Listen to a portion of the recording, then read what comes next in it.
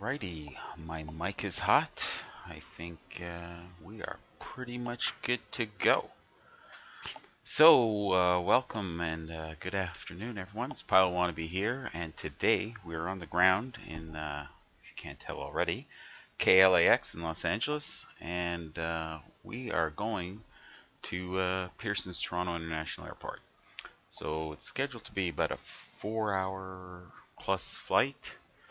Maybe we'll get some a good tailwind, and it will be less. But we this is a virtual Air Canada flight, and they're integrated with SimBrief, and so the flight planning has been done for us. And so if there are any beneficial tailwinds, I'm sure they've been accounted for already. All right. So the aircraft is in a cold and dark state, and as I've mentioned before, it's a virtual Air Canada flight, and I have an operational flight plan. But the aircraft is cold and dark, and it's ready for us to get started. We are on Vatsim, but clearly the aircraft is powered down with no radios this time, so we're not hearing anything. But you can see some traffic here and there. And with this, how should we say, LAX scenery, there we go, there's a lot of stock scenery elements. A lot of cars in the parking lot. I think if we look around hard, we can find some flags, all manner of things. Let's see what our winds are looking at right now. And it looks like it's going to be a crosswind takeoff, but a gentle one. So we'll see what runway we're going to be assigned. And there's Pacific Palisades. I guess that's what it is over there. Alright, so enough mucking around. Let's jump in the flight deck. Here we are. Our flight factor 767-300ER. Completely cold and dark. So I think the first thing we need to do is to give it some power. And we're going to do that by turning on the battery. And that was pretty low. We might need some volume. Let's eyeball that. And we're going to put the standby power in auto. Alright, and we're just going to go down the columns now, and we need to get the IRS aligned, so that's going to go to nav, all three of them. The yaw dampeners can come on. The EEC, that's like early version of FADAC, it's been described to me as. I understand this aircraft, the design is more than 30 years old, so it's a little dated. Alright. And we are going to put that on, and auto here, and auto here for now. Not quite sure I understand that whole setup, but that's what it is. Alright, now continuing powering up the aircraft, we're going to engage the bus ties, the utility buses, and the left and right generators. And the APU generator, even though we're not going to put it on just yet. Because the aircraft is on and powered, we're going to put on our position lights. And we don't want to be so lonely in the flight deck, so we're going to unlock the flight deck door. Alright, coming down this column here, we could probably put the cargo heats on now and arm the emergency lights. Everything looks good here. We don't need fuel just yet. And the aircraft is not even fuel. We're going to need a lot more fuel than that. Alright, there's our anti-ice panel, wipers, and the rest of our lighting. Just unnecessary at this time. Alright, coming down this column. Suppose we could put the window heats on. Can be saved for later, but what the heck. It's for communications. And never hurts to put the passenger signs on early. Apparently it helps them get in their seats and get on with things. Alright. Also, we are going to Toronto, and its elevation is about 580, I believe. So we will drop this down to there. And we're going to be on Auto 1 for pressurization. Equipment cooling can stay on auto. Other lighting can stay as it is. And well, before I forget, we have external power is available. So let's take that right now. And we're going to set the air conditioning because we want our passengers to be comfy. And it's 25 degrees out in the cabin already. That's a little warm. So we're going to get these fans on. Set the autopilot, the auto air conditioning to auto. We're going to engage the right pack and the left pack. There we go. You can hear it going now. And left and right isolation valves can come on. The center, the APU, and left and right engines can come on, even though we're just being ahead of time. So I think our pre-flight that way is set up. We are good to go. I think if we take this and we wrap it all the way around, we can see that we got 5 minutes left to go for our IRS alignment.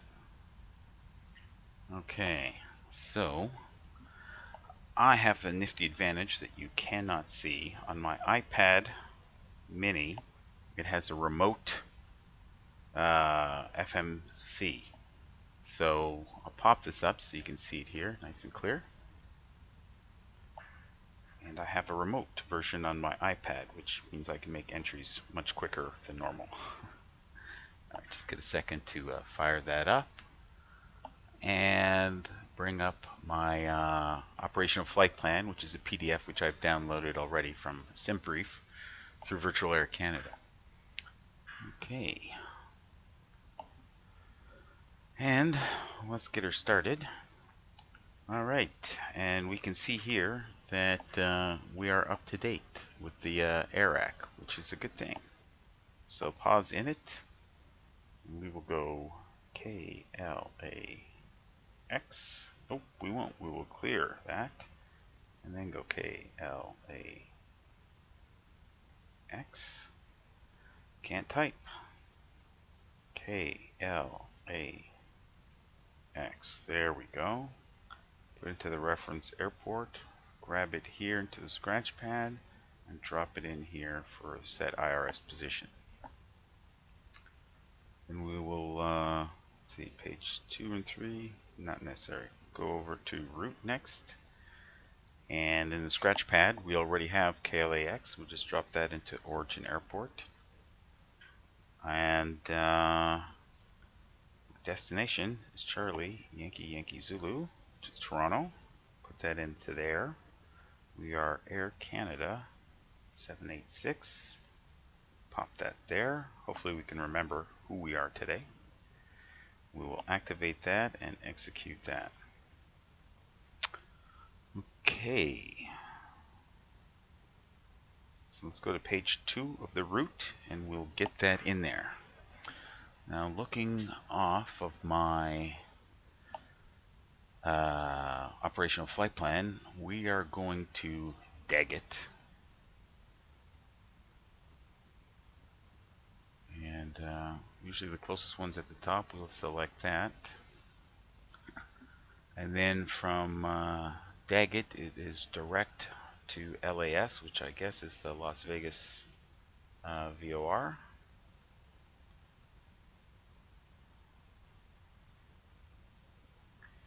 And then from there, direct to KU-54 Quebec. KU-54 Quebec.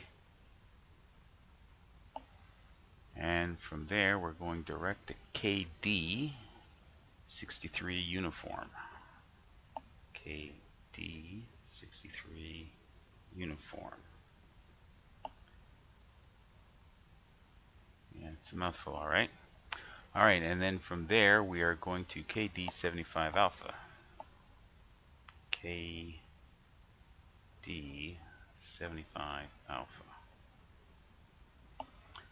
All right, and then from there, fun just never ends. Next page. We're going from there to Kilo Papa 81 Gulf. Kilo Papa 81 Gulf. And from there, we're going direct to Delta Lima Lima.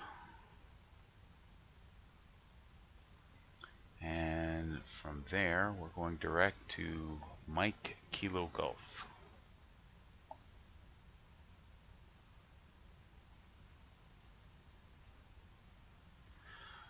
Alright, and from Mike Kilo Golf, we're going direct to money. Sound of that? Money. And then, money, yes. And then from money, we're going to, I think I should put it in here, Newber. Sorry, Newber. It's the Newber 1 arrival into Toronto.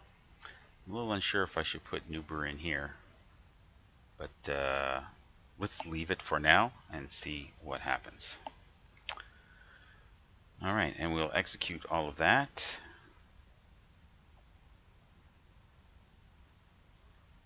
And let's go to the legs. Now let's forget that for now.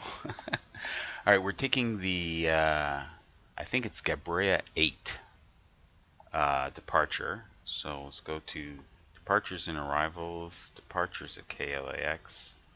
And it is, well, the Gabrera 9. No active runway. Okay. So we need to choose a runway.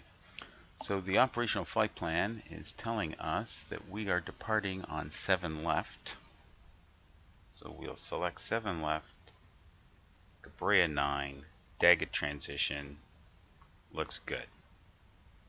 Alright, back to departures and arrivals. We'll arrive in Toronto, and we are going to take the operational flight plan is telling us we're coming in on 15 left.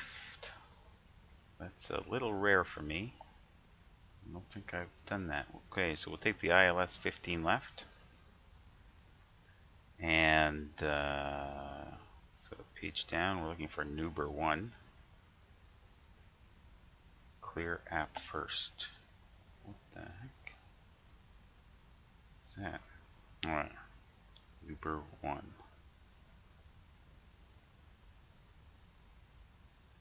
Clear approach first. Wait for serial. Alright, let's see. Let's execute what we have. Now we'll add Newber 1 to it.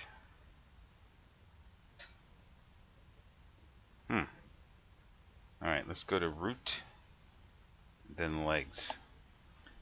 Okay, and go to plan mode here. Nope, there we go, plan mode. And see if we can step through this, see what the issue might be.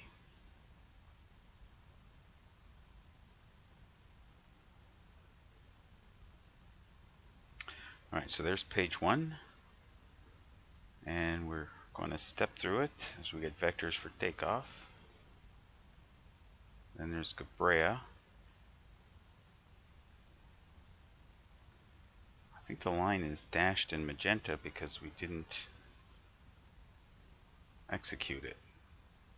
So there we are, stepping our way across America. We have a discontinuity. And we'll keep going.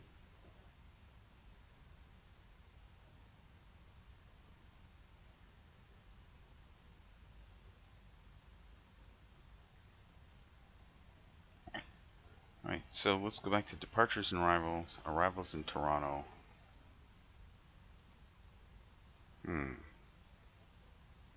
Doesn't like that. It's a bit of an issue. Alright, Newber 1 and 15 left. Oh, I get it. Okay, we're good. And a Moni transition executed. Now we're looking good. And let's get rid of that. And page up. Alright, now we'll check it out again. And that's looking proper. Step, step. There's the vectors. Cabrera. All the way across America.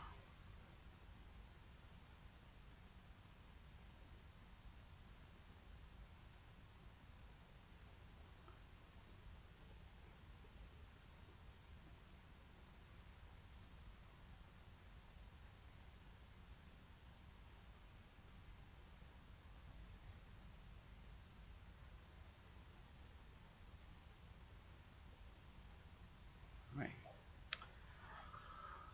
I think it looks okay, though they say I'm not completely familiar with this approach. Yeah, let's get more of a perspective here.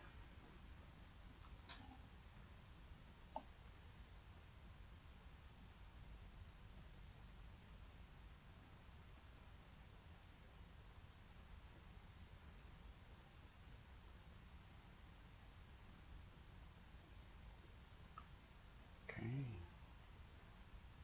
coming to Toronto there, and then we're going to be flying northwest to vector to the runway here, and I guess this is our go around.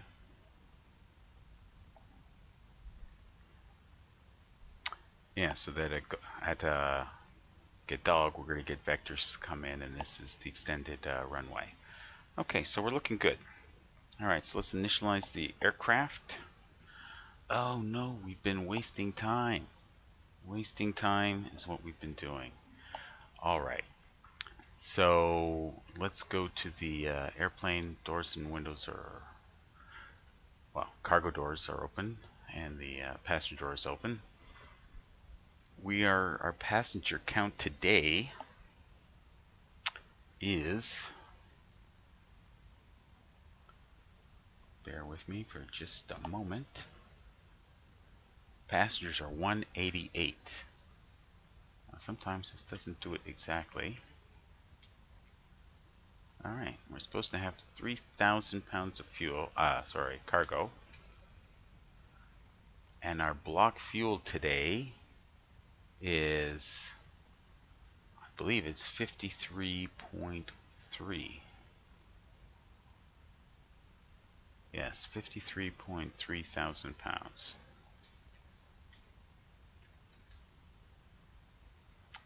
All right, now let's optimize the center of gravity, if that's even possible. Okay, we'll do whatever maintenance needs to be done, and then we'll load the aircraft. All right, so the airplane is loading and being fueled. You can see the fuel rising there, and you can see the fuel rising there. So that's going to take a little while. And I'm not sure there's a whole lot to do in the meantime.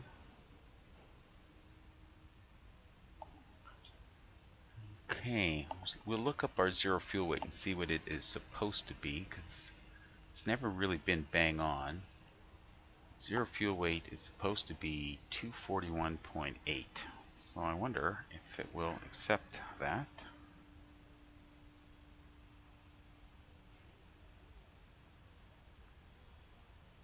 And it's changing as the aircraft fuels up. That's good. I like that. All right, and our reserve fuel, final reserve should be 4.1. We have an alternate in the operational flight plan for North Bay, which is not remotely close to Toronto. In fact, it's going to cost us about 6.1 tons of fuel to go there in that eventuality. So we're going to have lots of extra fuel on board. We're going to 37,000 feet today, and I have yet to see what the cost index is, or make note of it. Cost index of 25. And it's saying insufficient fuel. Huh. Well, we haven't finished fueling yet, so let's give that a little bit. Okay. Let's take this off of plan mode, which is a little difficult to manipulate. It kind of changes There we go.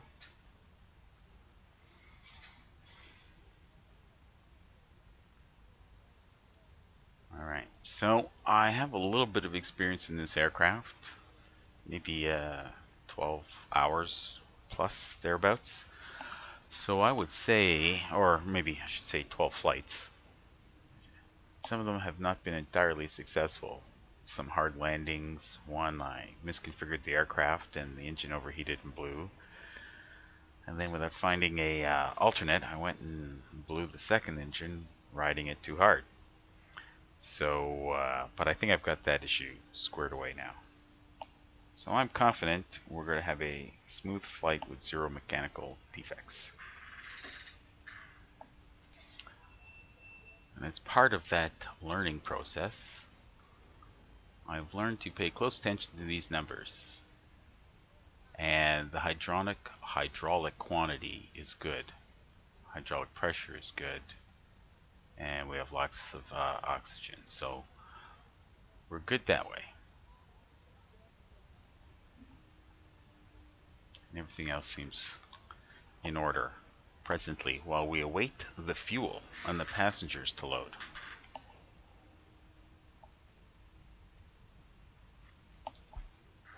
I guess frequencies right about now would be good. You could give a listen to what's going on. I'm going to pop over to Vatsim here, and it would appear that LA is, I think that's San Francisco.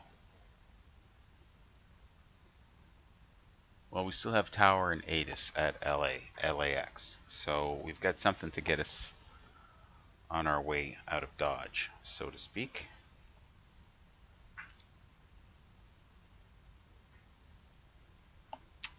So ATIS is 13565.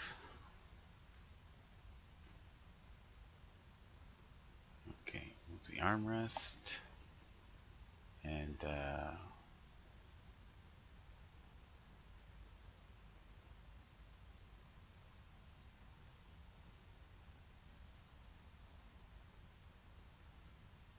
Los Angeles INTL information Oscar. 1900 Zulu weather. Sky conditions 3000 scattered, 10,000 scattered, visibility more than 10. Temperature 28, dew point 5. Wind 260 at 9, altimeter 2992. Arriving and departing runways 25 right, 24 left, 25 left, 24 right. Advise on initial contact you have Oscar. 2992. Okay, we're good that way. So it's information Oscar.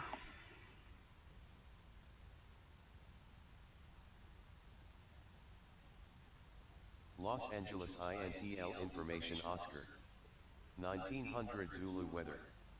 Sky conditions 3000 scattered, 10,000 scattered, visibility more than 10. Temperature 28, dew point 5. Wind 260 at 9, altimeter 2992. Arriving and departing runways 25 right, 24 left, 25 left, 24 right. Advise on initial contact you have Oscar. I think we've got it. Now let's see what their tower frequency is here in LAX. Looks like tower they're going with 120.95.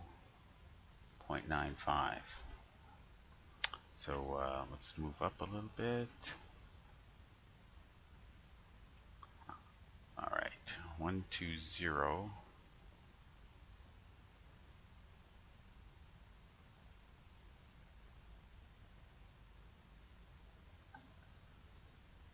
All right. So we can listen for some activity there. And also they had a frequency for ATIS listed as American 1440, welcome to Los Angeles. Right when able, cross runway 25 right, taxi to your gate, Beer Bravo, good day. Okay, we'll exit right, we'll cross runway 25 right, and we'll taxi to the gate, American 1440. Have a great day. Cheers, thanks. All right. just adjust this frequency slightly. We're not ready for those guys yet, but it seems like our fueling is not complete. Ah, I have blown it. Our block fuel, see that? I left the dash. Now it's gone, retouch the load. Okay. So we should be getting our extra fuel, our extra 23,000 pounds of fuel. And it is climbing. Thank you.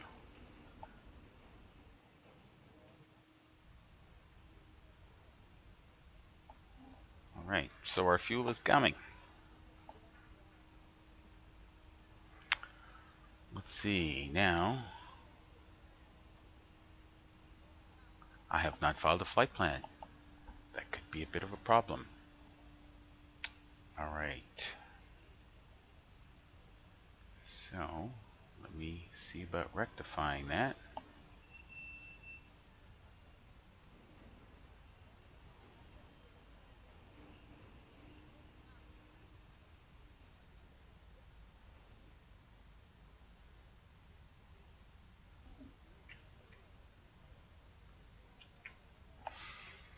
All right, so we're going to go here to X squawk box. Send flight plan. So we are IFR today. We are I think we're going to be heavy, but we could be. I am not sure. Let's check our weight. Is it that you're capable of 310,000 pounds, or that you are at 310,000 pounds? Can never be so sure about that. Takeoff weight 294.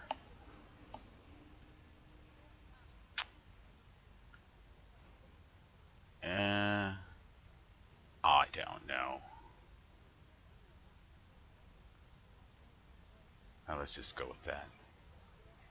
All right. Do we have? Yes, we do have an FMS. We are going to KLAX.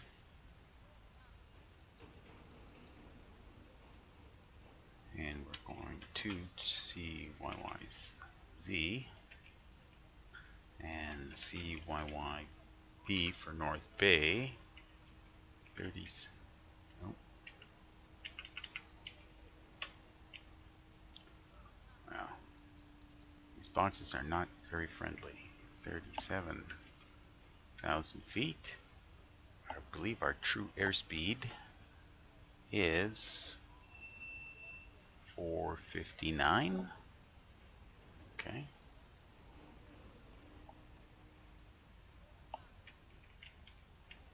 Oop. There we go. And departure time. What time is it now? Okay. I should have it in mere moments.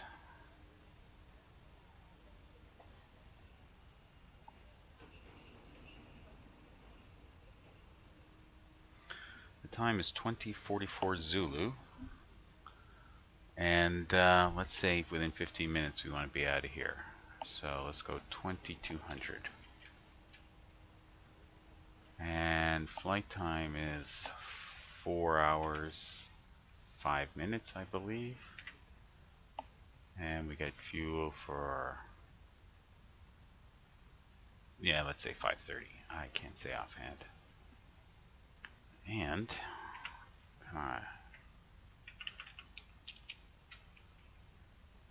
oof, it doesn't look good.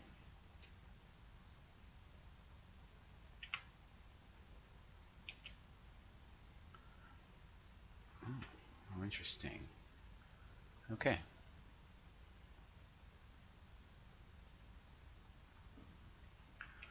I believe I've got the problem squared away here. So direct exit, Las Vegas, here, there, DLL, MKG, Moni, numbers 1. Okay. I think we are good to go. I'll send that flight plan.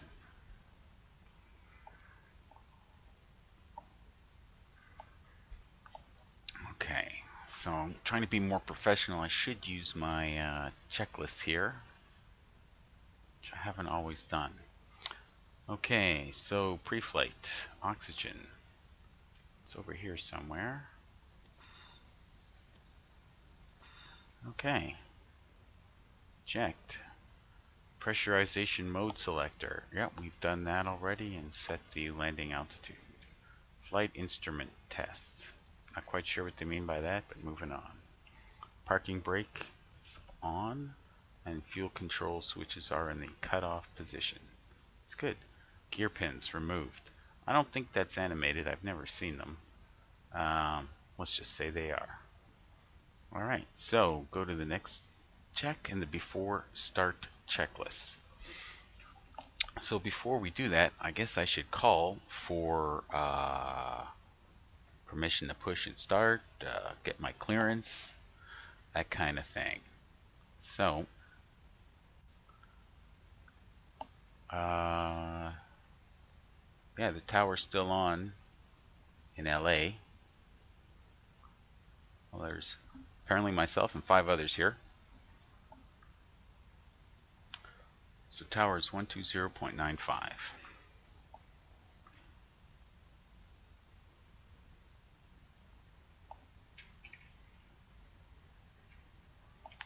Okay.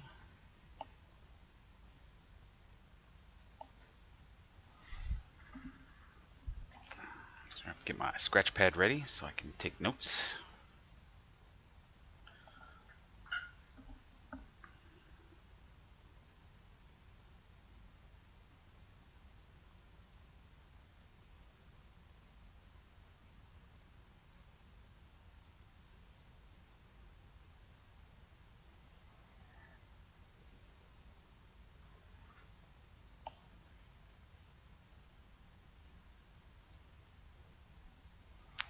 Alright, 12095. Don't hear anybody. Let's give a call. Los Angeles Tower, Air Canada 768, looking to pick up clearance to Toronto. Air Canada 786 LA Tower, clearance on request, standby. Copy, Air Canada 768. Okay. Air Canada 768 Heavy, can you accept the Loop 8 departure? Affirmative, Air Canada 768.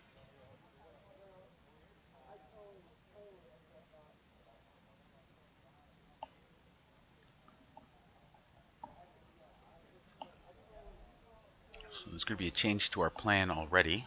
So we've got one view, wing view here, and we have another wing view here, the engine. Air Canada 786 Heavy, clear to Toronto International Airport, Loop 8 departure deck, transition is filed. Climb via 6, set maintain 5000. Departures offline, squawk 7127. Cleared to Toronto via Loop 8, Dega transition then is filed. Up to 5,000 and stay this frequency, I imagine, and squawk 7127 for Air Canada 786. And the 786 read back correct. Expect runway 24 left short, echo 8 for departure. And SoCal just got back on. New departure frequency 124.5.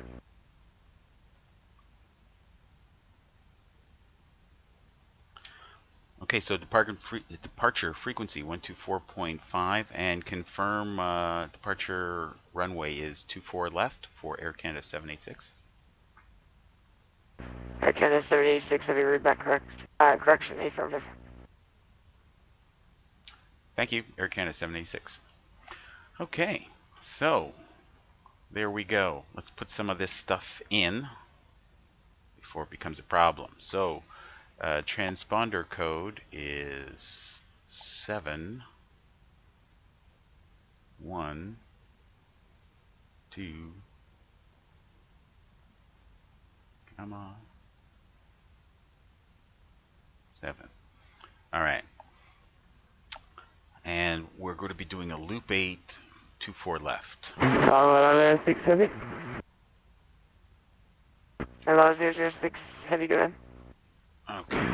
Hello, 006 Heavy, seems to have a little problem here. I'm gonna have to take about 5 minutes to hold before departure. Can we do it on Bravo when I press to Charlie 1? Let's get rid of this for now. Hello, 006.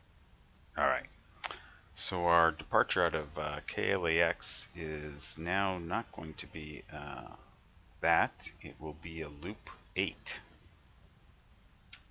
And it won't be that runway either. So 2-4 left. And page down. Loop 8, tag a transition. Execute that. Go to legs. And also, apologies for that. Let's also go back to plan mode and see how that's going to look. There, as plan mode. And there we are. And as we step through it, come on, as we step through it,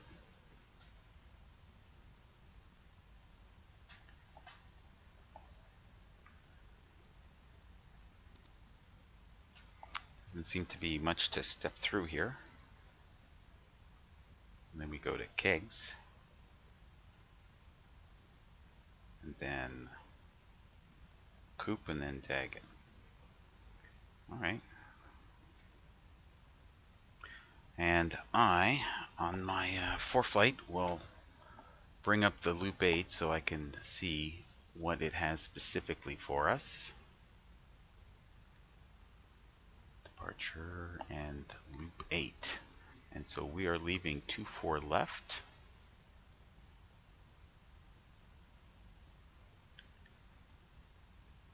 Okay, so 2-4 left. We're going to runway heading 251. And then we're going to turn to 236. And then at 15 miles out from LAX, we're going to come back around to direct LAX. And then we're going to leave on the 041 radio, about between 9 and 10,000 feet. And then it's just going to be a straight shot on the 041 radio to Daggett. See why they call it a loop. Alright, so the description for runway 24 left and right. Climb heading 251, cross Santa Monica radial 160 at or below 3,000 feet. Expect radar vectors to cross LAX vortex at or above 10,000. Okay, so he never said anything about vectors on our clearance. Loop 8 Daggett. Alright, so we're going to fly it and we're going to be keeping it to 5,000 feet. Alright, so let's set up the MCP. We're cleared to 5,000 feet. And we're going to start on a heading of 251.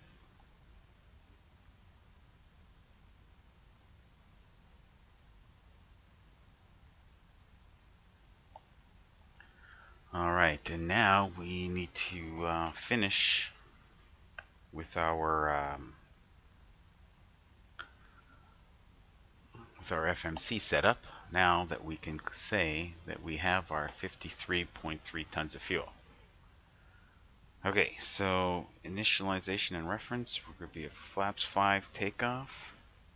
We're going to derate to 45 degrees. I'm not sure why, but lots of people do.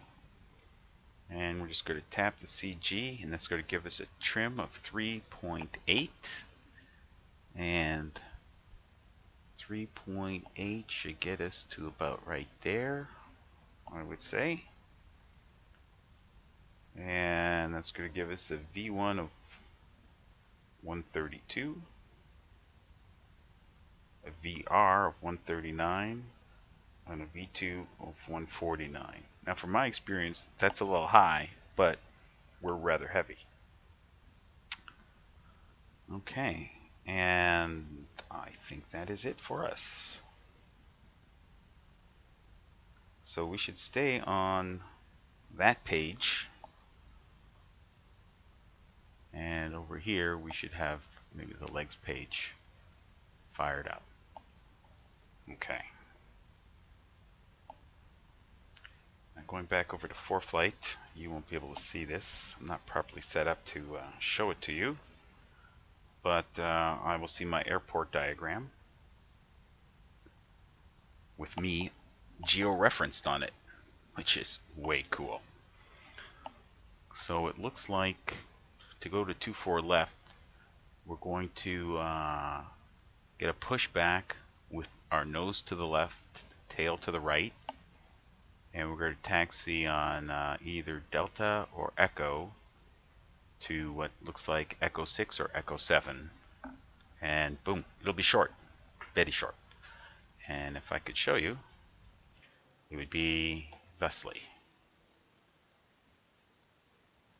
We're going to back out, and we're going to get a pushback so we're facing that away.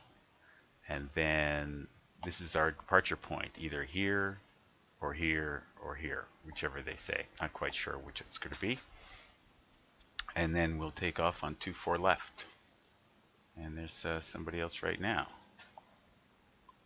All right. I wonder if there's going to be a lineup. No, not quite. All right, so it would appear we are pretty much ready to go. So we're going to column. Oh, what did he say? For no, I forgot to set something up. Departure frequency 124.5.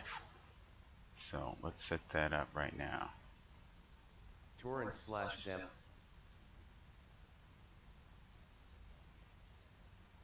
124.5. All right, so we'll be ready to do that flip. There's a Jimmy Roger, taxi straight at Charlie, left on Charlie 3, right. and taxi Bravo all the way down. Let's not do that yet.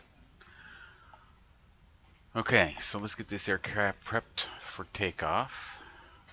Let's get those engines started. Nope. All right, checklists. And before start, fuel. Yeah, let's turn those pumps on. We should also have these guys on and this set on. Let's put our red light on because we're about to start. And our passengers should be chilled right now, so let's take our packs off. Okay, fuel is checked. Windows and doors locked. Let us make sure. No, they are not locked. Okay, so airplane, and let's close those up. Okay, and we can get rid of the fueling truck for now, and the chocks. Okay, so windows are locked, yes. MCP is set. Takeoff thrust is checked. Ground speeds are checked. CDU pre-flight complete. Rudder and aileron trims are set. Taxi and takeoff briefing complete. Flight deck door is locked. There, now she's locked. Let's check. Let's go to the next one. Okay, before taxi. All right. So let us start this thing up. So what we're going to need to do is, should have started the APU already. It's all raring to go, and we can see its RPM and EGT rising here. Let us call for a tug.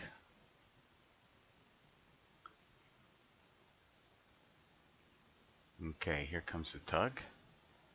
And I need to check. Nope, I don't have any spoiler control. So just a brief moment. I change mixture to speed brakes. There we go. Alright, so we have the tug, we have the APU, it's running. Now the way to do that properly is turn off external power, and hopefully that won't flip out anything.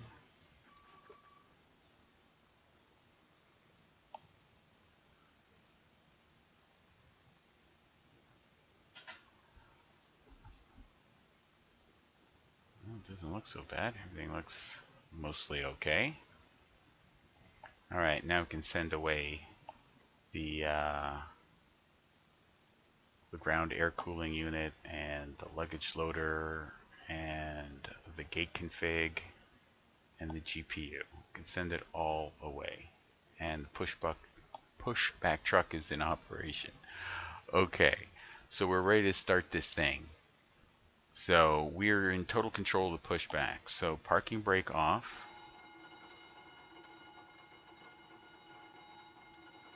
What the heck was that all about? Really don't know.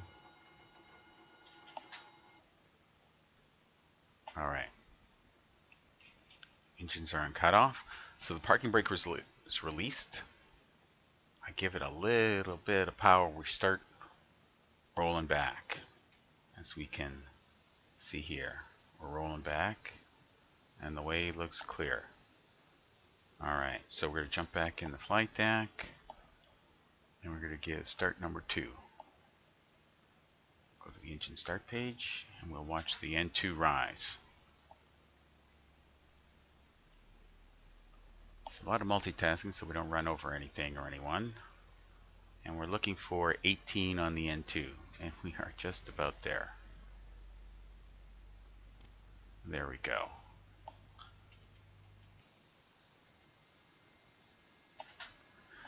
Alright, and then we steer with the rudder. So it's going to be like 100, 110 degree turn. Alright, back into the aircraft. And let's see if that engine is started up nice. There, it just clicked off. Alright, let's start number 1. N2 is rising. Okay, give a little bit more power to the pushback.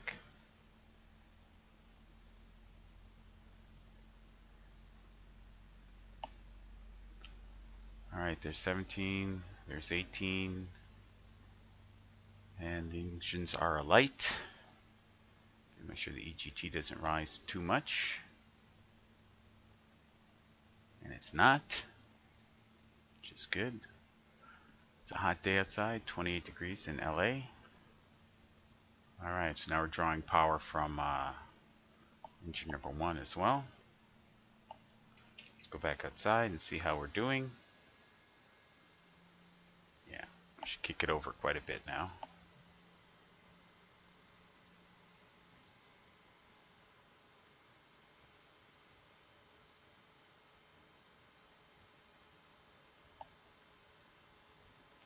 I should give it a little bit more. Oompa, oompa. There we go. There's our taxi line that we want to achieve. And our engines are looking good. And for passenger comfort, we'll put the packs back on.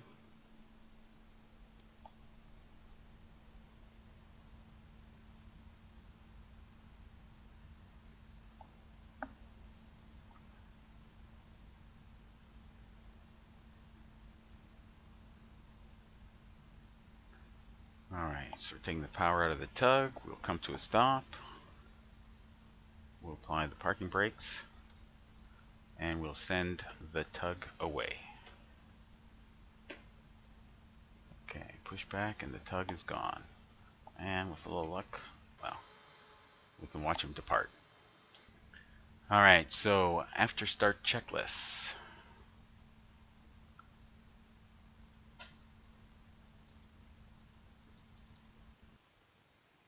Are you kidding me?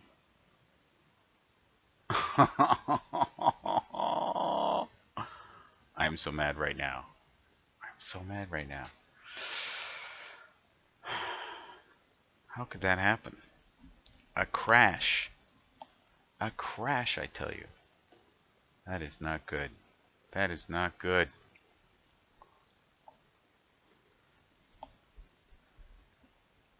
And I don't know about the ability to recover from a crash where you left off without having to do all that stuff again.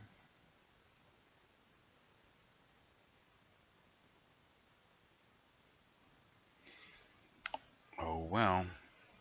Oh, and don't tell me I left all that stuff on too. Okay. So let's take that all off.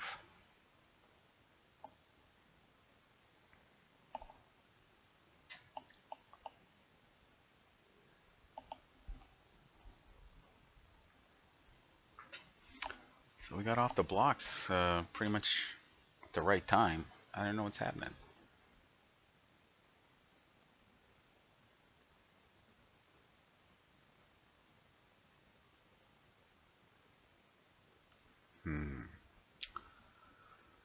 Should have some theme music or something playing at this point in time.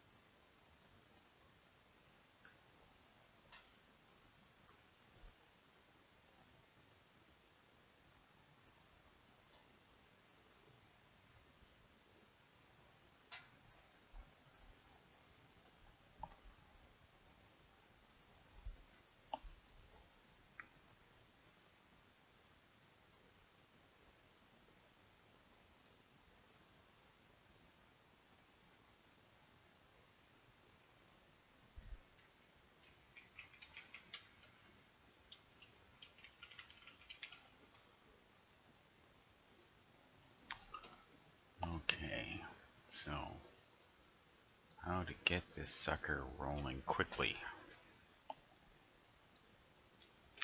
Real-time limits are off.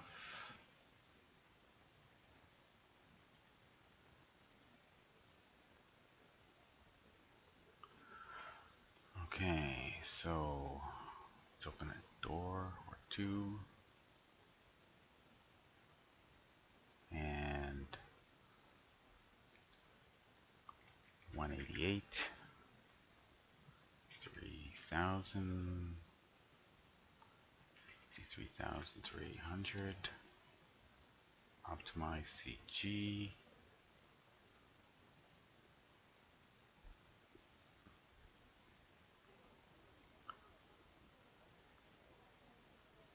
All right, so battery.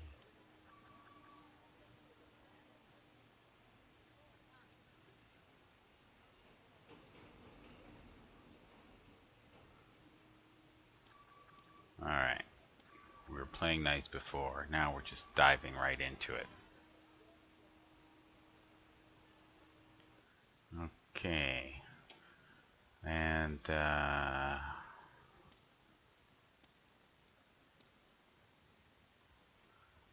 okay, available. Okay, we'll start the APU because we's going to need it. And fuel pumps can all come on because we're going to need it. We have no fuel in the center pumps. Okay. Discard the ELT, cargo heat, window heat.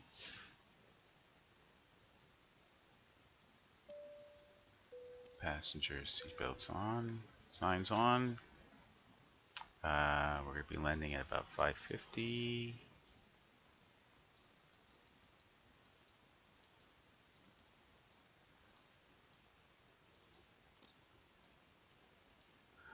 And auto 2.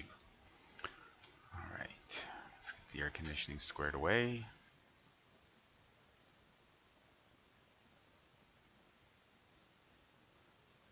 Get fans on. And packs on. And the isolation valves on. Okay, I believe we are squared away that way. And pause it, initialization. Okay, to do this super fast. Okay, clear that. KLAX.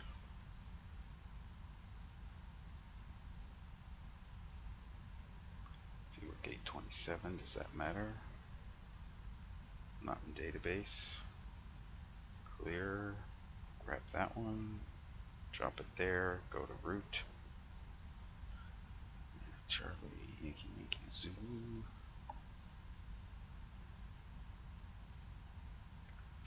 And ACA 786.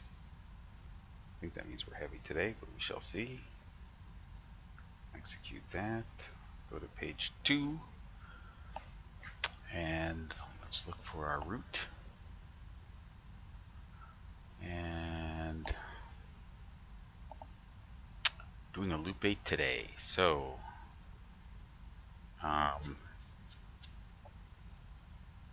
going to dag it. How much we know. And then Las Vegas. Las mine. Okay. Select that one. Then after Las Vegas, it's KU54Q. KU54 Quebec. Then it is KD63 uniform. KD63 uniform. Then it is KD75 alpha. KD75 alpha. Next page. Then it is KP81 Golf.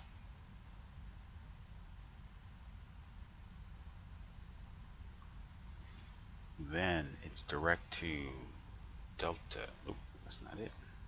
Delta Lima Lima. Then direct MKG.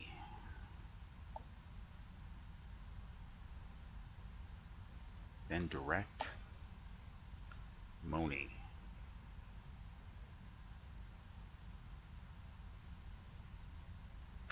MONE. Alright, so let's execute that. Departures and arrivals. It's 24 left. It is a loop 8 Daggett transition. Execute that. Departures and arrivals. Arana. We're going to be on 15 left, but not that 15 left. Let's go for an ILS 15 left. And it is on Nuber 1. I had this issue before.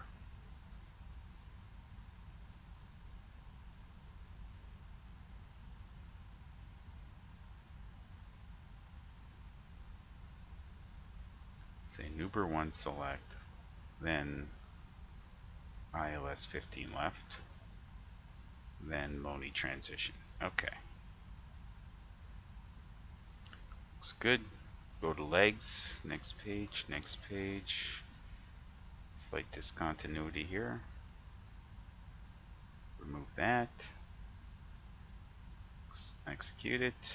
Keep looking. All looks good. Alright, so according to the I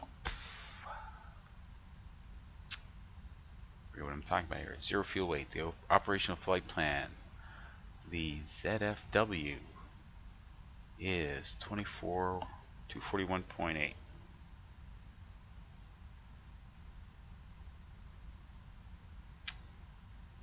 Okay, and I think it's 4.1 for fuel reserves. 4.1 it is.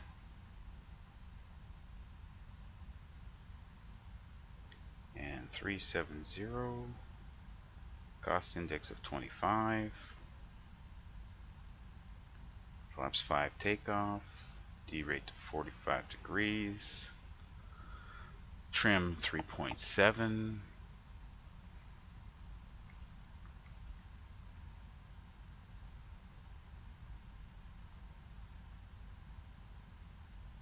yeah, that looks about right. And our speeds are going to be 132, 139, 149. Okay, and I believe we are done here on this page. Okay, so we'll leave that there, and we'll put the legs page on this one. Now 5,000 feet is what we were cleared for.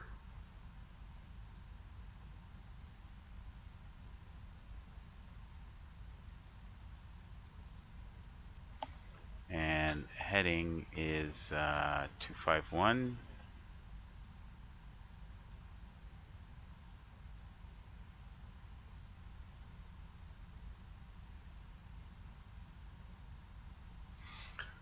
Okay, now we forgot to, well, didn't really forget, but we need to connect. PC, everything else is still the same. Alright, let's go outside and have a peek. Oh, wrong livery.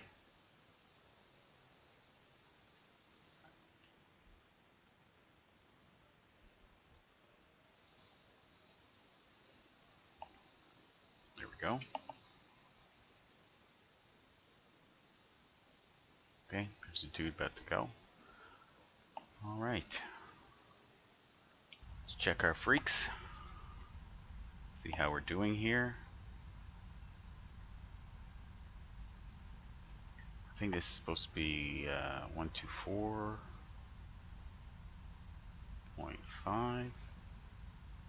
for our departure frequency. It's good when you write stuff down, then you got it. Clearly, it's not rocket science.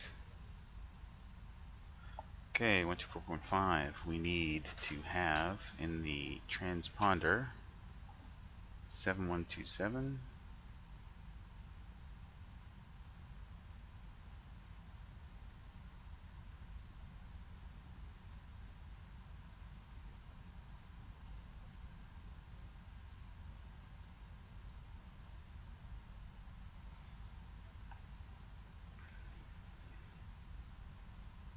Nope, that's not it. 7127. Okay, 24 left, 5, loop 8. Daggett transition. And I believe that is what we have. We're going to go back here, departures, loop 8 Daggett transition. It's all good. Alright, and what was our real frequency?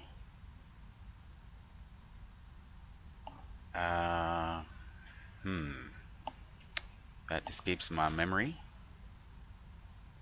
Tower is 12095.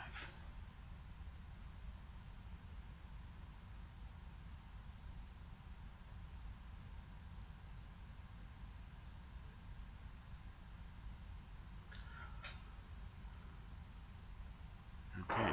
Intel 1605, clear out Turkey, hold 20 parkers on the transition. Flight is fit, except maintain 5,000. Alright, so here we are in LA. There's no request. You don't request a push and start, you just let them know when you're ready to taxi. So that's what I'm going to do. We got the red light on. We're ready to go. Let's call for the tug. And let's go gently this time. Push back. The tug's coming. Release the parking brake. And again, that happens. Interesting. Well, and our air conditioning is not working 100%. And let's take it off for engine start.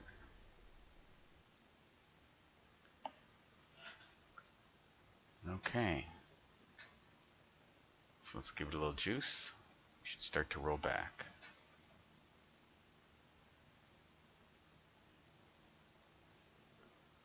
But only if we didn't close the doors. And we didn't close the doors. Okay, airplane. Close all. And we gotta get rid of this stuff. And okay. And let's switch the power over to APU generator. Smooth transition. Let's get rid of the generator, GPU, and the pushback truck is in operation. Alright, and the parking brakes are released.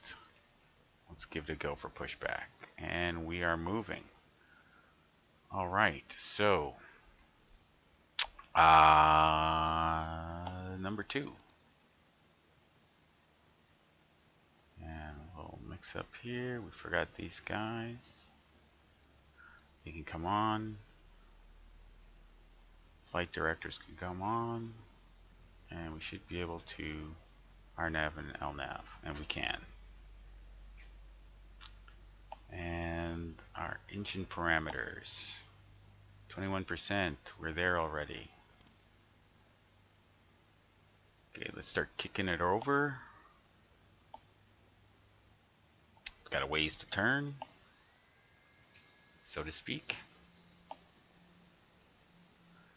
Hard over.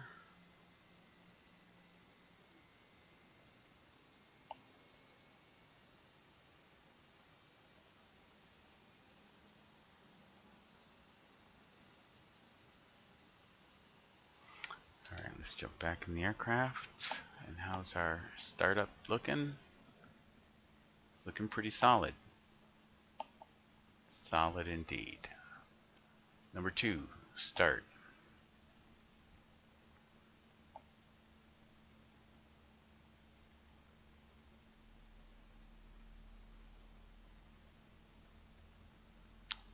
Got 11 on the N2, waiting for 18.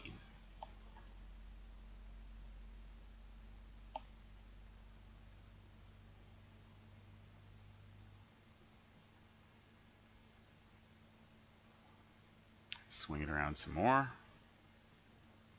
Somebody's got airport elevation issues. It's either me or him. Can't say which.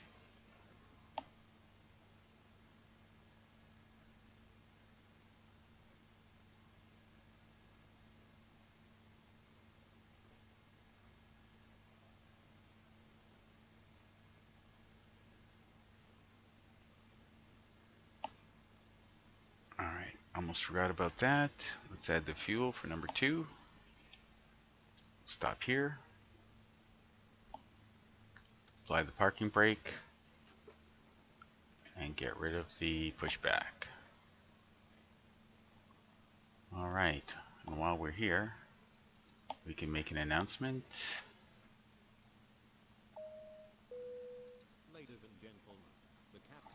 Alright, how are we making out here? If you haven't already done so, please throw your carry-on luggage underneath the seat in front of you, or in an Let's put the packs back on. The flight crew will do everything possible to make your flight comfortable and enjoyable. And because we don't need the APU anymore, let's turn it off. The APU valve can come off, and the right and left isolation valves can come off. I believe I've done that correctly.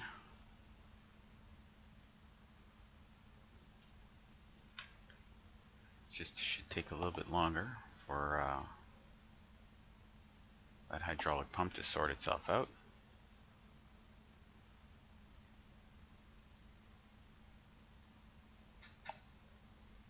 I hope.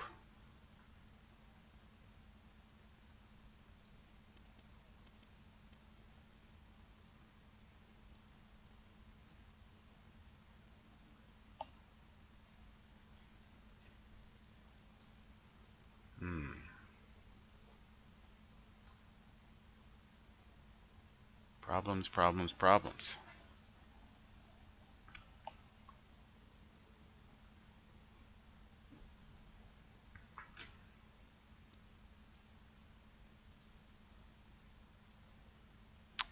Should have gone out by now.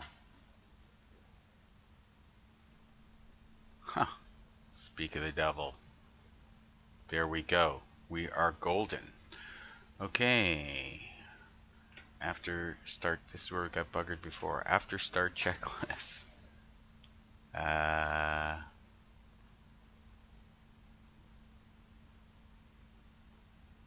Engine start. Did that already. Before taxi. APU selectors off. Yep, that's done. NGNTI switches. Well, not necessary, so we'll turn it on and off. Anyway, set as needed. That's checked. Isolation packs are set properly. Status display.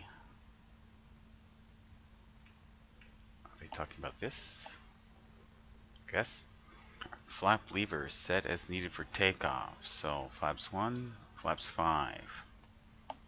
Flight controls check.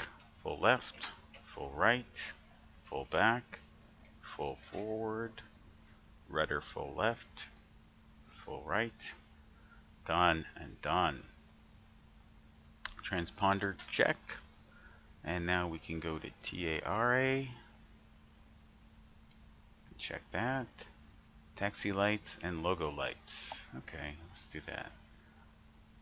So that's logo and that's taxi lights.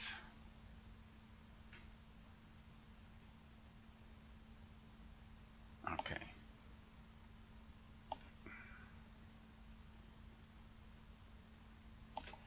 Okay, next. Before takeoff, taxi light switch is... Oh, that's before takeoff.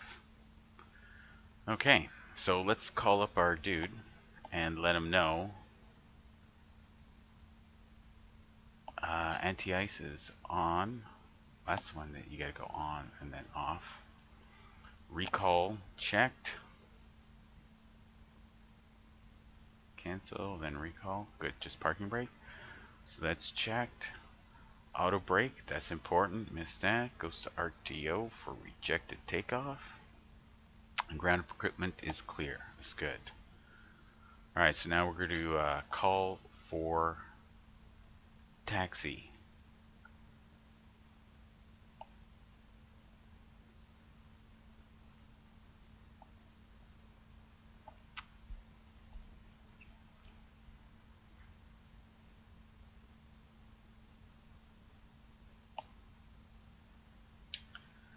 LA Tower, Air Canada 786 Heavy. We've just pushed back from gate 27 and we're at Delta 8, ready for taxi. Number 717, take a whiskey, Spark, Charlie, please.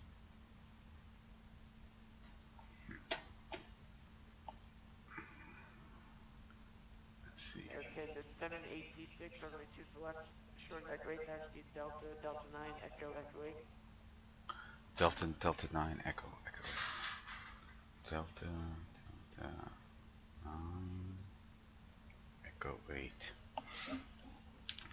Taxi via Delta 9, Echo 8 for runway 24 left, Air Canada 786 Heavy.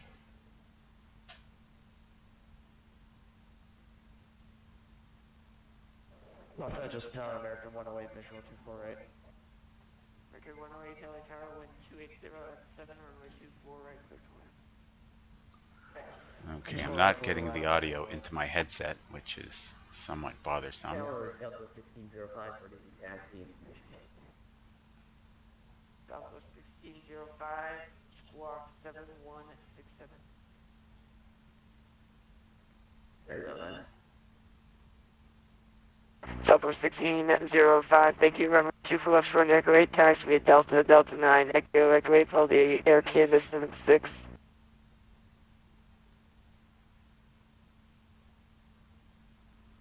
Okay, Delta. Okay, you want us to follow the jet over here to the left, the Canada? All right. Southwest 16058, affirmative. Okay, because it looks like he's stopped. We're in front of him right now.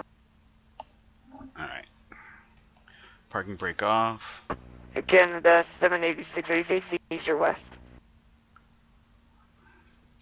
Facing east currently, Air Canada 786. Canada 786, roger. Amend taxi instructions, taxi Delta 828. Delta 8 to what, Air Canada 786? Delta 8 to Echo 8. Delta 8 to Echo 8 for Air Canada 786. Southwest 1605, sorry about that, thanks.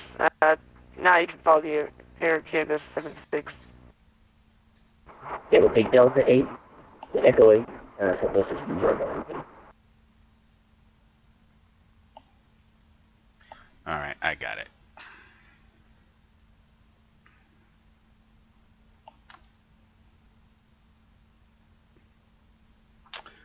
All right, let's see who may be behind us, if anyone. 717 Tango Whiskey, radio 25 right. All right. November 717 Tango Whiskey, runway 2, wait, correction, wind 2807, runway 2, November, below clear for takeoff. Clear takeoff 25 right, tab phones, thank you, 717 Tango Whiskey. Air Canada 786, runway 2 for left short, Echo 8, line away. Runway 24 left, line up in 8, Air Canada 786. All right. Whew. Those taxi instructions were a little bit odd, but what you gonna do? All right. So we're about to take to the runway, and everything is looking golden.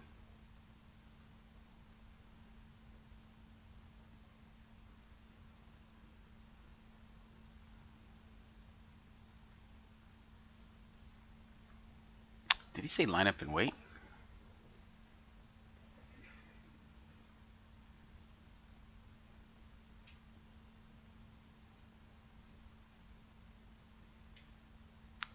Yeah, he looks like he's coming in on the parallel runway. That is scary and creepy, man.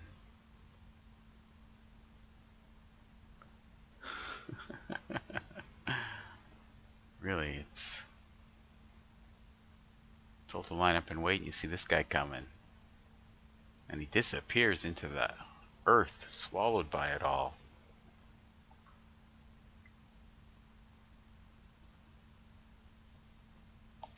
Alright, so while we're getting ready to do this, we should be taking care of other things. Okay.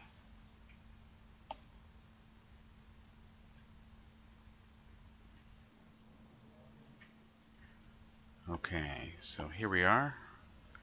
American 108, welcome to Los Angeles. Cross Let's runway go 2 lights. left, taxi to Avia, Strobes. Echo Sierra Bravo, good day. Camera is TAR. Lights, camera, action. Flaps are at 5. We are ready to go. We probably need to wait for this guy to transition over. LA Tower, Air Canada 786 Heavy is ready to go in all respects. Roger.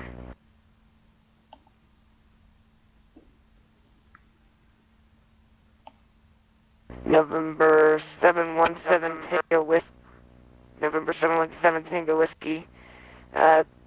Make sure you fly runway heading, so turn left and flighting 251 now. Put our traffic button on. And so contact we can see some LA stuff. 7125, flight 250. I'd be that guy right there, no doubt.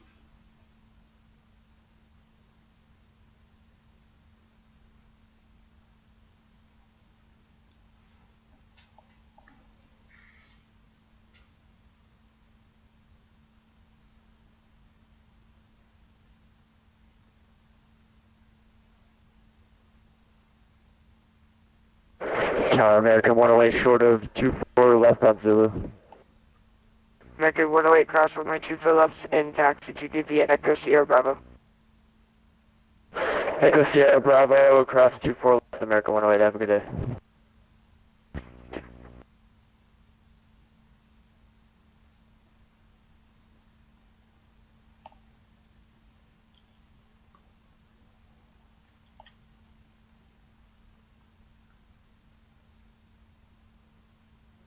Agenda 76, we just need to get this guy clear of runway heading, and then we'll be able to get you out. Copy that, Air Canada 786 Heavy.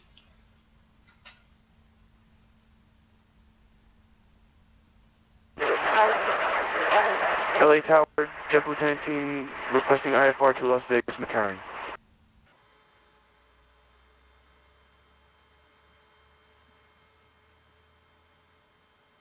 JetBlue 1018, equipped to Las Vegas, McCarran International Airport, Loop 8 departure baggage transition is filed. Columbia 6, 785,000. Departure frequency 125.8, squawk 7124. He's suspended in the air there. It's kind of weird.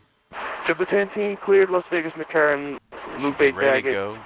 climbing Anytime. 6 up, maintaining 5,000, departure on 125.8, squawking 7124.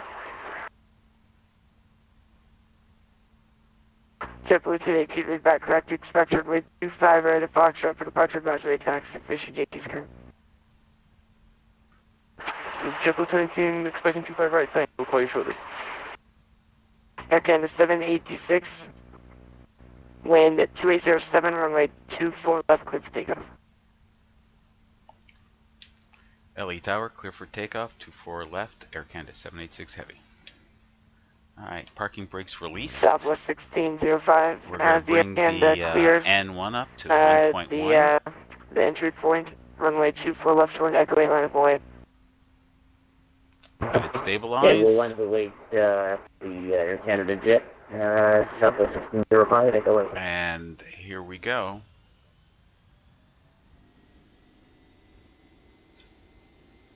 We are rocking. Alright.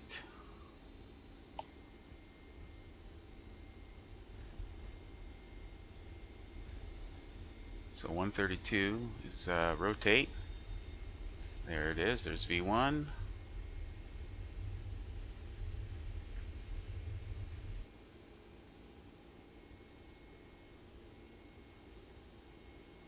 Positive rate. Gear up.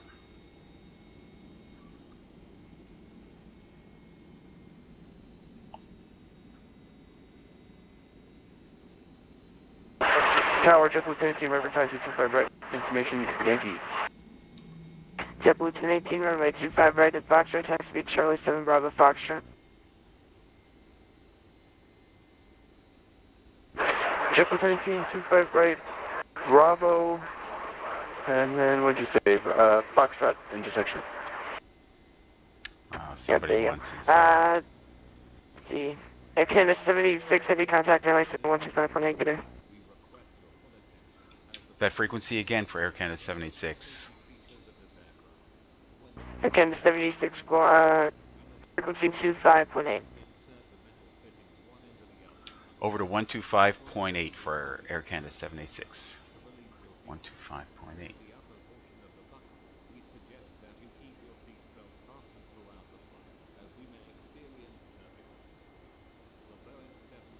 And Southwest 1605 will be about a 2-minute delay for the heavy departing aircraft. Adios.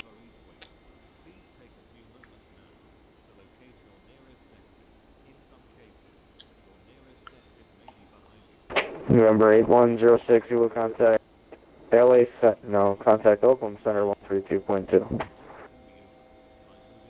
Alpha 10132.2, good day, runway 160. American 2, make left traffic, runway 11, clear visual approach, runway 11. Are always being monitored.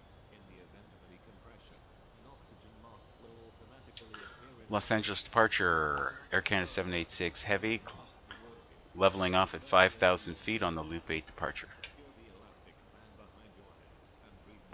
Air Canada 786 Heavy, LA Center, contact, turn left, left turn, direct Los Angeles, VOR, resume the Loop 8 departure, climb and maintain flight level 370. Your mask on first, and then Direct LAX and climb maintain 370 for Air Canada 786 Heavy. American 2, report your base turn. Okay, we're going to need a little bit more.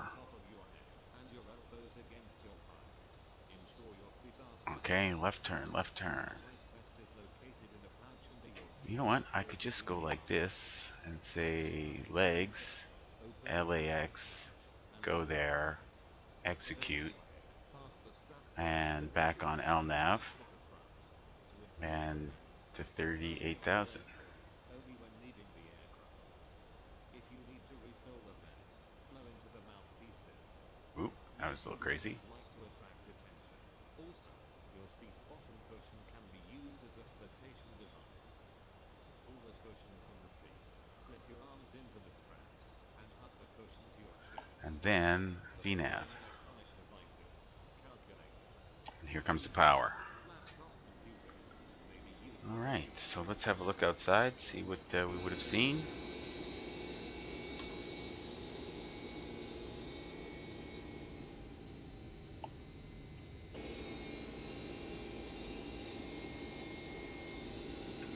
Not much to see there, I guess. Alright, so direct LAX, then we continue on. Let's sync up that heading bug. Located in the seat pocket in front of you.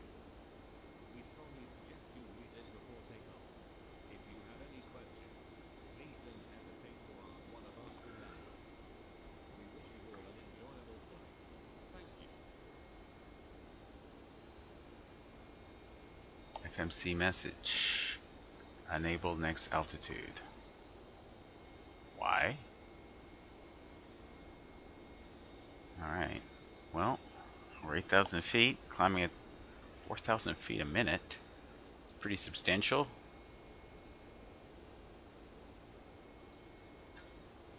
Okay, let's get some waypoints. No. Data. Nope. Airports.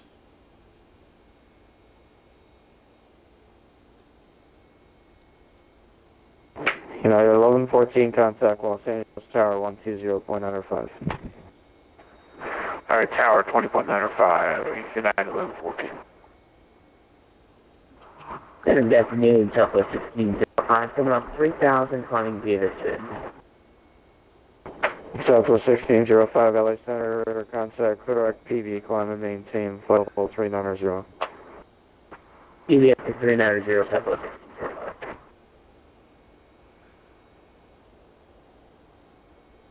It's weird. Very weird.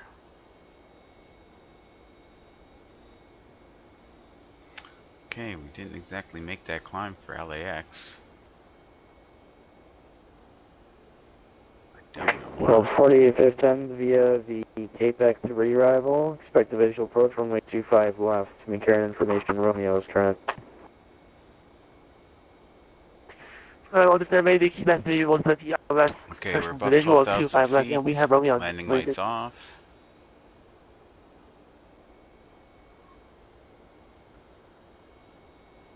What else is going on? Oh, we're accelerating now. Okay, that's good. Alright, let's do an after takeoff check.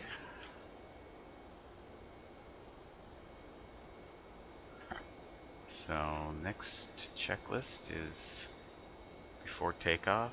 We did that.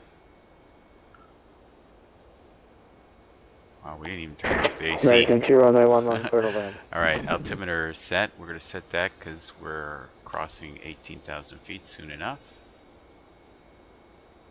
2992, 2992, and the third one, 2992. So that's good.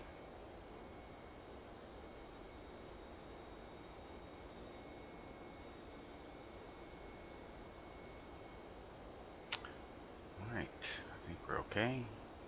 After takeoff completed, and next will be the descent checklist, which is going to be in a few hours. Alright, now, will this make the turn? Hope it does.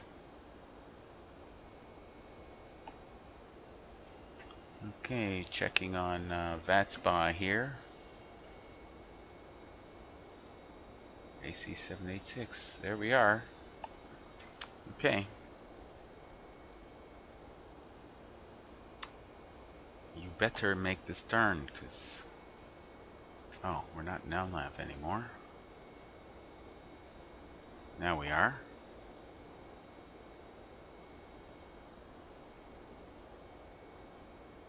Oh. Have to check the tape, but I don't think I was on LNAV that whole time. Alright, just past 18,000 feet. Altimeter is set. And we're making the turn. I think I'll take the passenger signs off. And let them know what they can do about that. LA Center, Jet Lieutenant 18, you crossing through 3200, a couple miles from LAX. Jet Lieutenant 18, LA Center, radar contact, climb and maintain 15,000. 15,000, Jet Lieutenant 18. Okay. So we've passed the beam point of Kegs. We're on our way to Coop. And then Tablet tag it. 5521, cross Florida, maintain 13,000, the McCarran altimeter 2981. Cross Clark at 1313,000, 2981, for Adler 5521. Alright. Let's see. Is everybody else on our scopes? Chelsea Jet 18, turn left at the left turn direct Doesn't Los appear Angeles, so. BORs in the Loop 8 departure. Climb and maintain flight level 270. Left direct LAX, Loop 8, and 290, thanks, Jet Lieutenant 18. Jet Lieutenant 18, verified to just the altitude 270. Come Sorry, on, 70. turn the other way Flight level now. 270, Jet Lieutenant 18.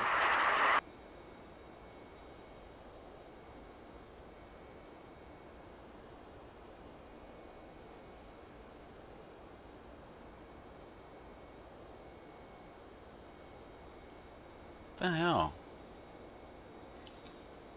Doesn't seem to be obeying.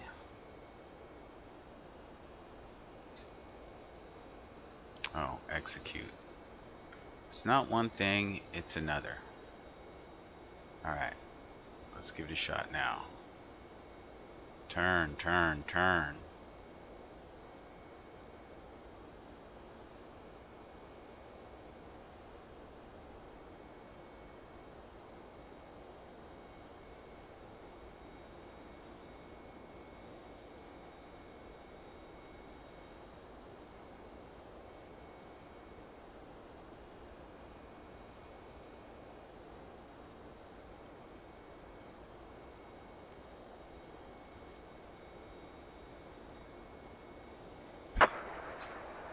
And Center America, or United 1114, we're back with you on go around 3,000 feet, heading 235. Alright, let's try this one more time. United 1114, LA Center, radar contact. Turn left heading 070, vectors, visual approach, runway 25 left, climb and maintain 3,000. Turn 070 up to 3,000, United 1114. Yeah, and will be the visual approach 25 left this time around. 5 left, 1114. FMC message. Unable to meet next alt. Just Jill. Alright, it's not for us. New Zealand 2 Heavy, LA Center, cleared to the London Heathrow Airport, Loop 8, departure Daggett, transmission then as filed, climb via Civic 7, maintain 5000, departure frequency 125.8, squawk 7145. Alright, so let's go wings level now. American 2, park your discussion, good day.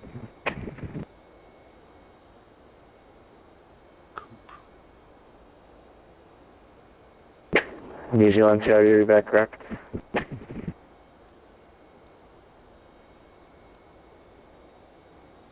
So Coop, it looks like it's in Daggett is the next one. Exit. I mean, United 1114, Los Angeles Airport, 9 to 10 o'clock and 6 should miles turn on report course of sight. now. Finally. Airport is sight, United 1114. United 14, clear visual approach runway 25 left. Third visual approach 25 left, United 1114.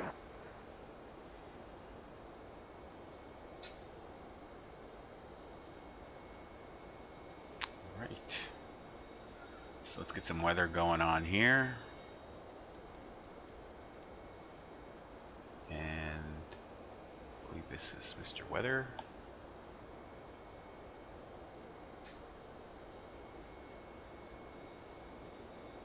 And this guy can be terrain.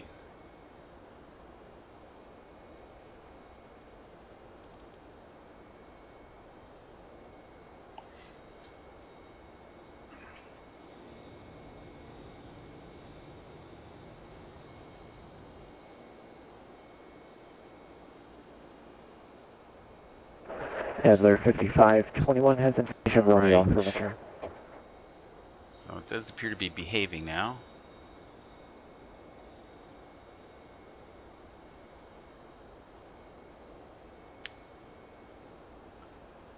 Alright, so the board is not lit up, the overhead panel. That is good. We have no messages in the annunciator panel. No FMC messages. Flaps are up. Auto brakes are disarmed. Everything is looking marvelous. Okay. Really good. Really good. Okay, Daggett is coming up next in, well, doesn't exactly say. Well, we should be at cruising altitude before that, before Daggett. And if we go to route data, it's estimated to be there in 22:04, and the current time is 21:54. So in 9 minutes, 10 minutes. All right, and when we get there, we should have 43.3 tons of fuel remaining. Looks likely. And now I'll go to my operational flight plan and I'll see what it says about Daggett fuel-wise. Daggett, we should have estimated fuel on board of 45.8 and minimum fuel on board of 43.2. I think we're going to be right. We're going to be okay. Actually, I was reading the wrong line. We should have an estimated fuel on board of 45.3 and no less than 42.8. I think we'll be fine.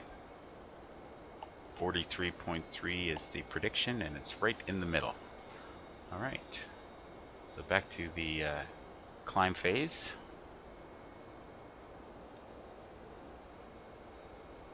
Got no weather, and we've got no terrain to report. Got somebody at 2,600 feet above us and descending at 30 miles out. Right where that windscreen thing is. So they should be about right here, 30 miles out. Who knows? See if we could.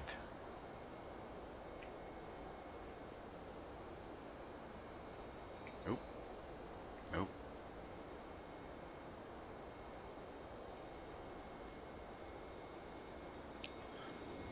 best bet is to just go number 5 and scooch over.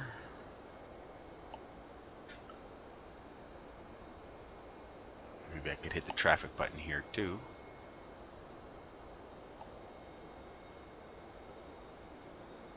And he's much closer. Should be over yonder.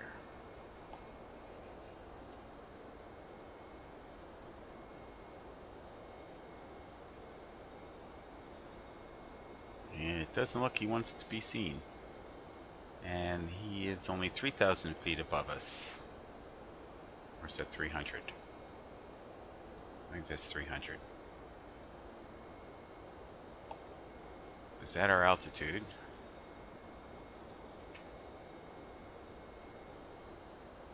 Well, it's not a factor in any case.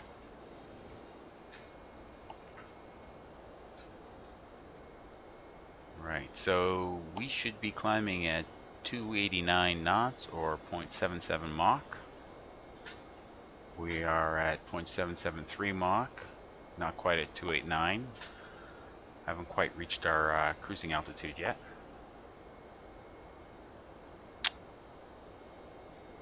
Looks like he's moving away from us now.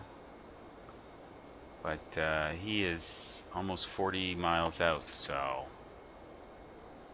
even if it was night with lights on, I don't think we'd see him. We're not seeing much with this cloud cover.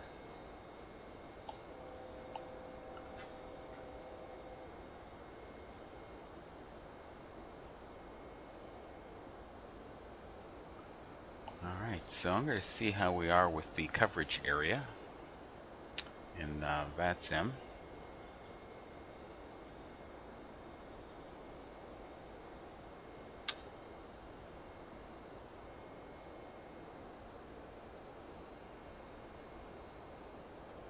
Alright, it looks like they have signed off.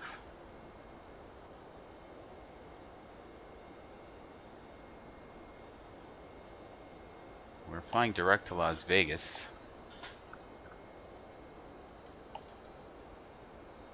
Especially after we make this turn at Daggett. Looks like I should be going to 122.8.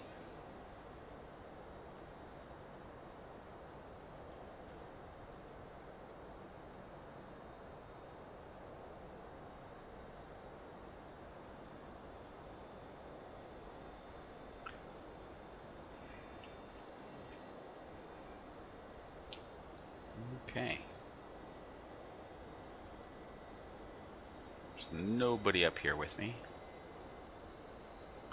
Let's go on 80 miles. There we go. Turn airports off. For now.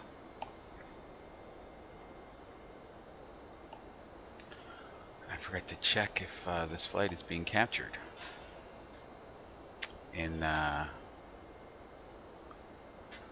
Virtual Air Canada's client, and it appears that it is. Okay.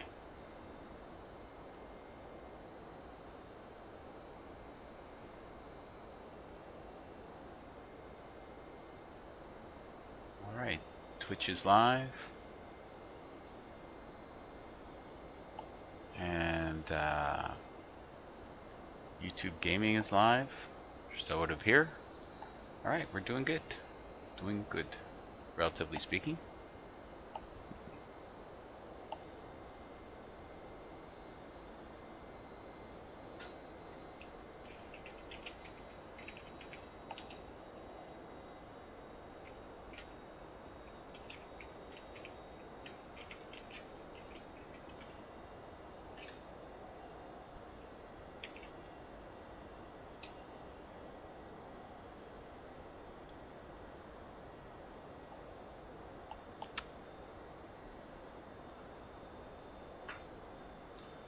Alright, so passing over Daggett transition very soon. There's just not a lot going on. Would be an excellent time for anybody listening, watching the feed, to shoot me a question, make a comment of some sort. I'm ready and standing by.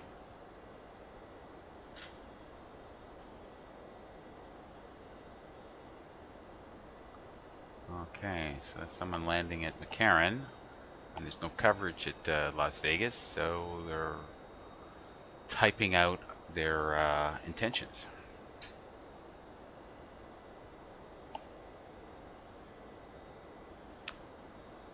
So let's go experiment some views here.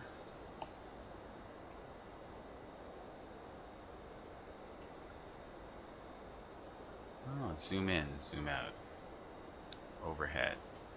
All right, so I think we should go with like a GoPro type. Simulate a GoPro in the cockpit. Okay, there's our turn to Daggett.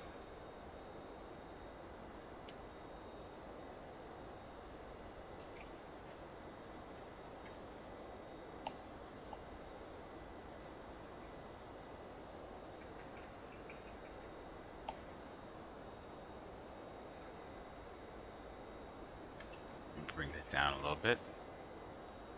Yeah. Alright. Can't leave the airplane, so this is as far to the left as we can go. So we will call this the GoPro view. Alright. That's the FMC. Overhead. Not overhead.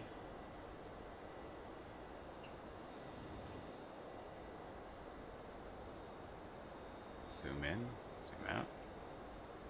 Overhead. Okay. 6 is FMC. 5 is our regular view. What is 3 here? Ah, the radio panels. There we go.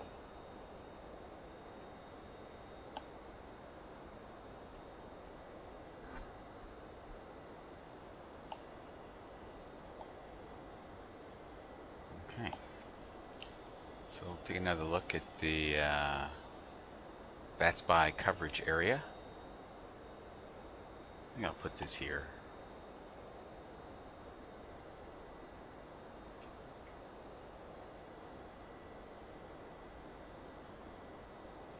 And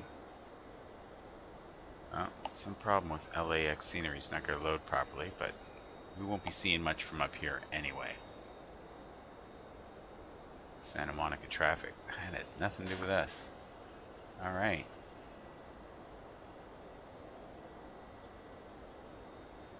So Albuquerque Center is on. Oakland Center is on. LA Center is off. And that's just where we happen to be. Oh well. And it doesn't look like we're going to get any coverage for the rest of the way. Things may change, but it's just not looking that way.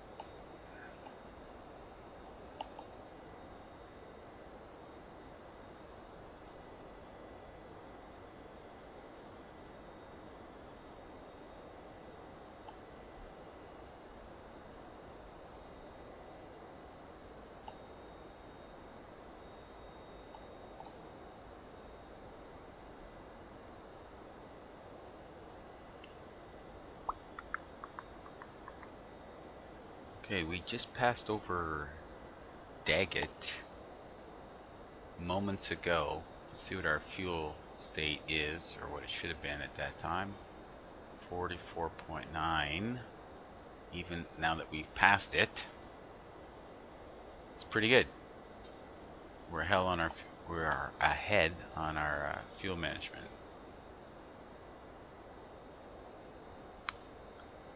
All right, and there's nobody on our scope. Got a nice tailwind out of the deal.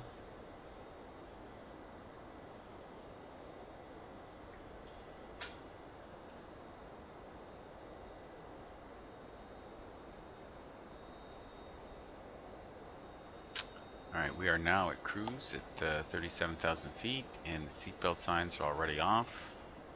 Let's give a cruise message. Ladies and gentlemen, the captain has told us to fasten seatbelt sign, and you may now move around the cabin. However, we always recommend to keep your seatbelt fastened while you're seated. You may now turn on your electronic devices, such as calculators, CD players, and laptop computers. Doesn't seem very loud. Not proper.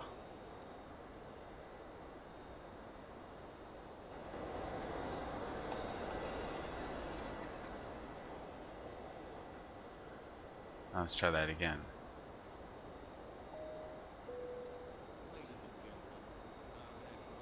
I can barely hear him a little bit over the sound of the aircraft rumbling.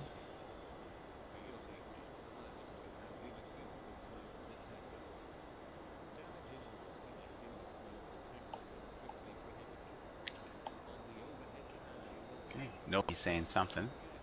I don't think the real flight crew would be too obsessed about him making his everyday speeches that he makes every day. Right. I wish there's more coverage on this long distance flight.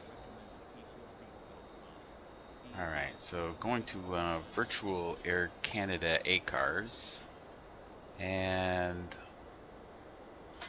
we're gonna see what they have for us.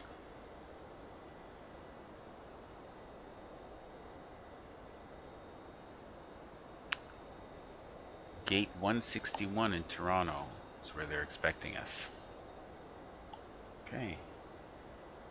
Gate 161.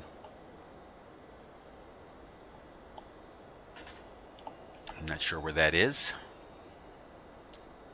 but we'll have some time to figure it out.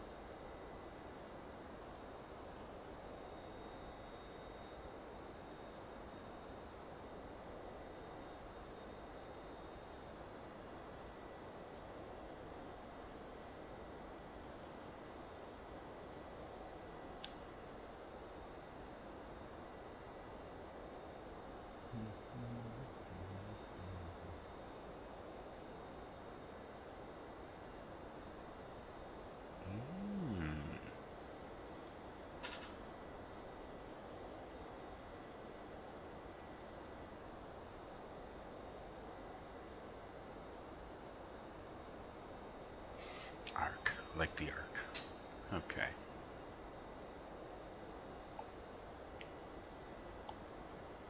Let's do a scan. What have we got? There's nothing going on. Let's check out what the winds are up here. 172 at 28, which is basically what we have here. Alright, anything else that's interesting? What is our heading? 048 true. Interesting. The deviation and all. Magnetic deviation, present position.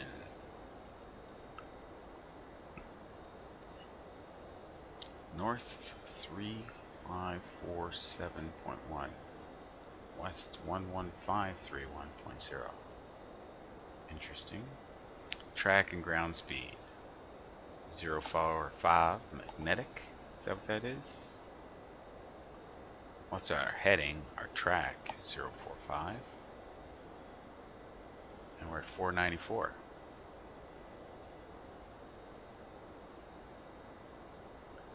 Alright, so that's Las Vegas traffic. And we shan't be able to see any of those guys. Let's weather radar. I'm not sure how we would tilt the TCAS. Alright. Well, we can make that go away because we don't need it anymore. And our engines do fine. It's +6 outside. I never would have thunk it. Must be hot as hell over the desert. 37,000 feet and it's +6. Wow. Alright.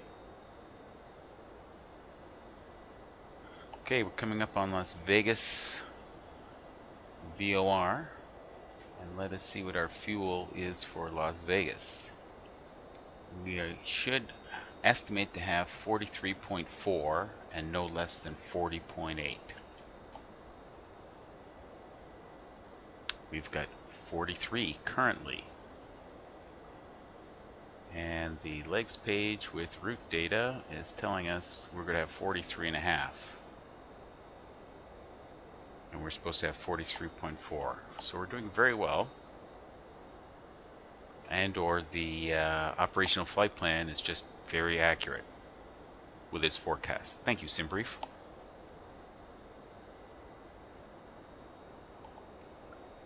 Alright, let's go outside, see how we're looking.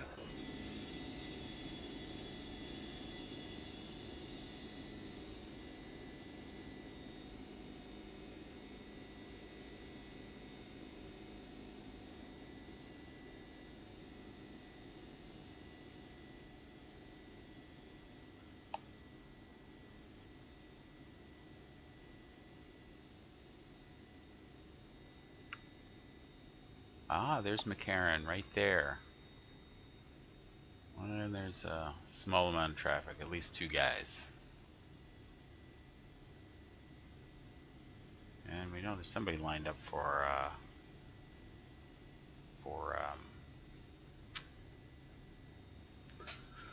an approach.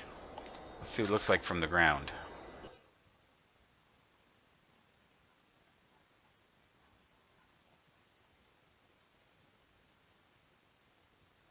What? There we are. And so fast, can't keep up.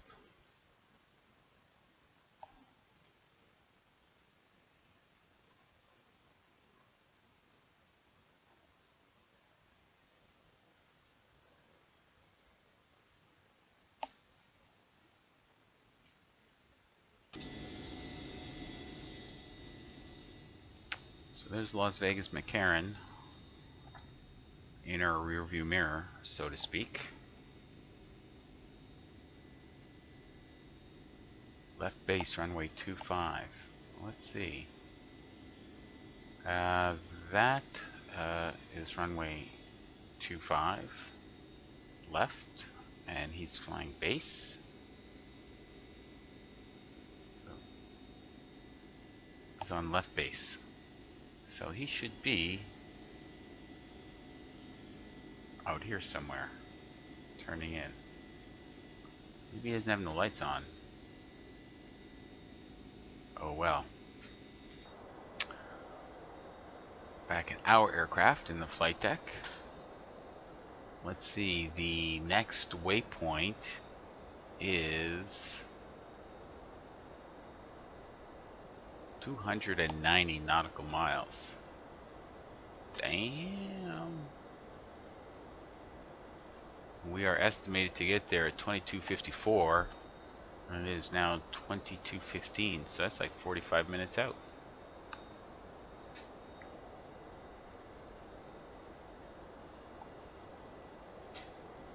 Okay.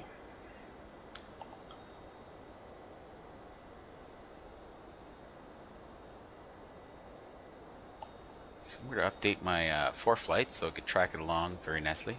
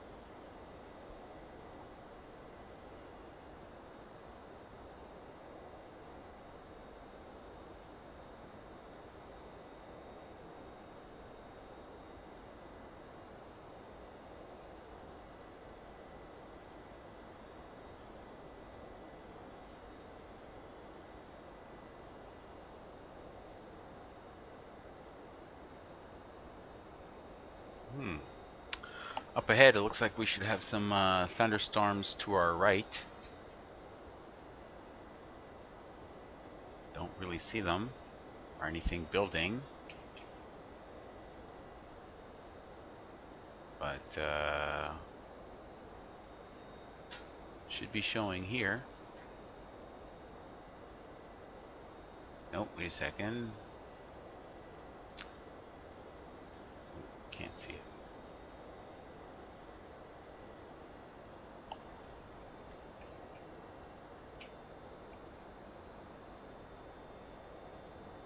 Alright, so this one's got traffic. And this one has weather. Yes, the weather is on.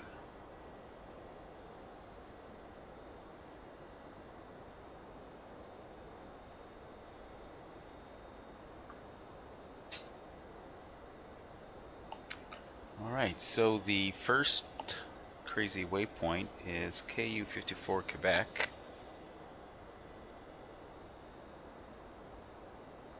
And at KU-54 Quebec,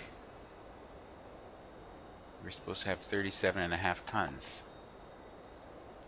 Let's see what the prediction is. 37.6 tons.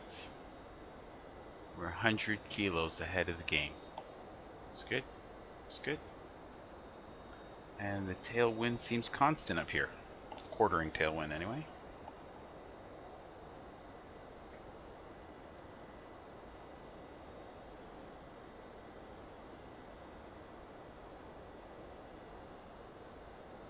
Let's check out our winds aloft, see what we can expect.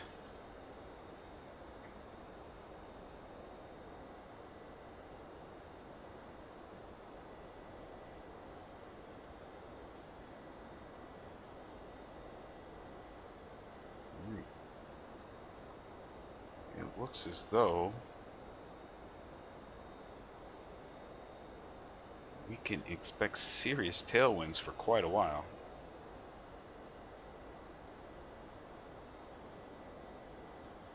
pretty much the whole way. Then the winds should be, well, who knows what they are when it's time to land at much lower altitude. But at 37,000 feet, looks like we got the jet stream in our back pocket.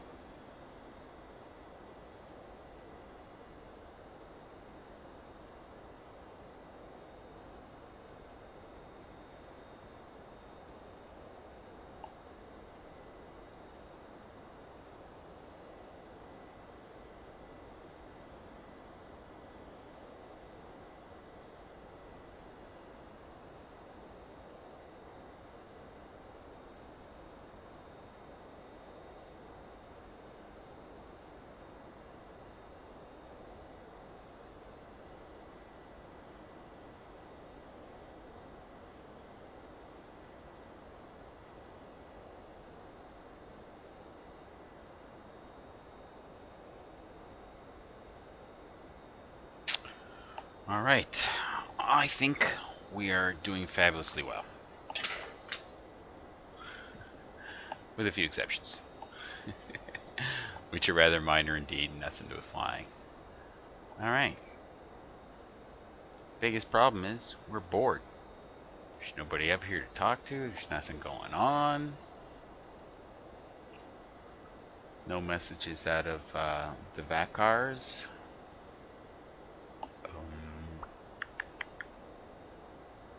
Would be interesting. I remember having, maybe I could look it up on TeamSpeak. Maybe there is something in the nature of, what am I talking about here? TeamSpeak channel for Virtual Air Canada. Okay, so I'm going to Google that right now. Virtual Air Canada. TeamSpeak.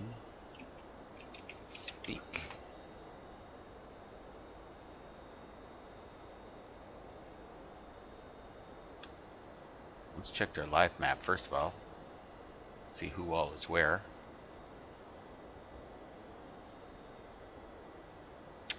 Well, there's no other Virtual Air Canada pilots anywhere near me except one guy who's way west heading for, damn, where is he going? Looks like he's going for Hawaii. Nope. Some place I do not recognize the ICAO code for. And there's a bunch of folks in the vicinity of Toronto right now. And who knows who else will be there by the time I get there. Alright, so it's not what I was looking for.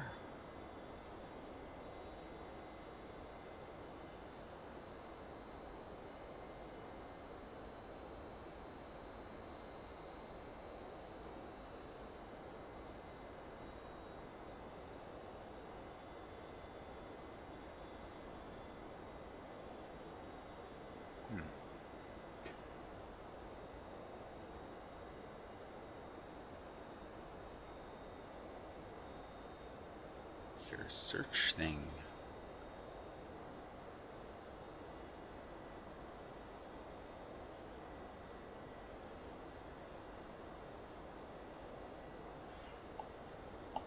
It's too bad. I remember there was something being about TeamSpeak.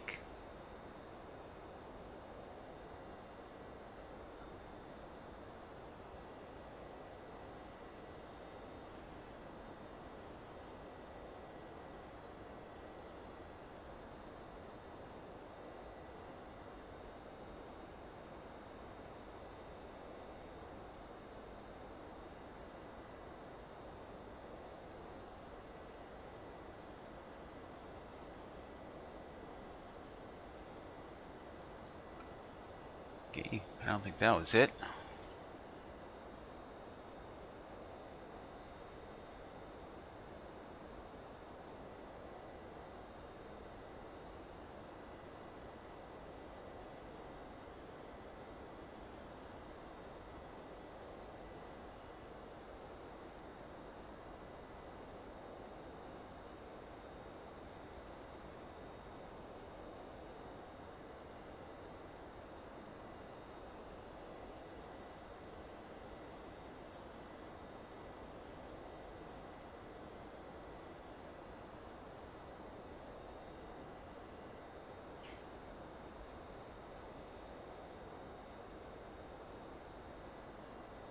You know what, let's fire up TeamSpeak, see what we can get.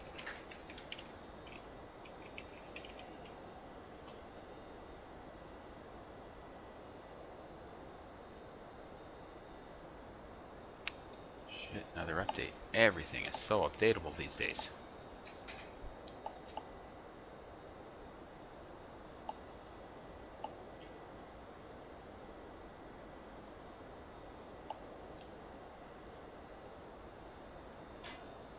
Alright, so let's just connect.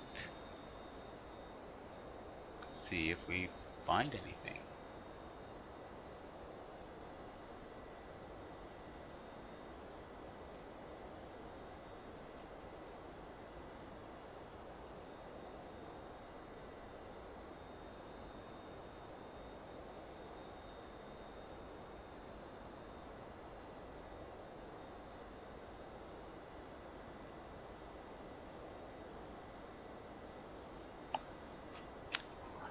Function. Error. Okay. Let's give a look around. Nothing happening here. 22:54 and it is 22:27, so we are like half an hour out from our next waypoint.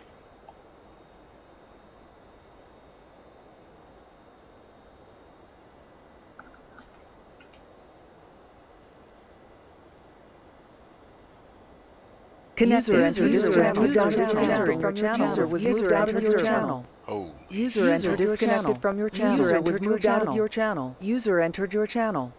User entered your channel. User entered your channel. User entered disconnected from your channel. Sound muted. There we go. It's crazy.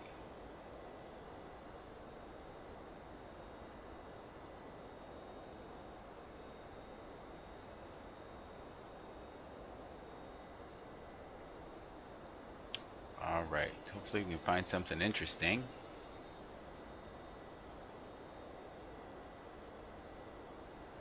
Alright. We'll look for a channel to check out.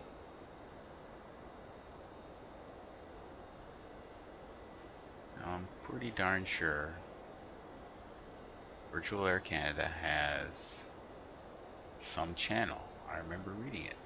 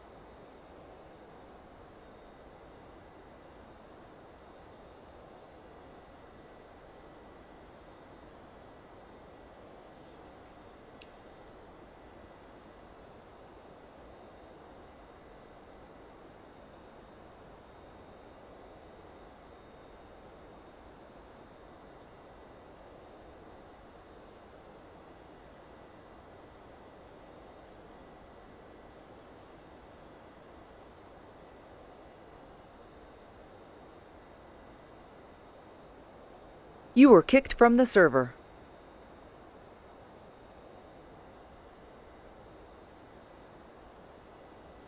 Okay.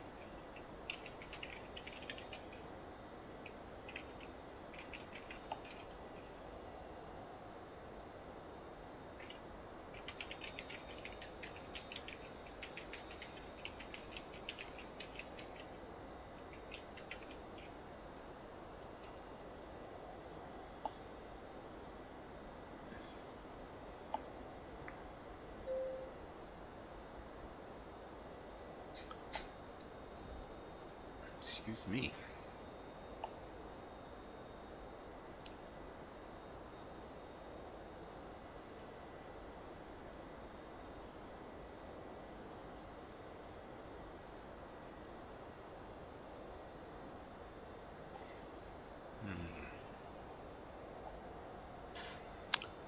So, let's see, we're supposed to be at 370 the whole way.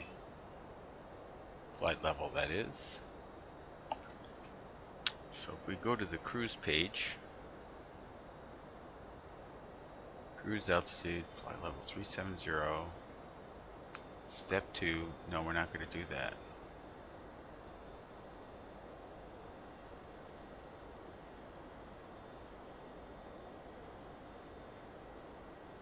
I wonder if we can put 370 right now.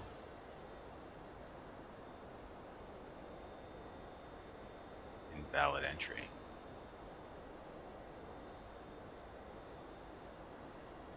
FL 370.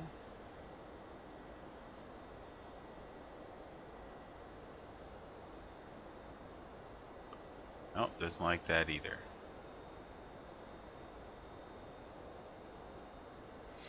So we're supposed to arrive at Toronto. 10.9 tons of fuel. 2167. Sorry, 0216 Zulu.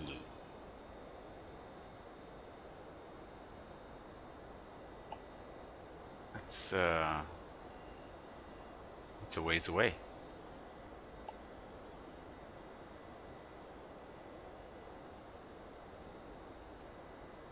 Yeah, it's quite a ways away.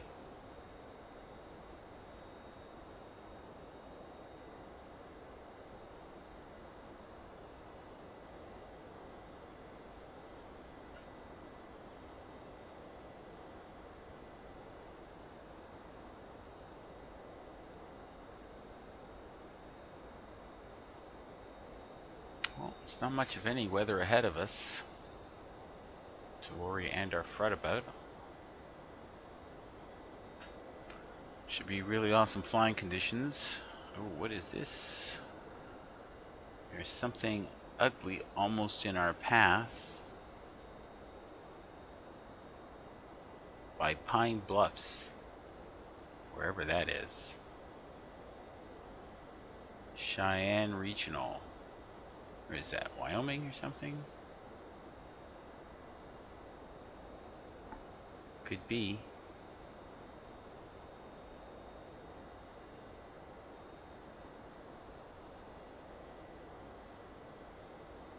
Doesn't really have political borders here. Oh, I do see something that says why. Yeah, that is in Wyoming. It is in the complete southeast corner of Wyoming. Wyoming. There's that's Boulder. Is that Colorado? Yeah.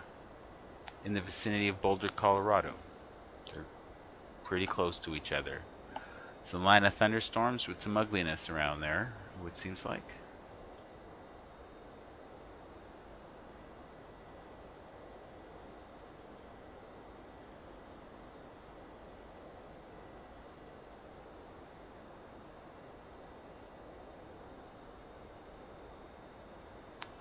So we are apparently flying over some mountains. Although, can't tell. It would seem like our frames are taking a hit. Let's see how bad that is.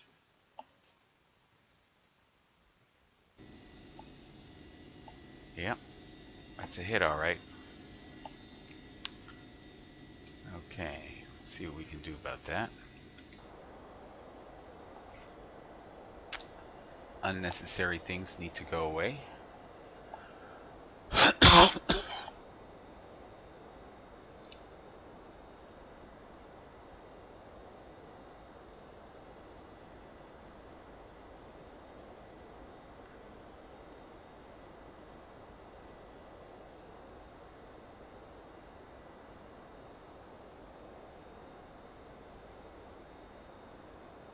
Okay.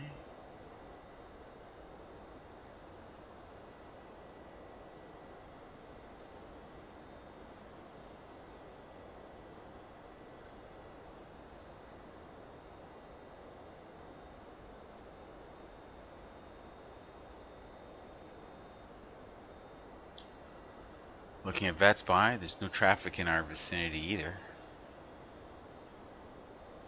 Alright. And the only thing we don't need is TeamSpeak. And look at those frames get slaughtered. Wonder why that is.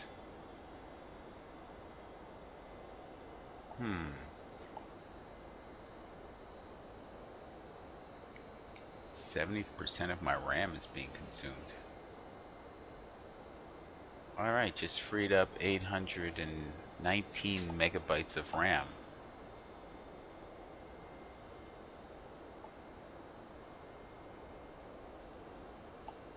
Might have helped somewhat.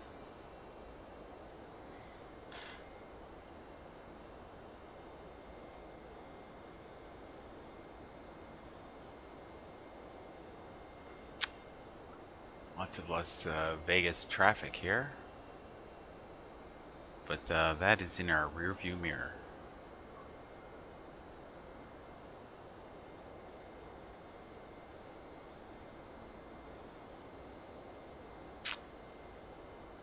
There's some weather off to our right. And behind us somewhat.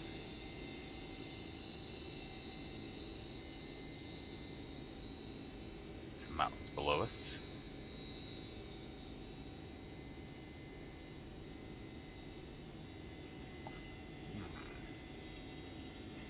Alright, let's ditch TeamSpeak. Weren't using it anyway.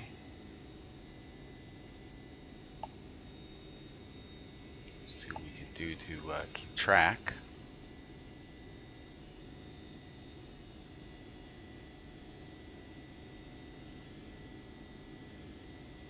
Okay.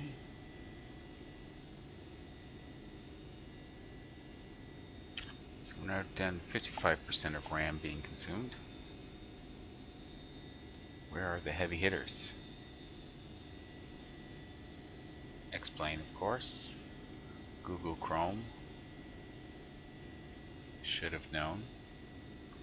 And on the memory side, OBS is doing a fair job too. But we knew that that would happen.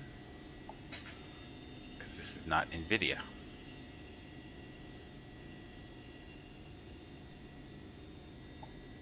Oh, I know something. Let's see if we can downgrade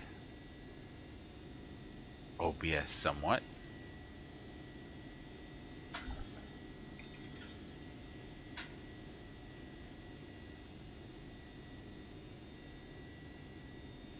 Okay.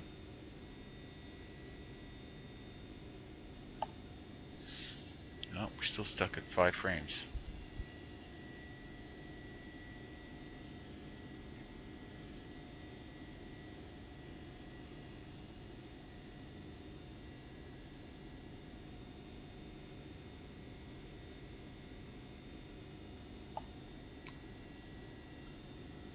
The only thing I can think of now is to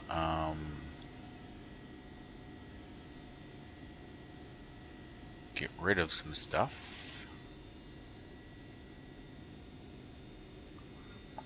like Chrome. See what happens.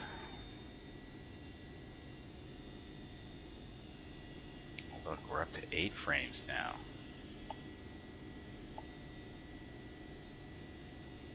It's a good thing we don't need them right now, but I mean, jeez.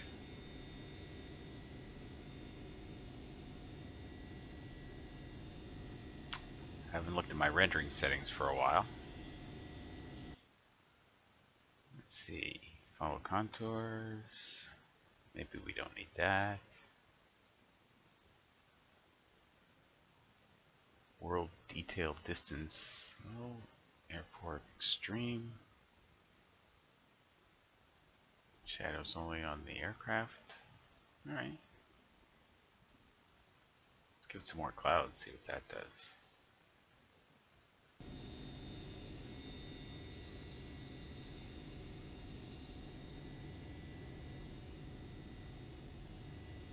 That's It's hard to say.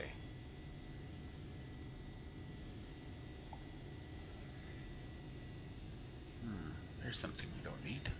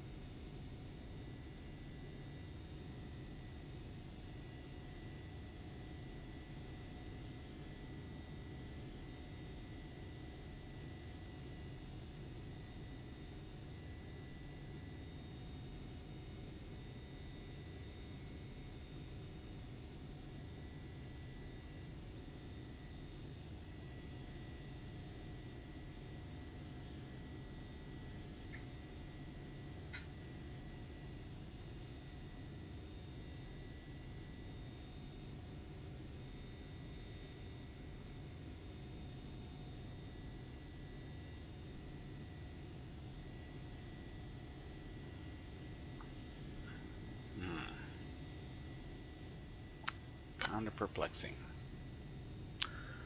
All right. Well, this is a long flight, 4 hours, and the last time I attempted one, I misconfigured the aircraft, and the results were not pleasant.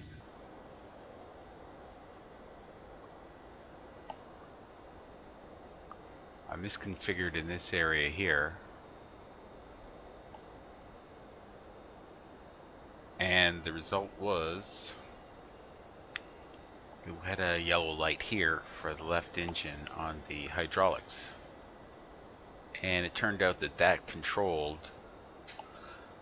the left spoiler and the left engine thrust reverser. So while I could do the flight, upon landings, it explained a lot of my rough landings. And then after I fixed that issue, tried a similar flight. I think I departed from San Francisco to Toronto. And there's another problem in here. One of the lights were lit up and nothing I could do would make it go away. It made it look like engine oil was low. And then it overheated. And then, like an idiot, I ended up trying to bring it down to a lower altitude to see if we can keep our speed up so we wouldn't run out of fuel on the flight, because it happened early in the flight. And then after I tried to gain back that altitude, but to do that on one engine, it had to work really hard, and there was a bunch of yo-yoing going on.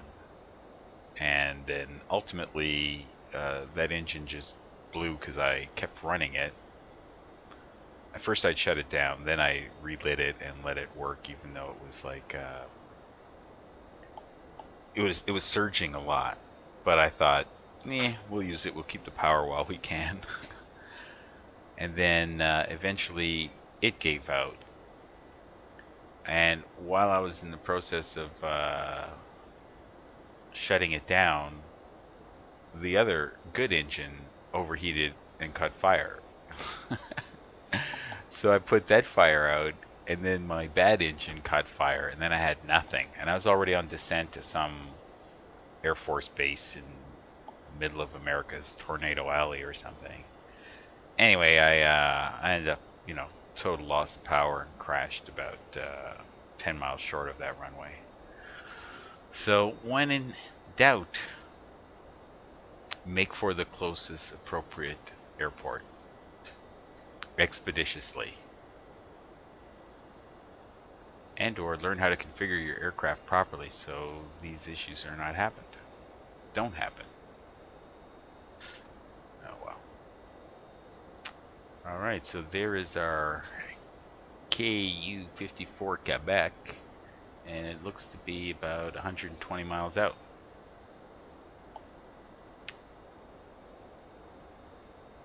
And if we check the legs page over here, it's 117 miles out. So, yeah, it's just inside the 120 line. Right. Everything is cool. Let's check our frequency.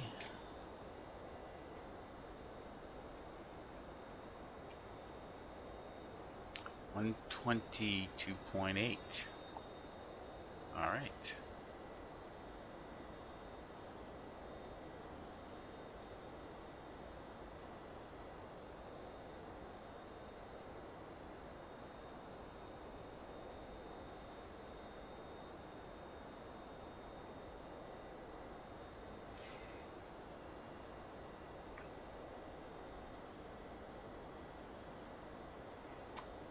See if we can't figure out how these radios work. The second radio.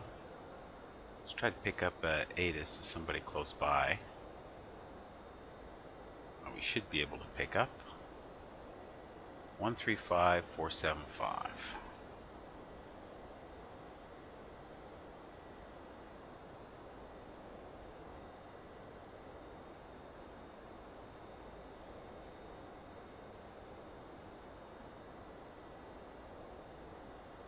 Why are they both changing?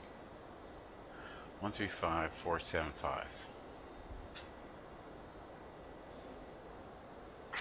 And maybe I need to put that light on.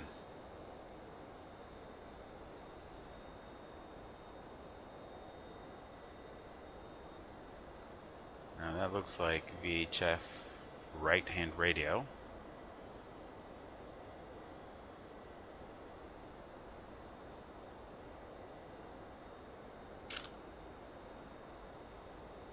One 135475. Okay, that's AWOS from a little station. Look for something with a tower.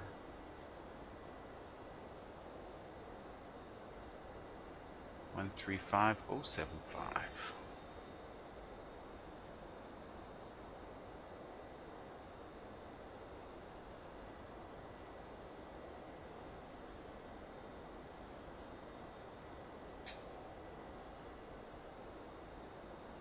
Let's go to GoPro camera.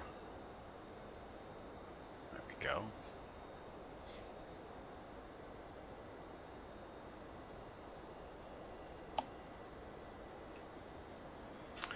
Alright, so that's not working. Let's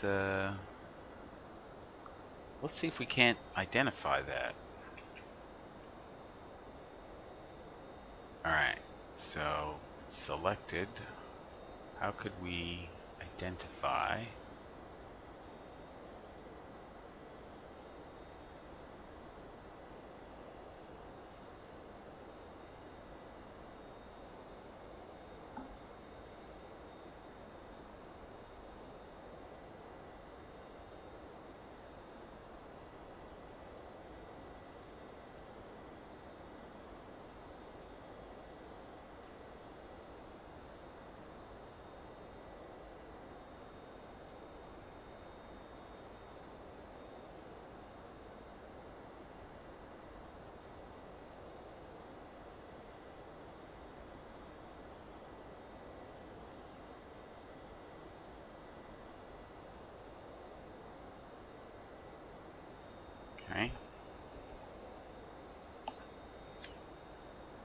does one have to do to pick up a station? Maybe we are just too far.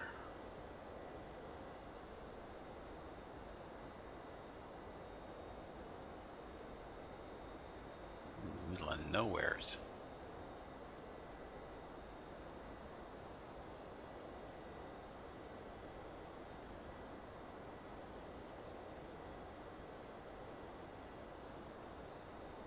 Cedar City? Really? Alright.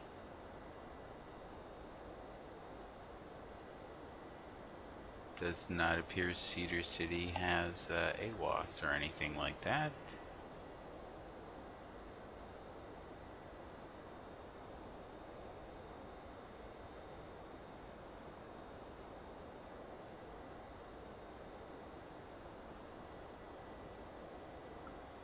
So it's 118,525.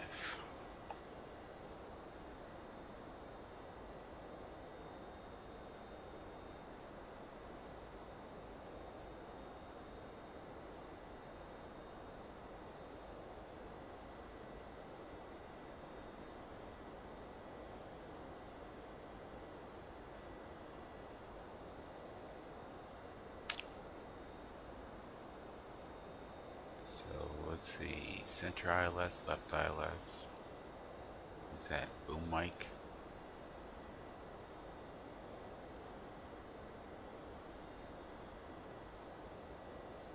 Oh, no. Don't want that. I want it over here. Let's hear some markers. If we're going to hear any.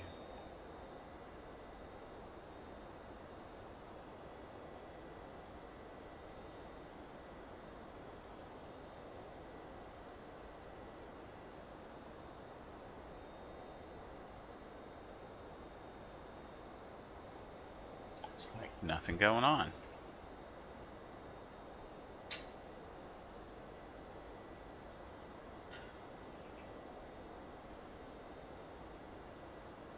And our frames still suck.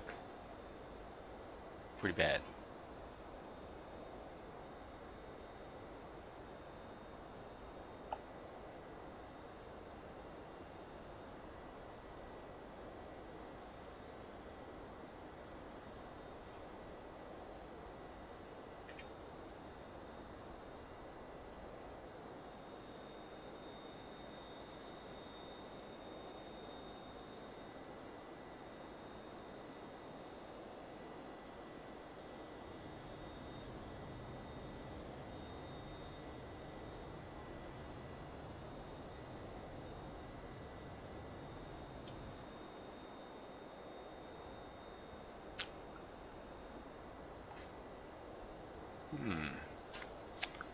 There isn't that much else left to shut down.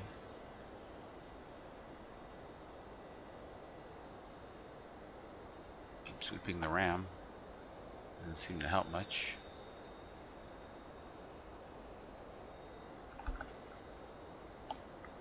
Let's try one last thing. Settings, rendering, not full screen. Then we go to see what the heck is going on here. That's gone.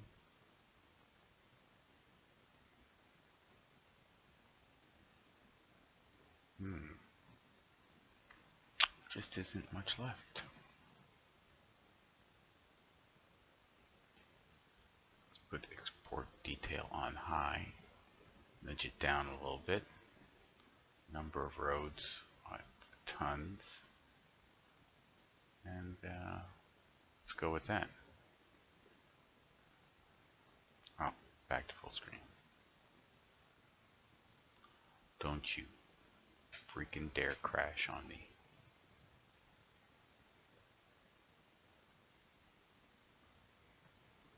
Don't even think about it.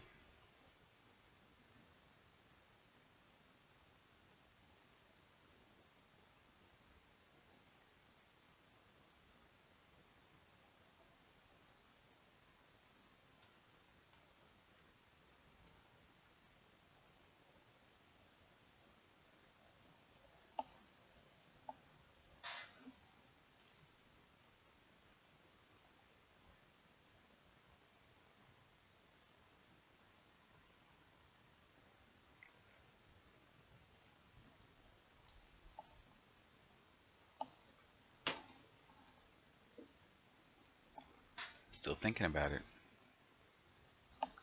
Guess that's something.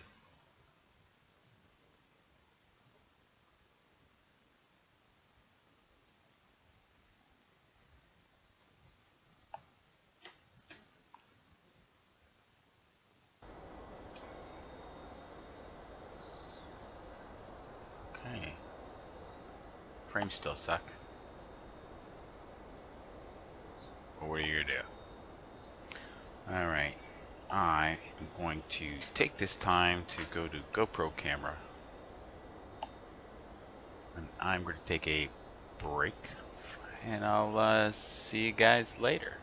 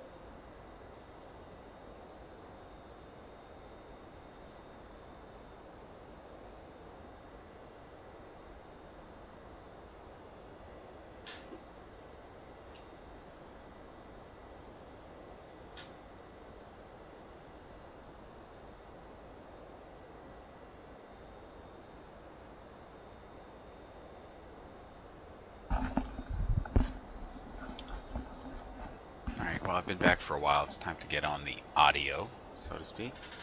Alright, let's play around with this weather. Tilted it down and it looks weird, like it's like there's lots going on down there. And looking at my iPad with its weather just doesn't seem to be true. With a 5-degree down tilt, it's giving us 80 miles away. Centered on, just about. Let's take a little bit off of that. Alright, so here we are at minus 3 degrees of tilt. Are we ever going to get to our altitude? Doesn't seem that way. Let's go vertical speed and minus 100 and see if it'll take us down ever so gently.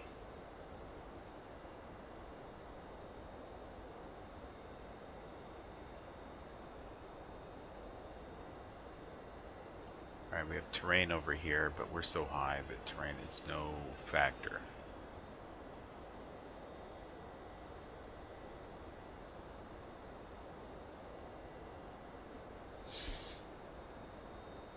Now there is some weather ahead, but it's just twice as far as KD63 Utah, which is 184 miles away. So the weather that we're showing on the iPad is like 400 miles out. That is not it. That's just, you know, it's this great airplane, flight factor. This weather thing's a bit wonky.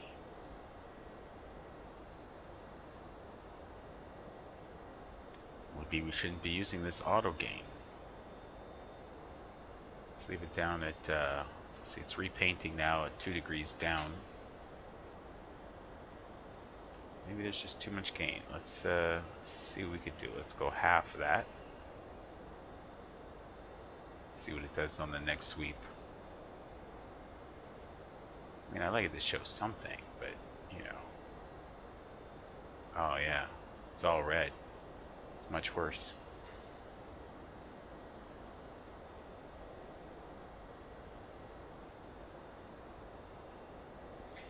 Okay.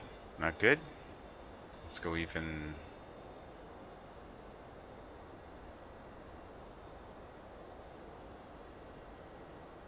Let's go more. See what happens here.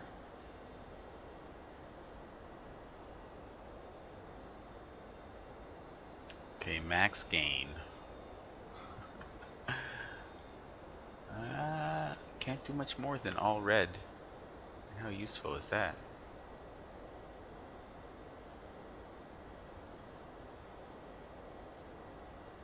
There we go. Can soften it a little bit if we want to. Alright. So let's go back to 0. So 0 tilt, and it's painting nothing.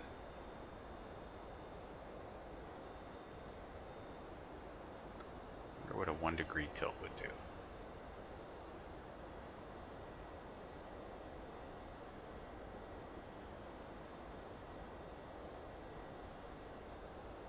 There's 1 degree of tilt.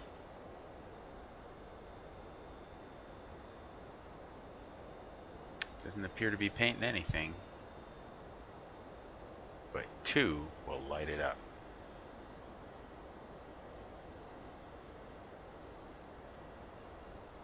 There it is. That's at max gain. Let's take it back to normal or auto.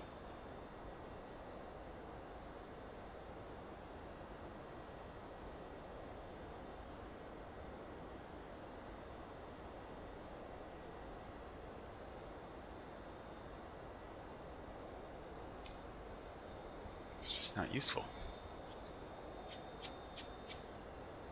Not useful.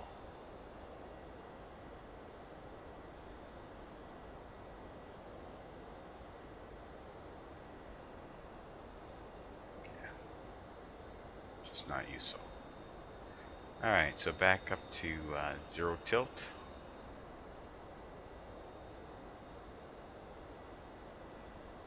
Yeah, that should do it. Leave the gain on auto and we'll see what happens.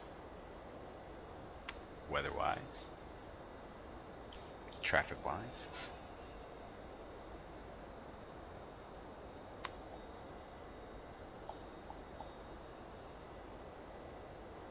What is that? Like that? Still only pulling 6 frames. Something's killing us. Maybe it's all these clouds. Or as far as the eye can see.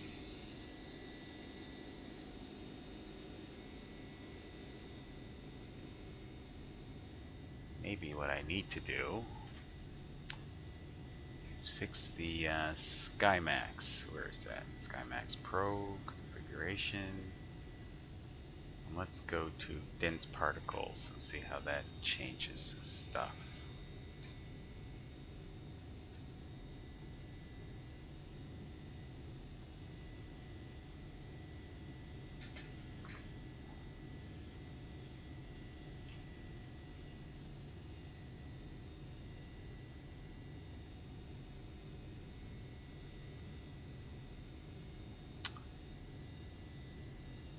Well, there's a small boost right there already. What if we drop the coverage area from 8,400 square kilometers to like 4,000 square kilometers?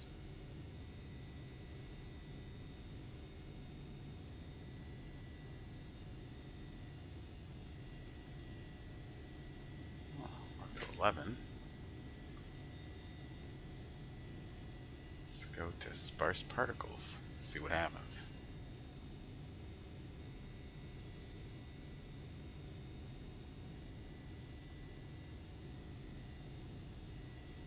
Almost hitting 12. Alright, so if I go solid form, which is the most intense frame-wise,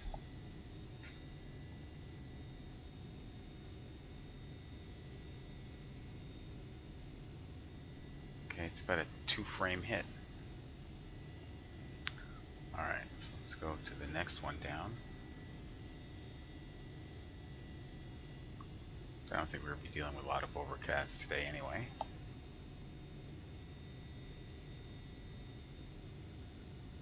Alright, let's take out the coverage area some more.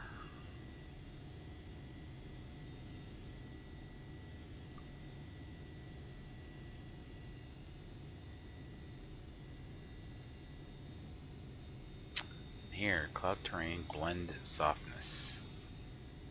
Setting to 0 may improve performance. Well, where are we at? 112. Let's go to 0. See what that does.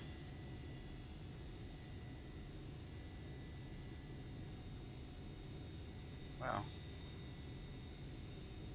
it's hard to say. I don't think that there's much more to be gained here, although we are back up to 10 as opposed to 5. And in the virtual cockpit it's less.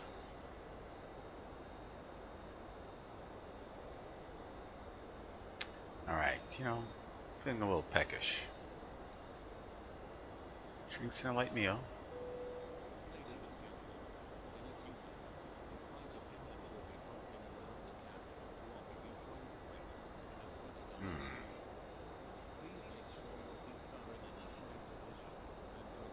I'm accustomed to hearing more.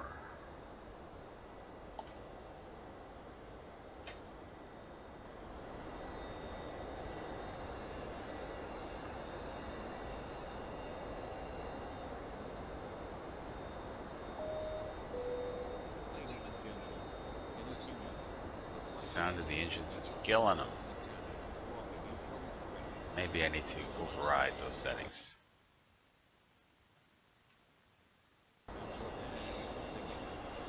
Without having any effect.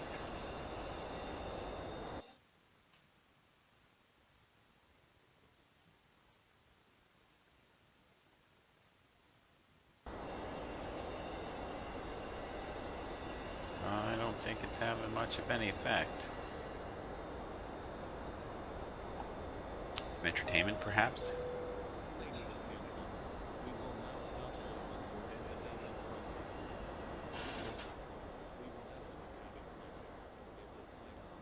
You will find Oh your well. personal headphones. It's too bad. If you would like to continue reading, please use your personal reading area. Would have thought this would have done it. PA.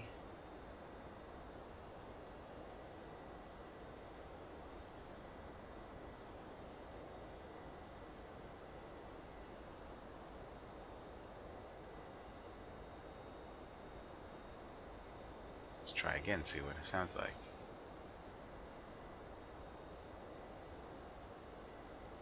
Oh, nothing.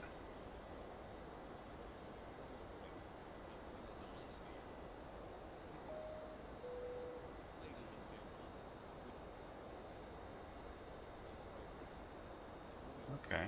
We will enter the cabin lighting. In the sidearms of your chairs, you will find your personal headphones. If you would like to continue reading, please use your personal reading area. So it is a volume control of sorts, which means I guess if we want to hear this, we're going to have to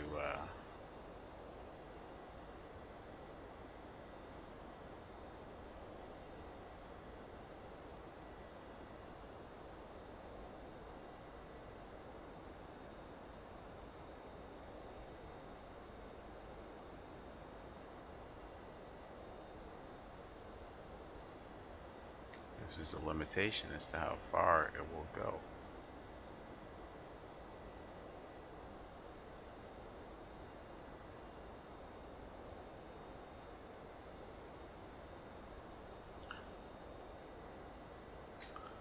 Alright. And I know there's some stuff over here.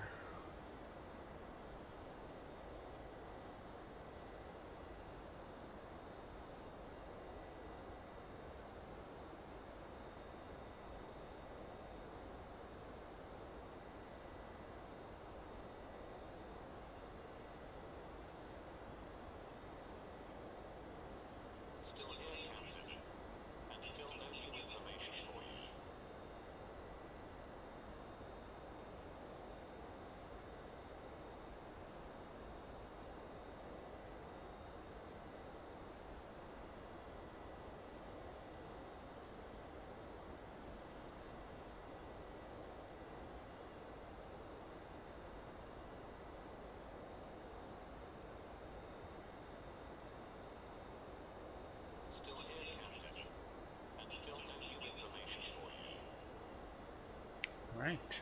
Well, everything is honky-dory and cool. We are still 142 nautical miles out from Kilo Delta 63 uniform.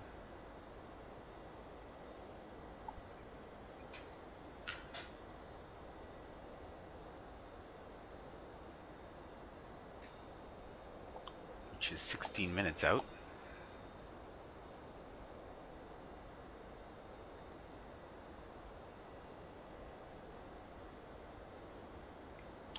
Oh, and look at that. In 16 minutes we'll get there, and it will be 0007.4 Zulu. And I have 11 minutes to the hour.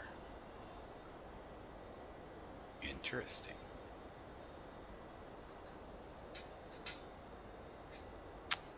We've got company 2,000 feet below us at our 10 o'clock.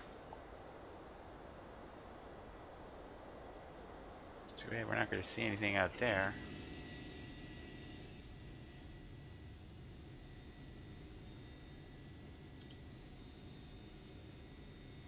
Anything? Nope. Let's get some more info. Is he flying the opposite way, or is he faster than us? He's at 1,900 feet below us. Let's reduce the scale.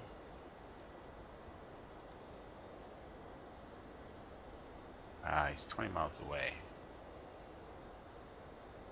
More than 20 miles away. We'll never pick him up visually.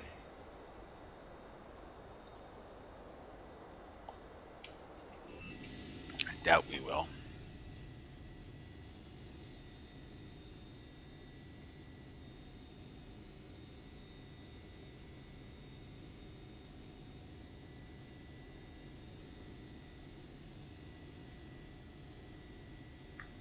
Nope. Just won't happen.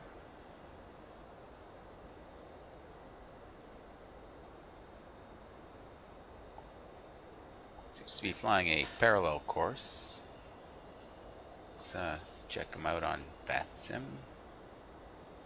Oh, looks like SkyWest. Is that a thing?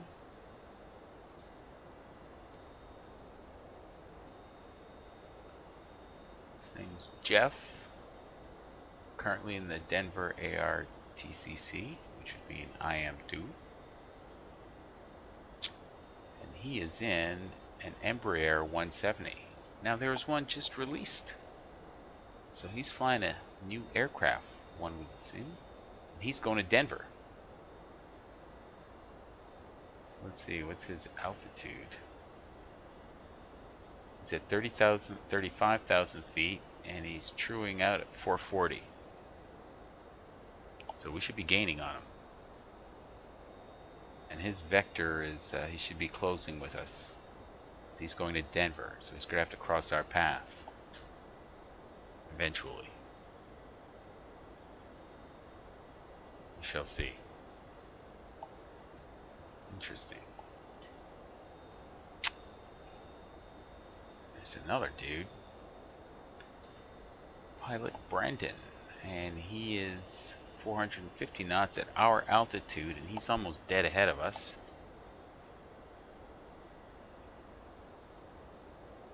It's hard to get any idea of scale. But he is dead ahead. That should be what looks like twice the distance the other guy is.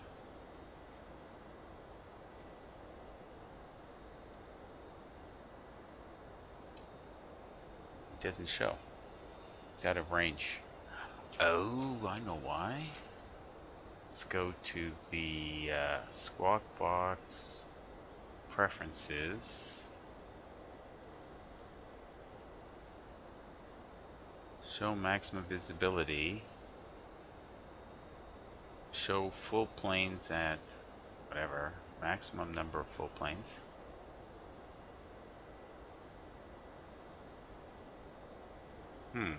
How do we get them to show more?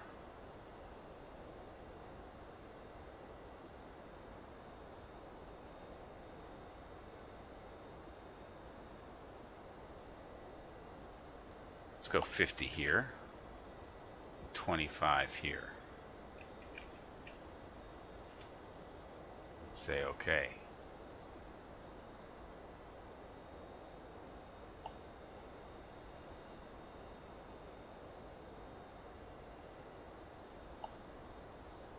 Maybe he's still out of our, just out of our range.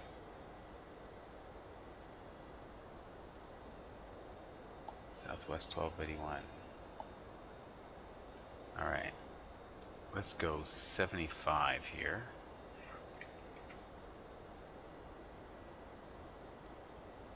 And 30 here.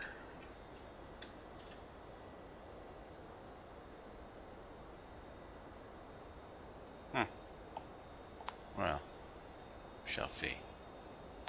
So we're about to approach Eagle County Airport. Kind of a famous airport. Eagle County Regional.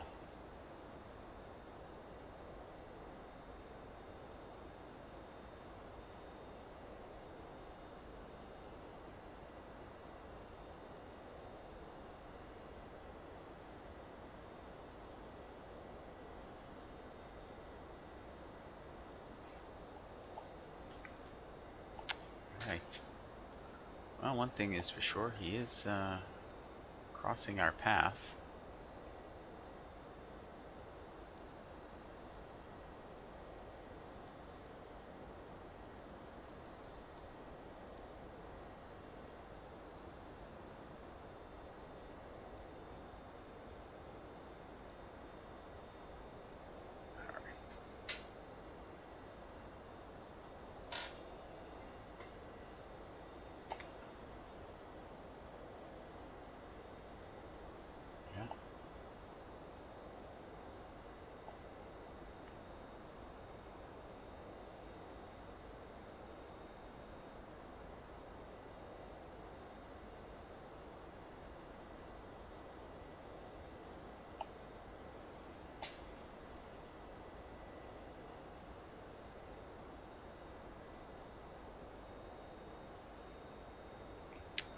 well, so we're supposed to be arriving at,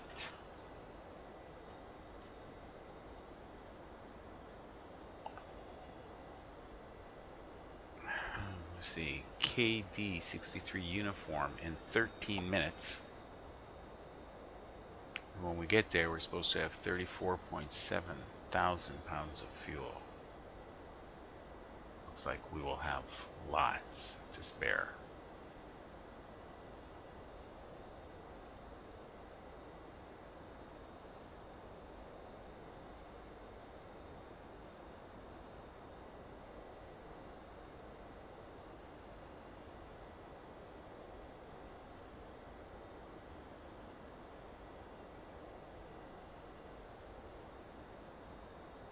The wind is constant.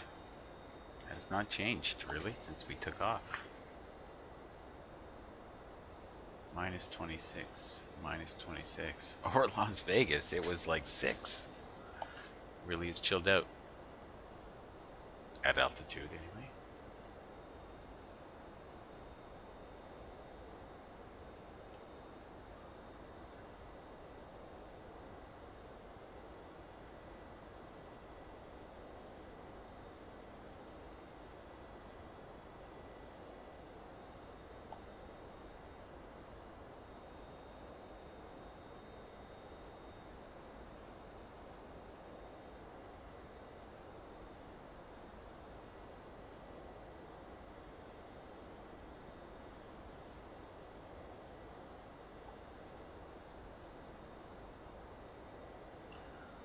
Alright, let's go back to the cruise portion.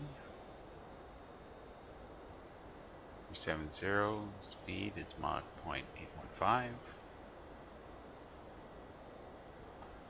And our estimated time en route. Estimated time of arrival is 035. 0305. So 20 minutes got added to our time even though we sped up. Very strange. It's not like we can go any faster. I don't think. Let's go 0.82 on the Mach.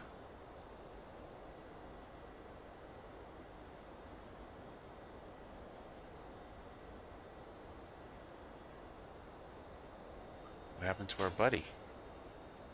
It's like he fell off our map.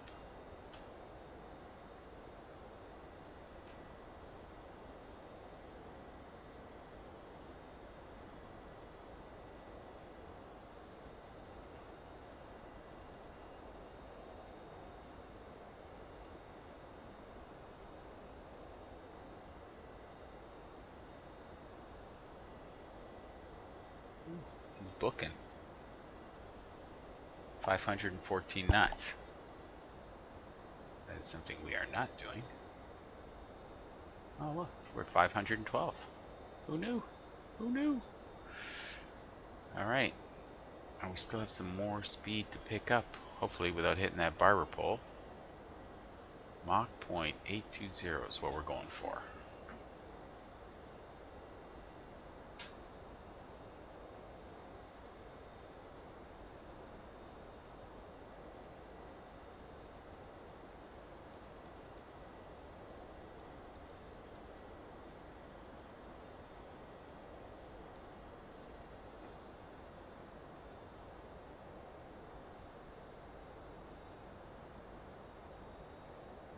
Right.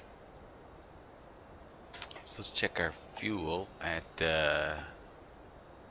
KD63 uniform as per the operational flight plan.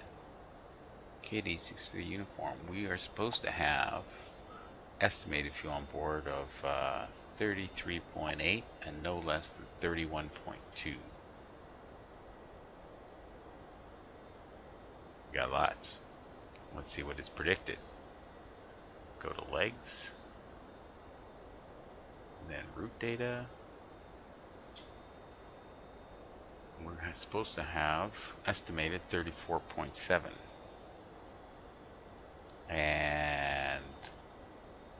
supposed to have estimated 33.8. So we are looking good on the fuel. And everything else here looks fine as well. In fact, so fine. We're gonna turn it off.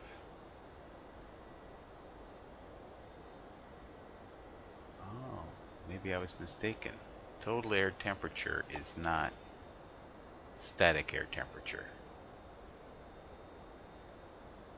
I have to look up what those differences mean.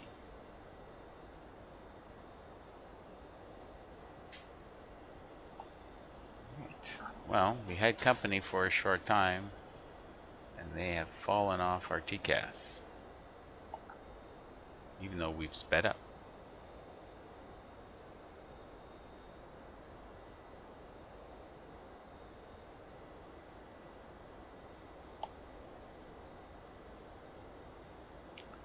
Alright, so we've got a barber pole here, which is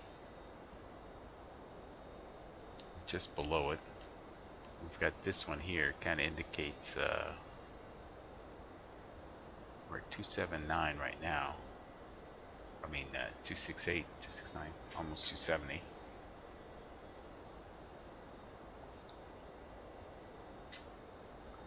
And this is all in Mach, no knots per hour. Alright, that's cool.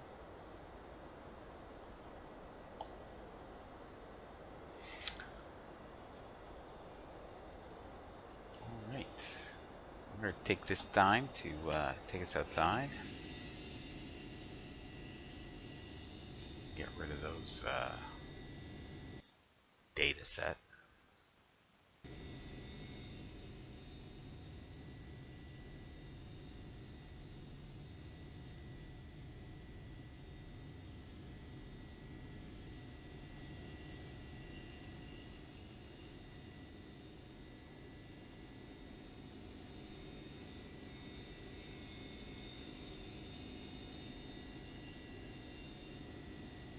And I shall return.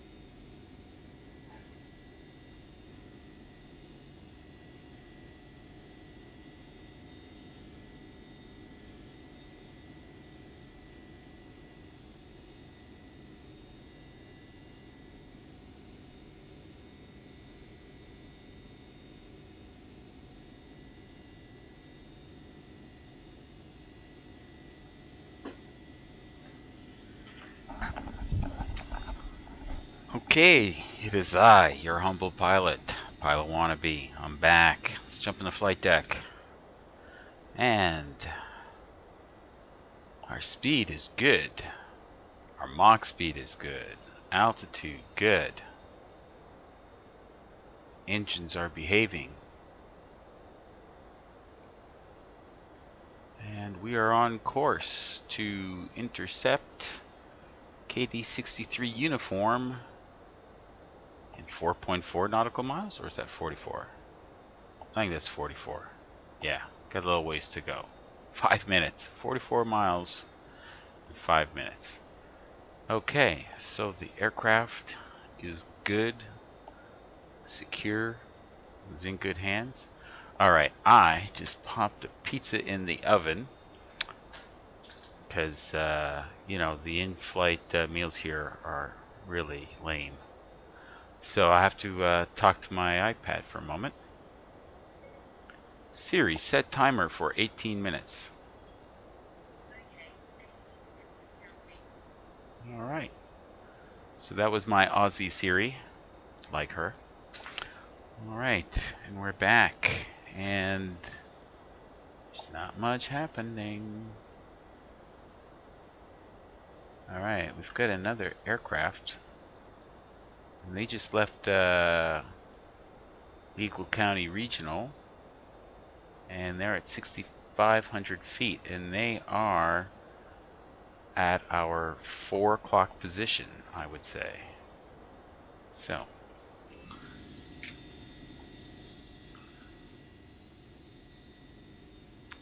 apparently Eagle County's out there somewhere, or out there somewhere. I'm not sure. And whoever they are 30,000 feet below us. We're not going to see them very well. Which is fine, which is cool.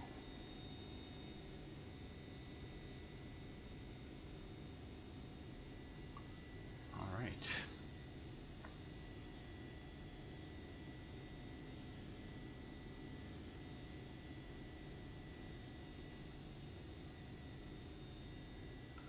Ah, what is that? Looks like civilization. Cheyenne Regional Airport.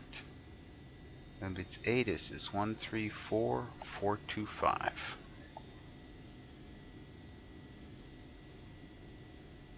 134425.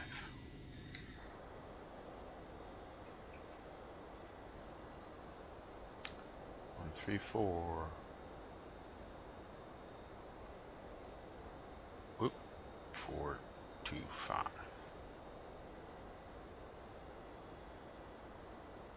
How far ahead is he actually? That is some distance. And that is KCYS. So let's turn on airports.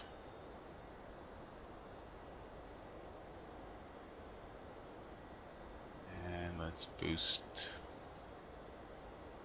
KCYS. There it is. Nope, that's not what I want to do. Alright.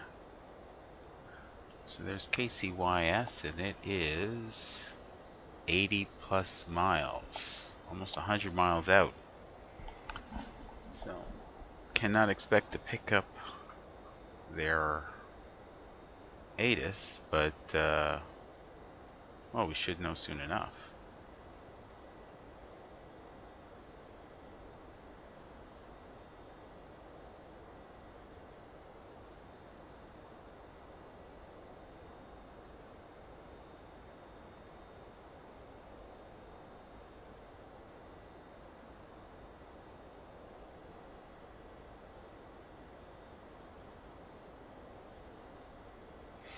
Okay.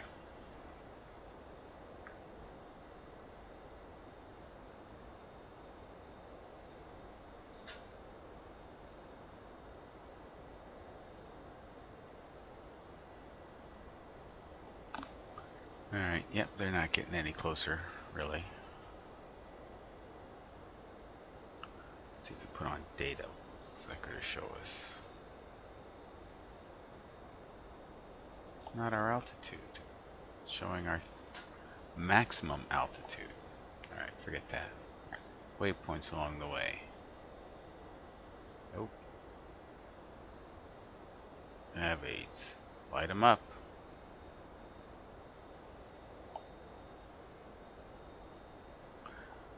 Oh well.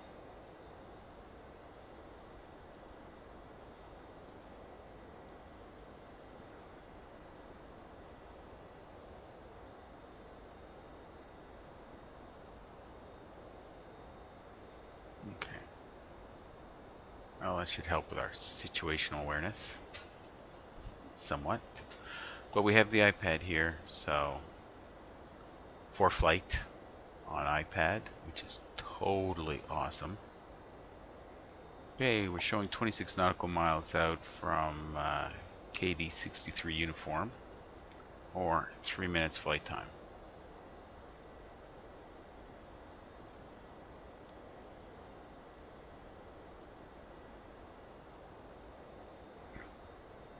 Okay.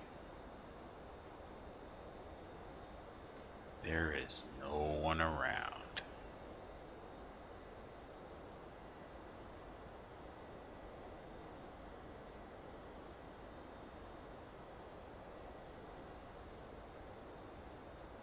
I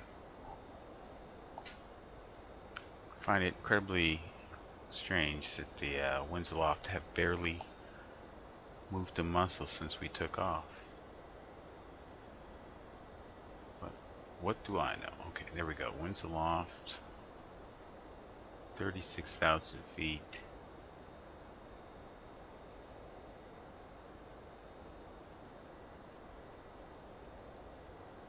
Actually, what I'm reading is correct. We should be getting like a 36 knot tailwind. Or a 35 knot tail. Anyway, we are getting 25.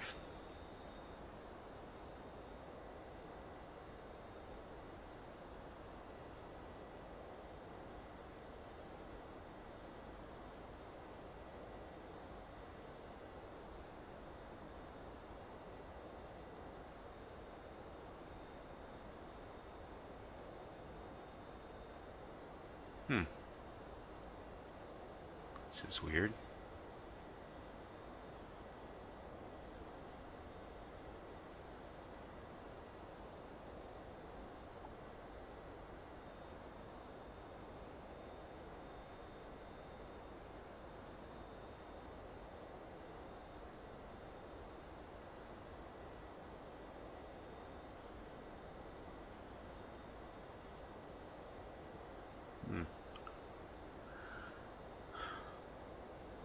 iPad showing a 46 knot tailwind.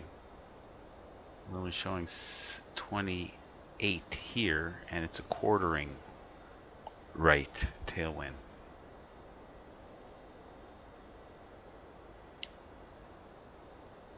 Okay, 39,000 feet. We'll see how the wind changes.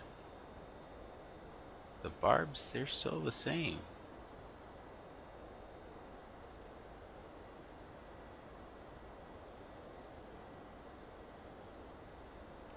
It's very strange. Less than 50 miles away, the wind is completely different. Showing like 15 knots at 39,000 feet compared to 46. But who am I to argue? This is like science and stuff at work. So what do I know? Anyway, we're at 37. It's fair to say we're fat and happy. And in about 12 minutes, Siri will tell me to go get my pizza.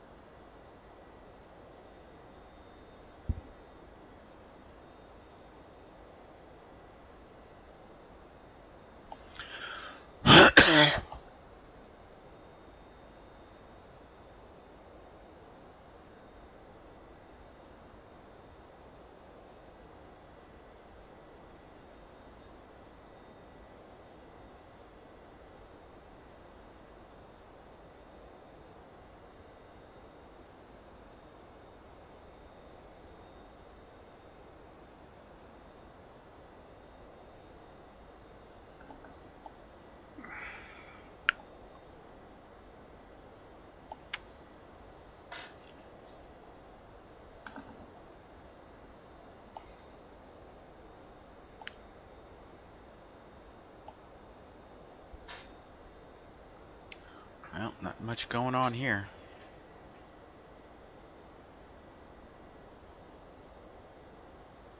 If I would, if I could, I'd skip to the end. Damn, that's a long ways away.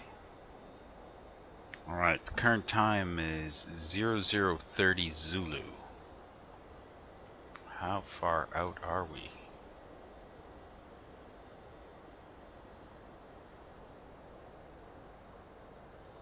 Well,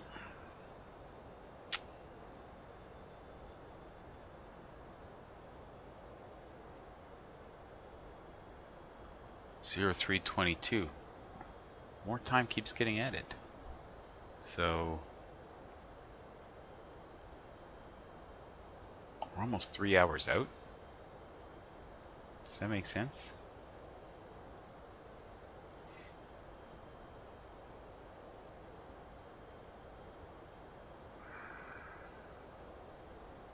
Does that really make sense? Maybe this was not a 4-hour flight as advertised.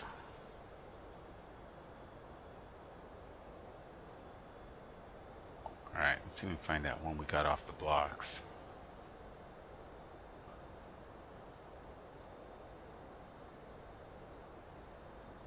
This is whacked. We got off the blocks at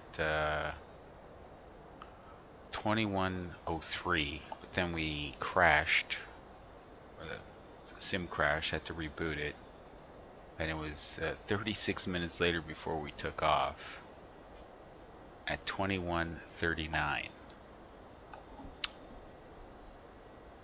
Does that make sense? 21:39 Zulu. Okay.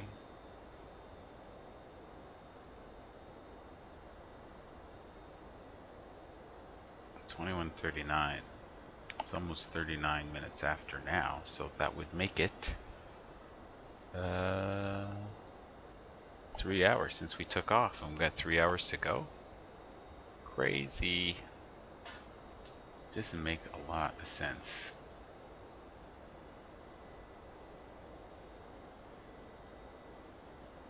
Just doesn't.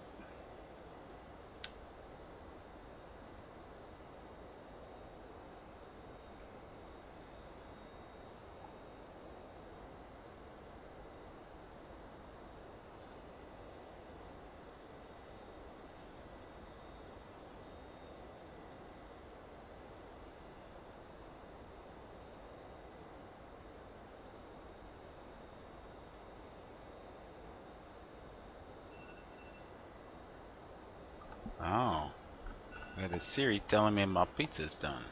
Alright, I shall return.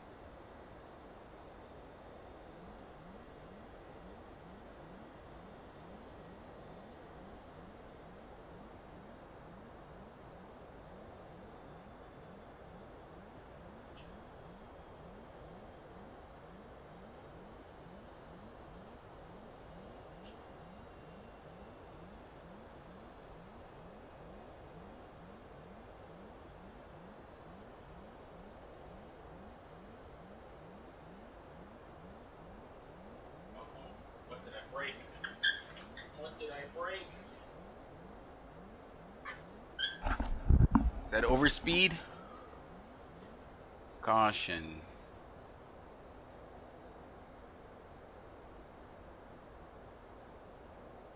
What's going on?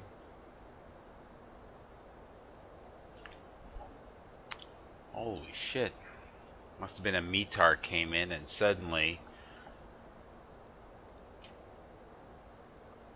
Alright, let's go back on VNav. We're supposed to be at cruising at 0.820. You know what? 0.815 is safe. Let's do that. Alright, and back to 37,000 feet. Should be okay. KCYS. Are we hearing any radio signals?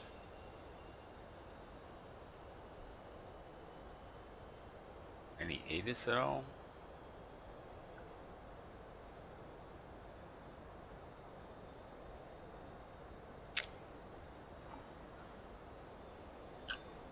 Alright, sounds like the engines are spooling back up, and they have.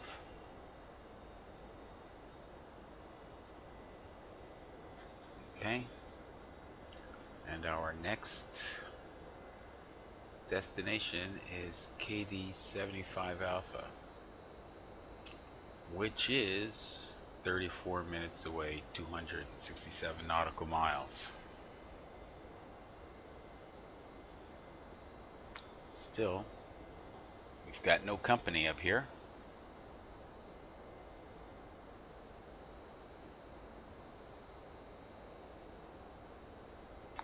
Denver is to our right, some distance off. Don't really see it here. Maybe if we go this way. I don't see a K-den.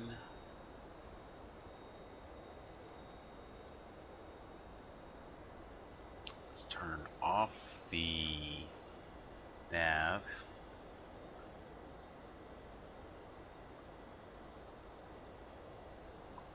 I don't see a K-den there either. Ah, there it is. It is about 60 miles to our right. There's no way we're going to see that.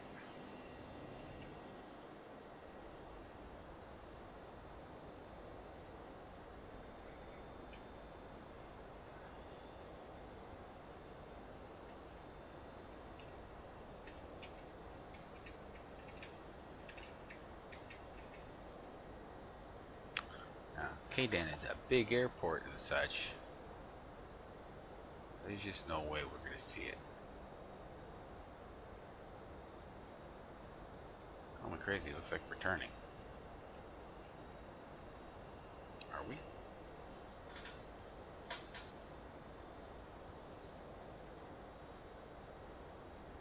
It almost looks as though we could use some right rudder, but not any longer. Okay, we're looking good. Very good.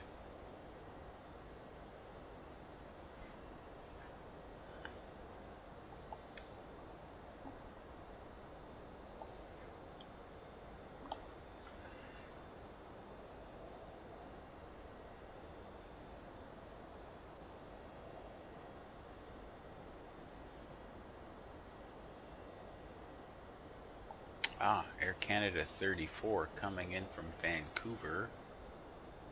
It's like a 777, but they're way ahead of us. I mean, way ahead of us. They're like in Minnesota. Okay.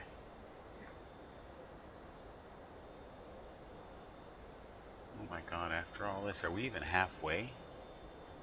Like barely halfway. Alright, I think my pizza's cool enough not to burn me. Let's give it a go. Do you guys all a favor and I'll disable my microphone so you don't hear me crunching like a crazy man.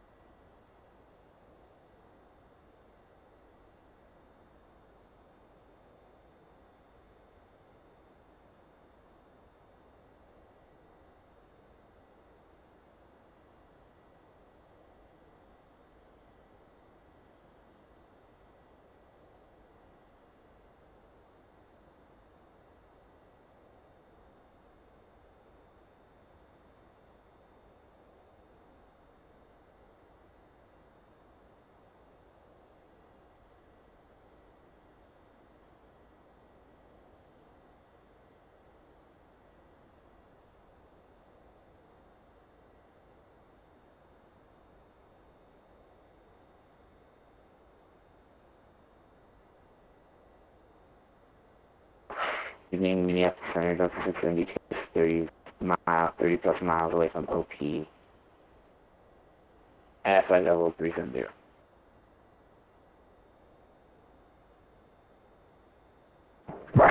Delta 672, Minneapolis Center, log 4525. 4525, Delta 672.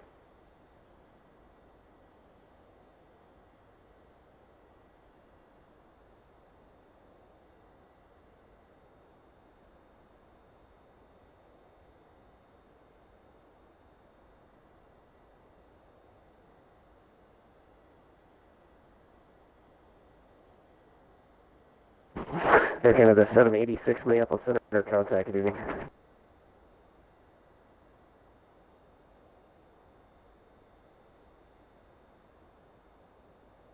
Delta 5060, radar contact 3 miles south of Alexandria, altitude indicates flight level 330, maintain flight level 40.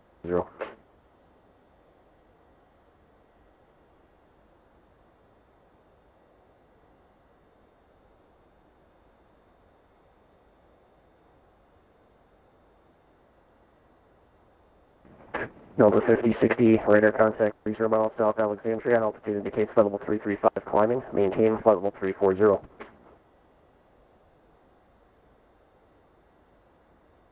Delta 5060, roger. Delta 672, radar contact 10 miles east of Mason City. Roger.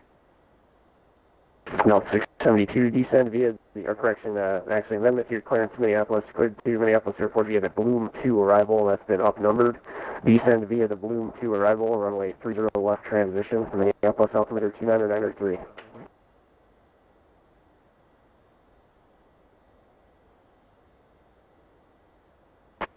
So clear to Minneapolis on the Bloom 2 arrival, 30 left transition 2993, Delta 672.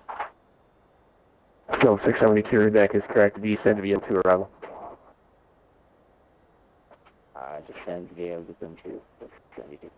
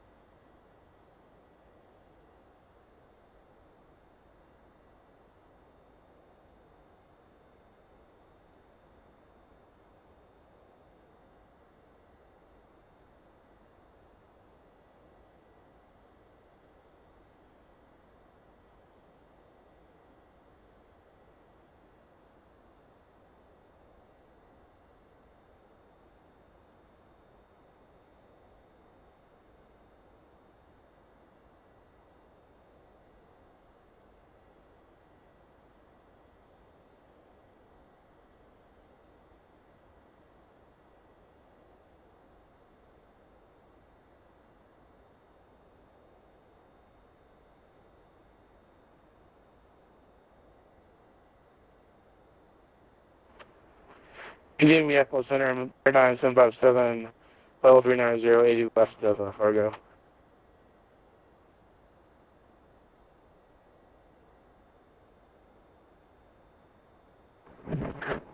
Paradigm 757, Minneapolis radar contact, reset squad 6374. 6374, Paradigm 757.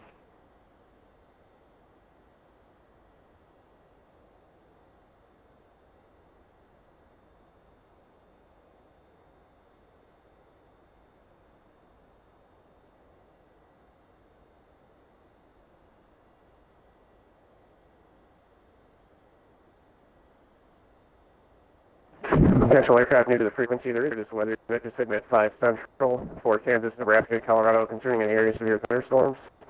4 Central for Colorado concerning a line of thunderstorms. 8 Central for Illinois, Missouri, and Iowa concerning an isolated severe thunderstorm. Center Weather Advisory 301, outbound until 0200 concerning an area of severe thunderstorms. Center Weather Advisory 501, outbound until 0130 concerning an isolated thunderstorm.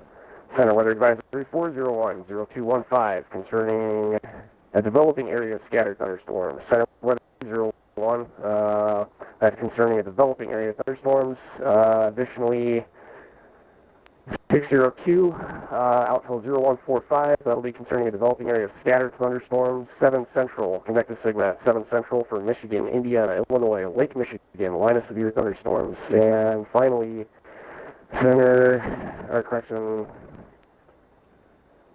that would be everything affecting us here. Further information is available from PIWA/for flight service frequencies or from air traffic control upon pilot request.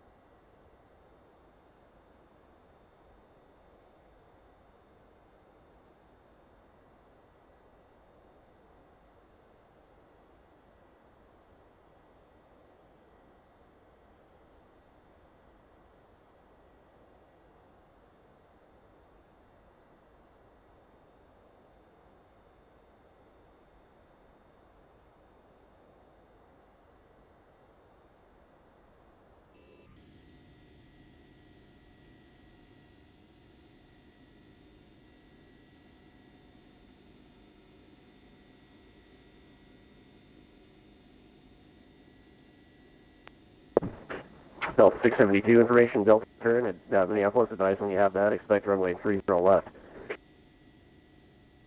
We'll buy a 66, Delta 672.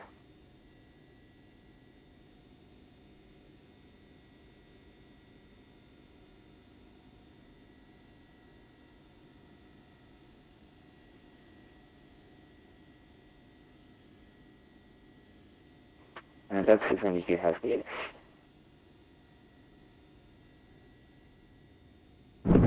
Delta 672, roger.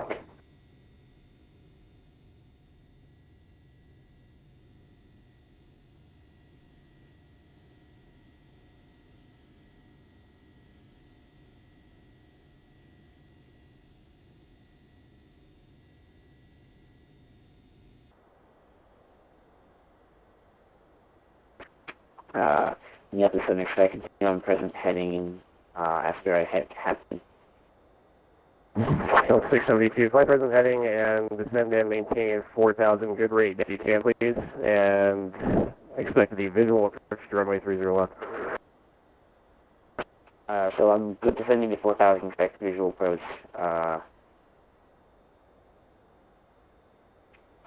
Visual approach. I missed the middle part though, sorry.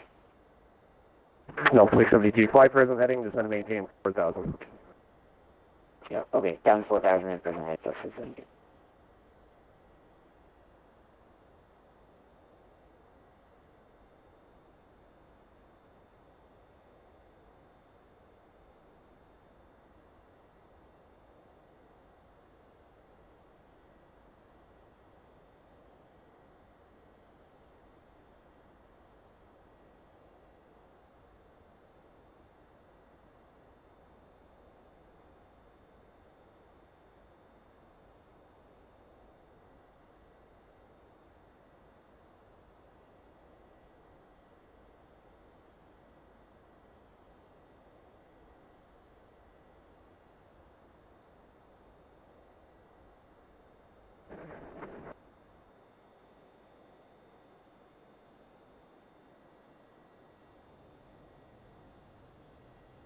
Delta 672, expect a brief vector across the localizer for your descent. Start looking for Minneapolis Airport off your 9 to 10 o'clock position and 15 miles, advise in sight. Delta 672 has the field. Delta 672, roger, you can turn final at your discretion. Runway correction cleared, visual approach, runway 30 left. 30 left, Delta 672.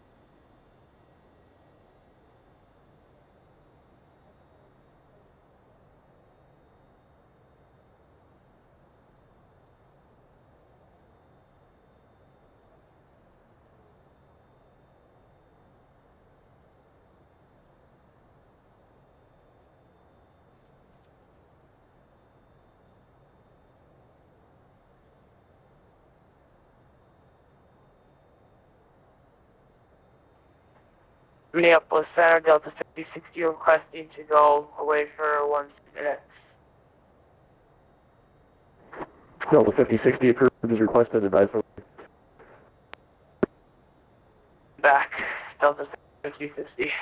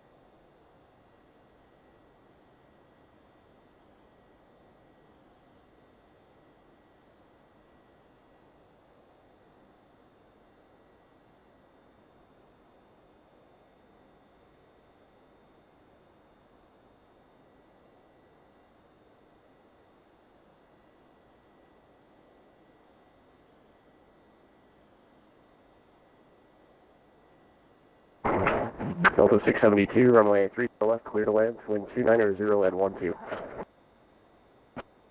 290, 30 left, clear to land, Delta 672.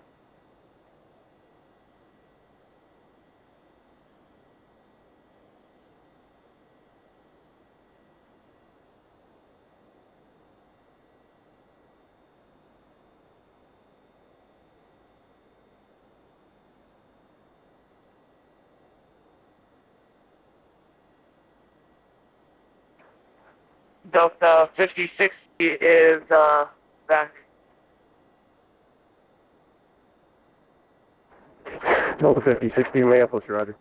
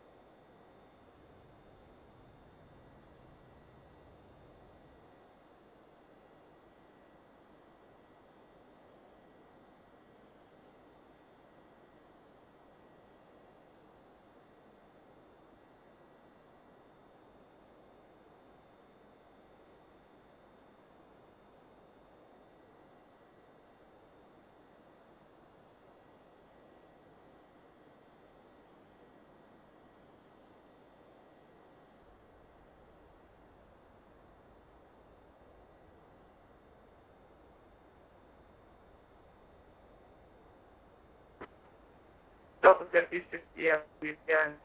You guys can have your minute. Delta 5060, approved as requested.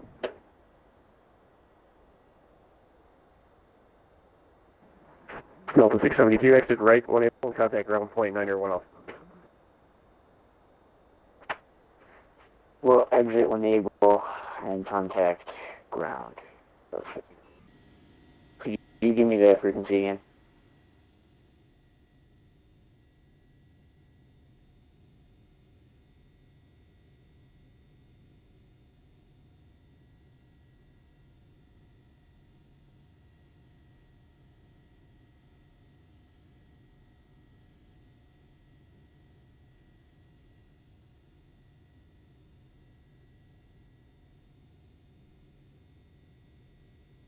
Delta 5060 is back. Delta 5060, roger.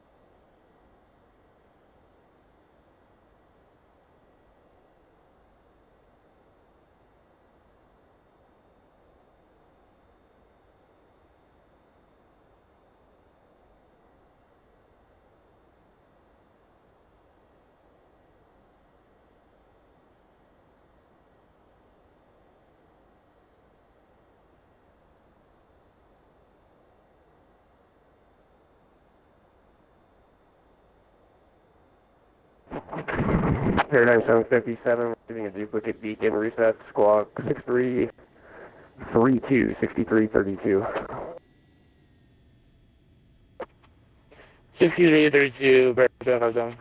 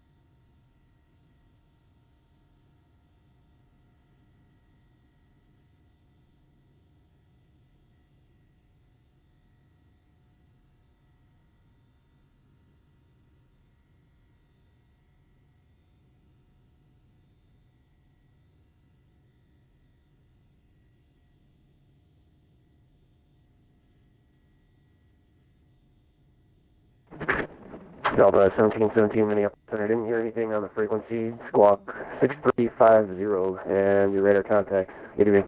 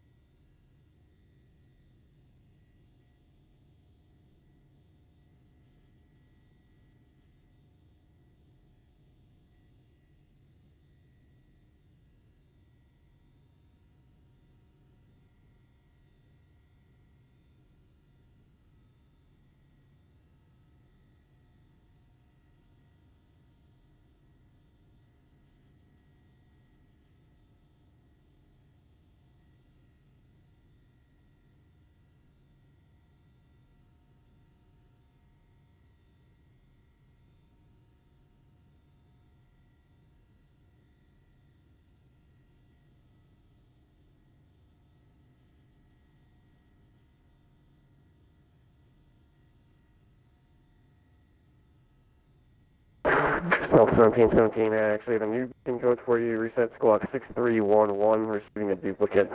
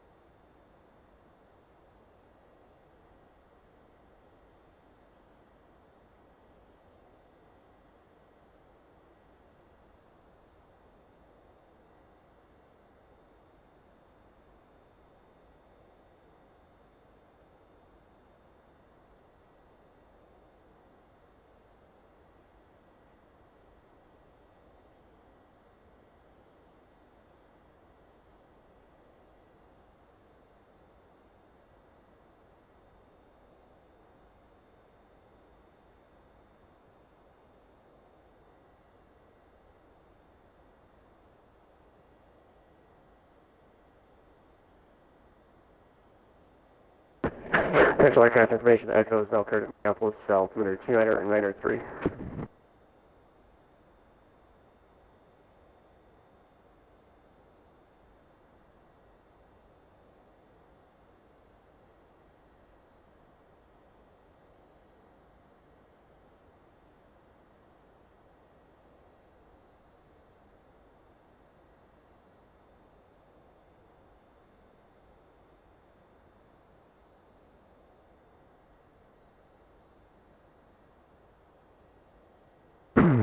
Potential aircraft new hazardous weather information. Conductor segment 13 Central for Kansas, Nebraska, Colorado concerning an area of severe thunderstorms. 9er Central for Missouri concerning an isolated severe thunderstorm.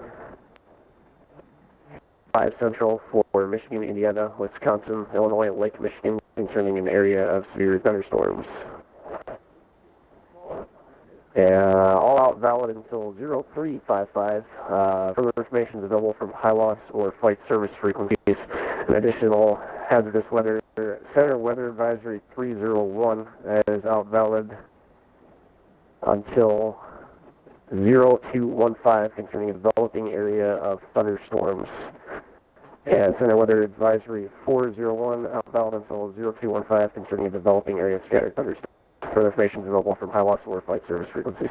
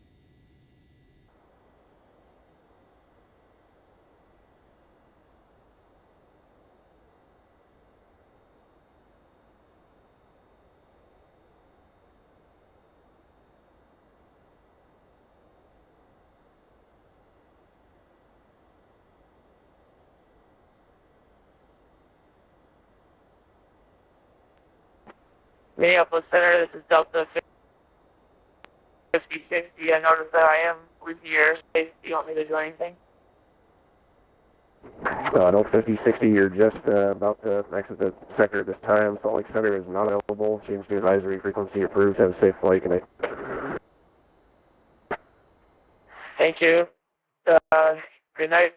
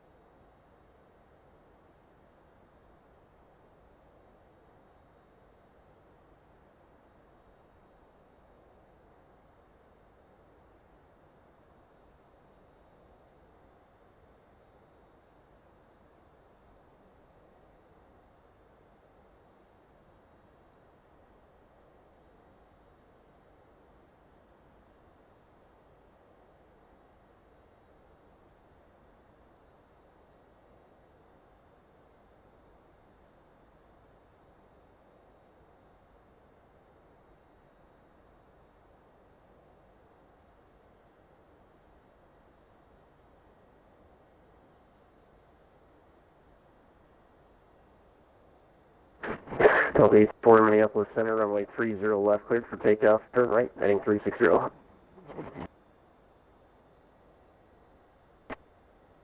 30 left, clear for takeoff, and turn right, heading 360, Delta 84.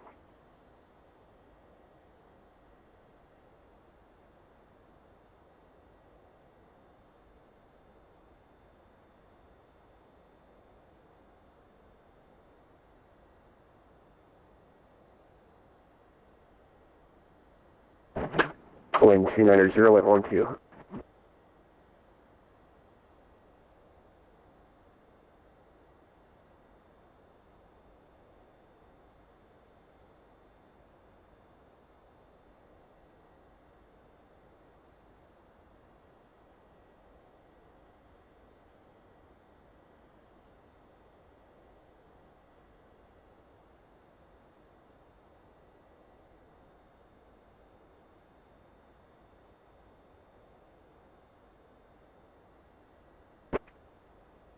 Minneapolis Center, good evening, Giant 59215, southeast cable, flight level 240.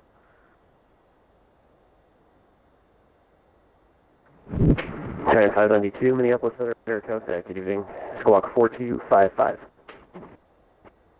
4255, Giant 592.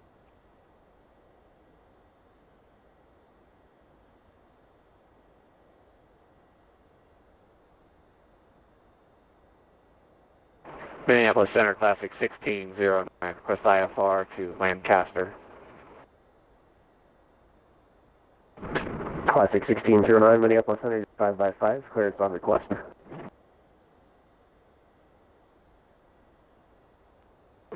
Delta 864, radar contact, and then maintain 17,000. I maintain 17,000, Delta 864.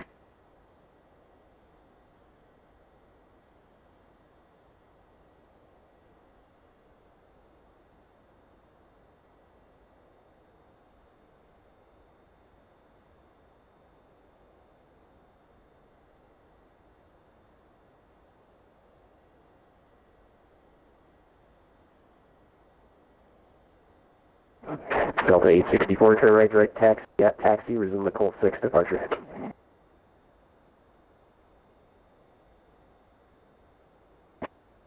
Right turn, direct taxi, and resume the departure, Delta 864. Classic 1609, clearance available, advise ready to copy. Center, Minneapolis, Classic 1609 with you. Classic 1609 is cleared from the Gaylord Regional Airport to Lansing Airport as files, main thousands. Frequency 33.4, squawk 2643, hold for release.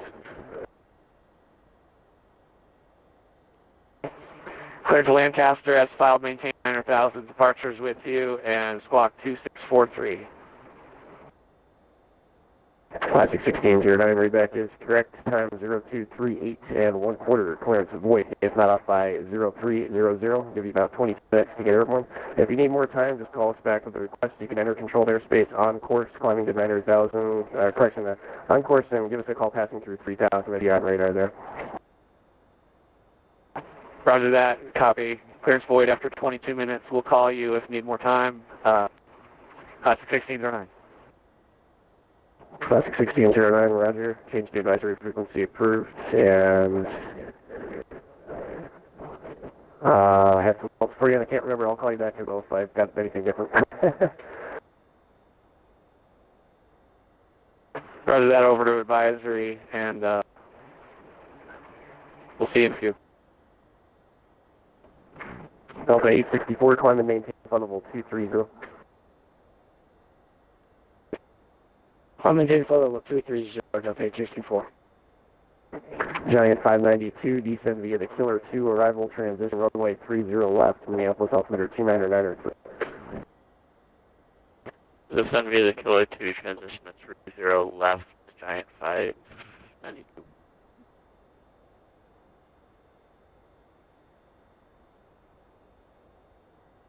Paradigm 757, lead by airspace to the east. Toronto Center is closed. Change to advisory frequency approved. Good night. Over to you, comes along, Brandon 757.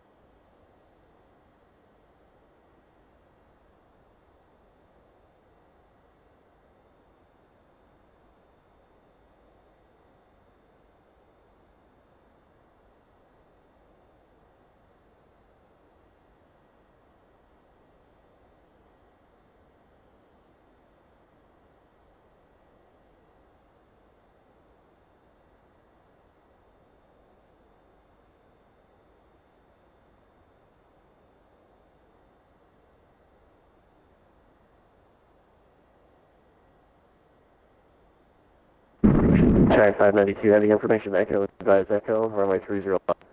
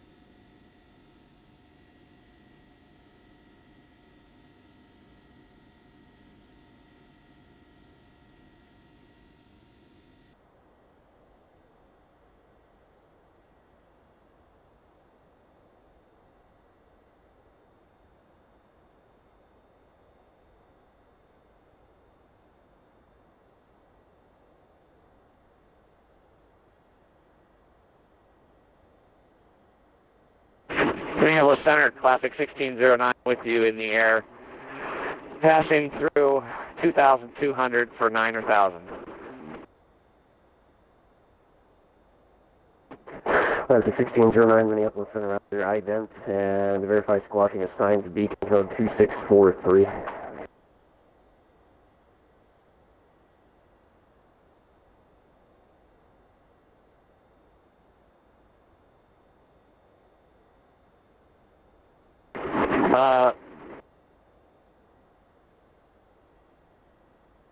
Idented and squawking 2643, Classic 1609.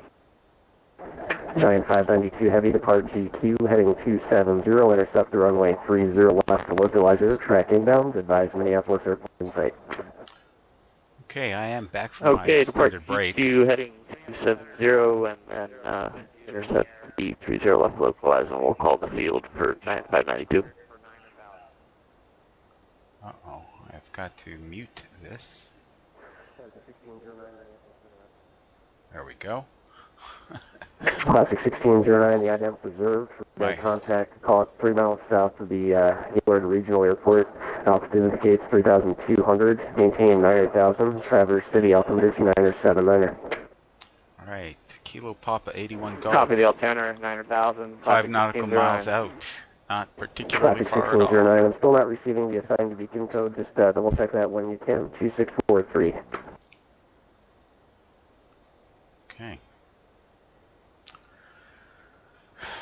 Still not much going on here. It's, I'm sorry, the Minneapolis Center Classic 1609, I had my transponder switched to the co-pilot side, so it should be correct now. Classic 1609, thanks, receiving now. Okay, we still got considerable ways to go. As we can see here, the time locally, well, is 0255 Zulu. And if we scroll down till we get to Toronto,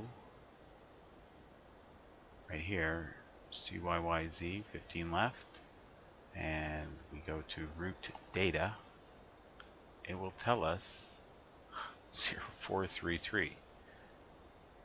So it's like an hour and a half out, 90 minutes out. What are you gonna do?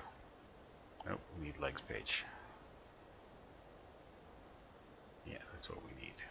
And or we get the legs page over here. Heavy to send that pilot discretion maintain 4,000. If we go to the cruise page here, we're cool. Discretion down to 4,000, 592 heavy.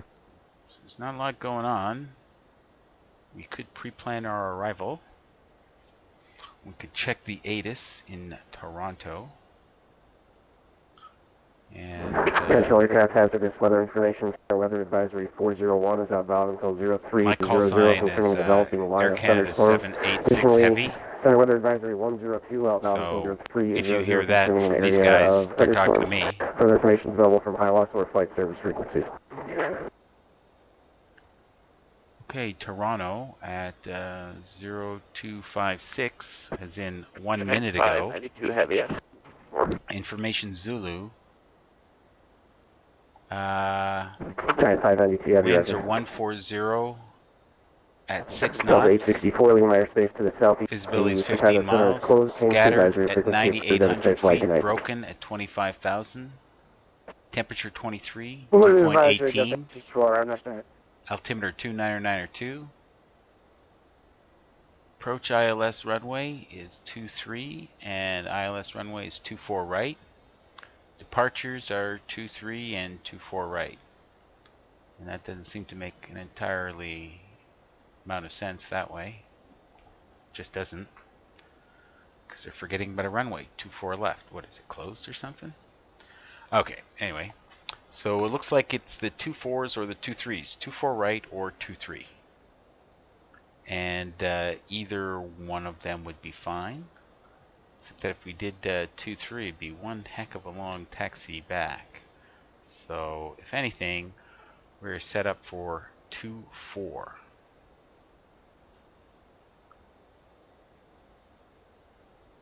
Yeah, none of that message traffic is for me. Alright, so let's pop this up. 592 heavy, field. And we'll go to departures and arrivals because we've got sure. nothing else to do. 592 heavy, clear visual approach, runway 3 to the left. And we are going to deselect that. Left hand, 592. And we're going to select next page. 24 right. Because I like it. Okay. And sure, what the heck we'll do the pigment transition. I don't have my iPad here to show me what that actually means. Except that, you know, we have a new feature, which I haven't really tested out. This is perfect time for it. I think it's control space. Yeah. So it allows us to look at PDF documents while we're in screen. So if we go see and then users, and then myself, and then documents, possibly. Yeah, I think it's documents.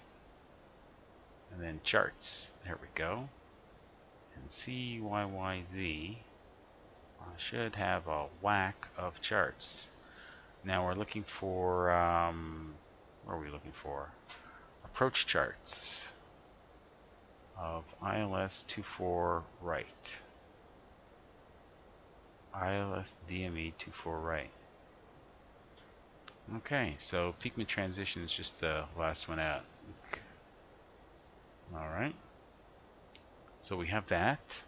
let us also open Giant 592 Heavy, wind 29057, Arrival. runway 30 left, clear to land. And Newber 20 left, clear to land, Giant 592 Heavy.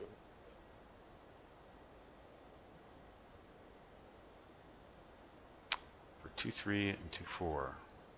Right. Okay. So let's scooch that around. So we'll be coming from this direction, from the west. And at Rockto, we need to be at between 11 and 15,000 feet.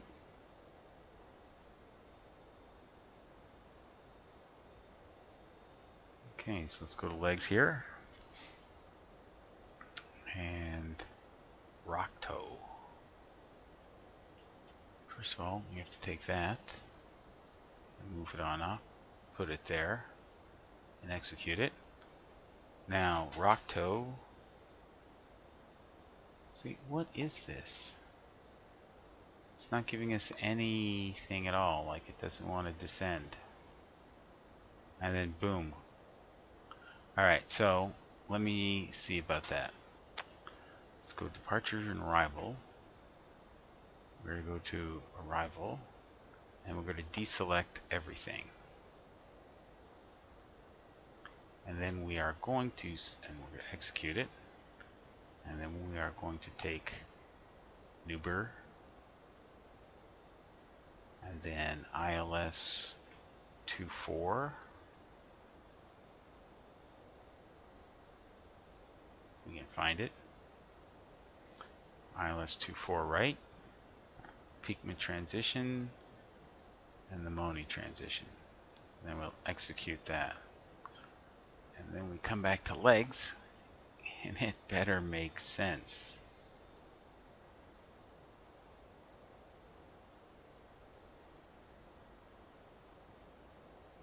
Alright, let's go look for some more. Alright, so in addition to all of this, we need to look at the navigational display, which needs to be at plan mode. Nope, that's not it.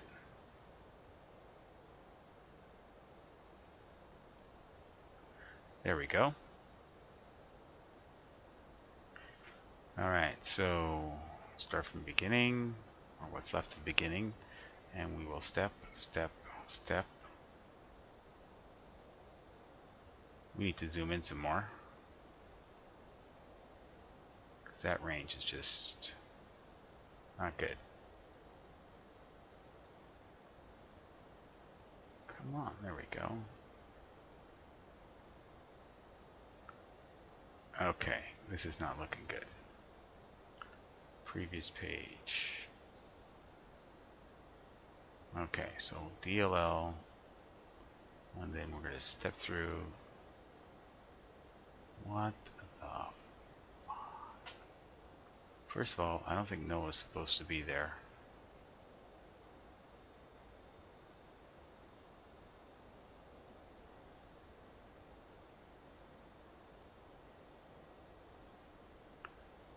Alright. So, it's previous page, next page.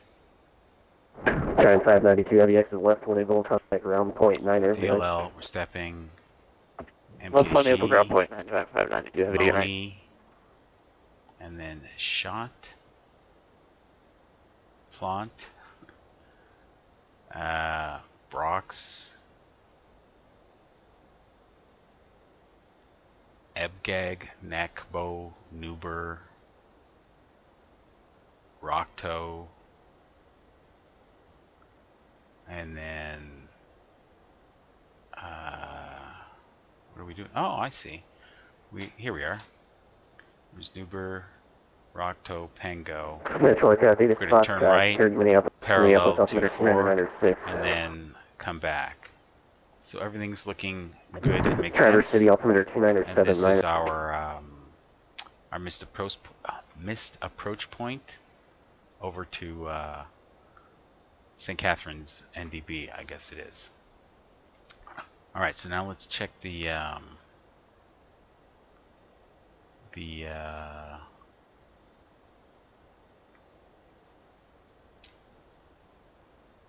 altitudes. Okay, the first one we have is 11 to 15,000 at Rocktoe.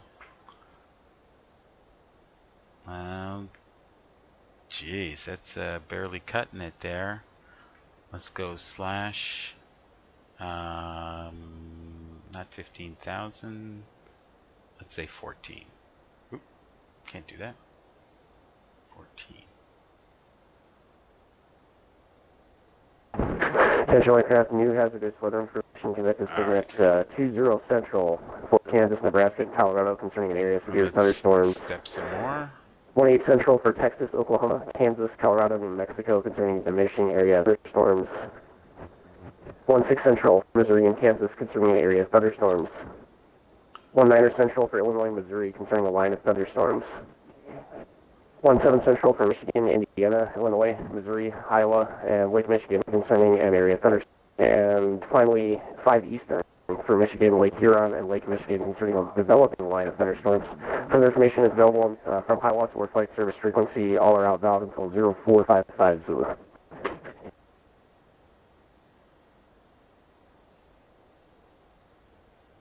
All right, so we need to be at 250 at 14,000 in this case. And for Pango, we need to be at 250. And for Verco, 220. Marad, we need to be at 200 knots and between 31 and 45. That's okay. And at Denki, we need to be at 3,000 or below. Is that what that's saying? That doesn't make all that much sense to me. Anyway, this looks like it's got Denki at 3,000. It's got a line above and below it. Okay, so at 3,000. Not quite sure why one is bolder than the other. Okay, so at 3,000. And then Davno, 200 knots. And then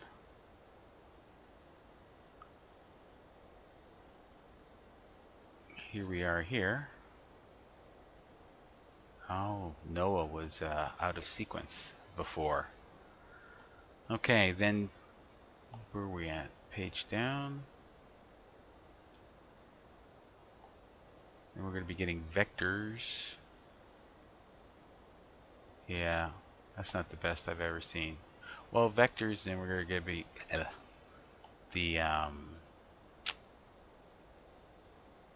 we could probably put it in there. How do you do that? Pigma?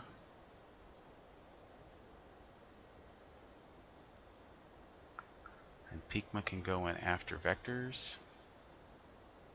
Yep, just like that.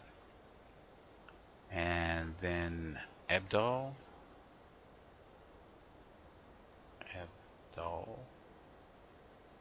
We can drop it in there. And then Noah, N-O-A-H-A. N-O-A-H-A. Can drop it in there. And I think that is pretty much it. And then next page, we'll take that. Oop. We'll take that. I don't know why I keep saying that. Alright, we'll execute it. Then we'll take that. Oh, I guess we won't. Page up. Discontinuity. Can we delete it? Invalid delete. Oh well. So, Davno, then vectors.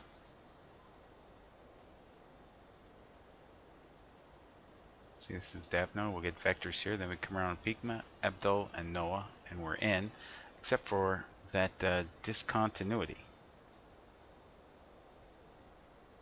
Let's go to the route page and see how it shows that.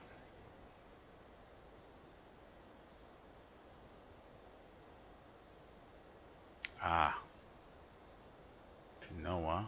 So we need to do a delete here.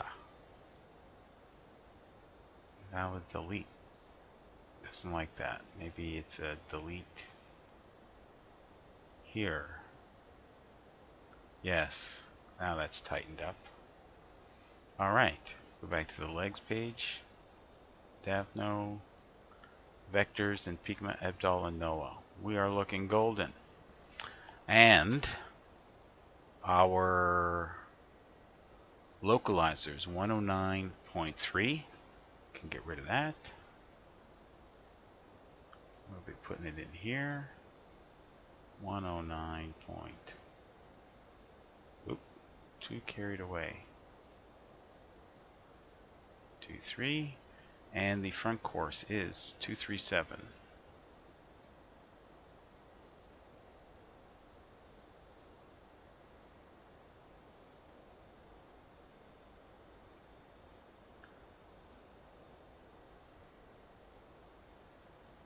There we go. It's a little, well, not paying attention there. Alright, 237 is what we're looking at. Phoenix Center, good evening, Trend 7225, 280-410. Okay, so that is our localizer all set up. We're on auto and auto.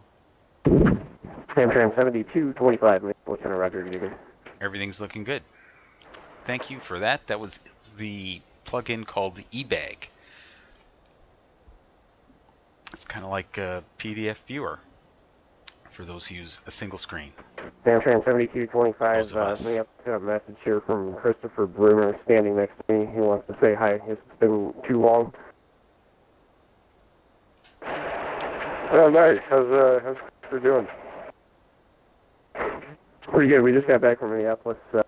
We had a live event this weekend down there, but he heard me call you Amtran and nearly lost it, so I came running over to that.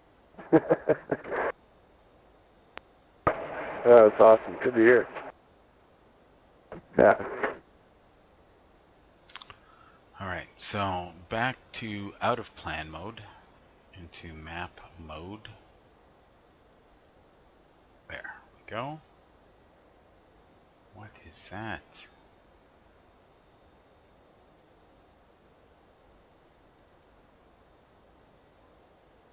Let's go to center. I am not familiar with that line at all. Not at all. What is that all about? Okay, as we sync up the head and bug. Just don't know. Completely unfamiliar with that.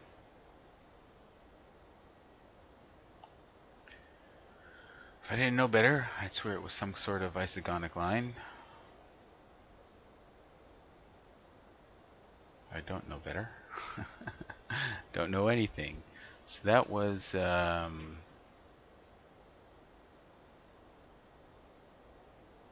is by, well, first of all, let's go to the next page and the next page here. Okay, DLL is the next one, and that was like RST or BST.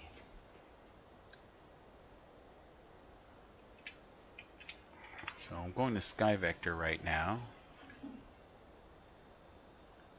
and RST is a Rochester VOR that is not on our flight plan. So that looks like a BST. And doesn't look correct either. Am I missing something? PST. Let's try that one.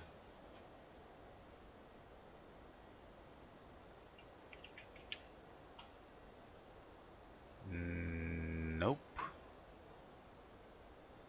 I don't know where that was, but that was not on our flight plan at all.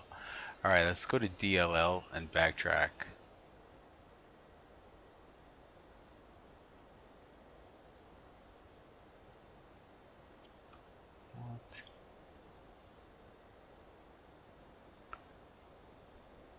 that is not my flight plan.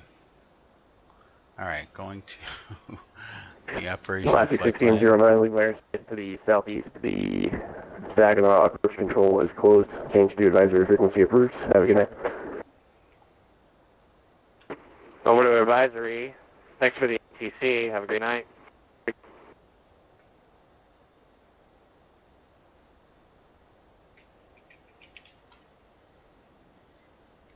Okay, so we're going to DLL.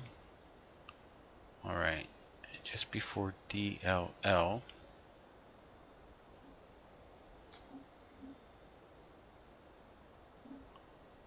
I'm confused.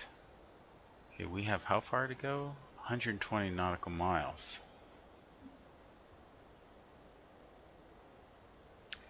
Alright, so if we're looking at the World VFR, the WAC charts,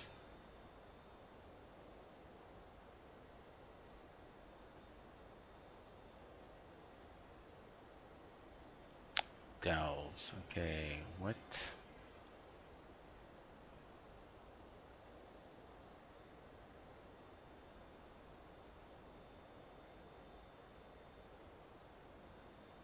Rochester. I guess I was too quick to judge. That is RST and that is Rochester.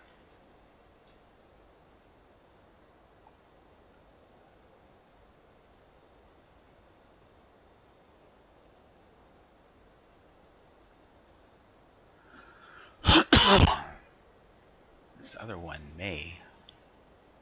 J. Not quite seeing that here.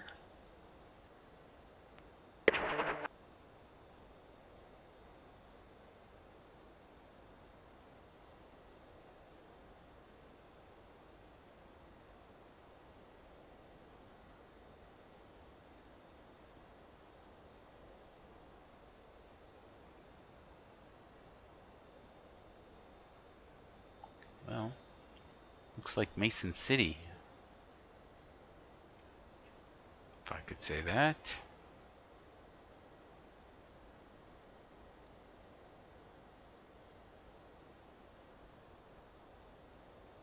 That we're leaving behind. And it is to the left of our flight path as well.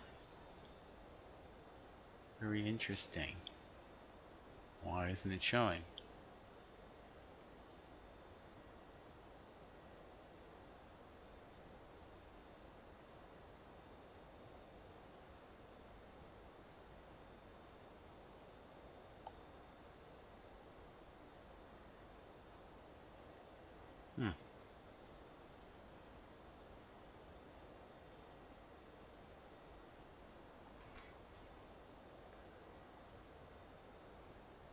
Airport waypoint.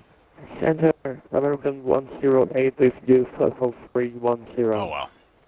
So, just before American some kind of big 108, line Minneapolis anyway. Center, 6372, or correction, disregard, squawk 327, American 108.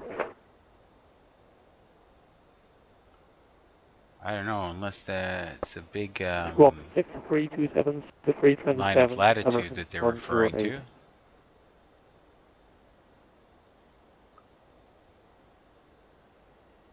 .93 degrees of latitude. I can't see that being the case because there'd be one every 60 miles. Right? So what else is it? Could it be? American 108, radar contact 8 miles south west of O'Neill, VOR.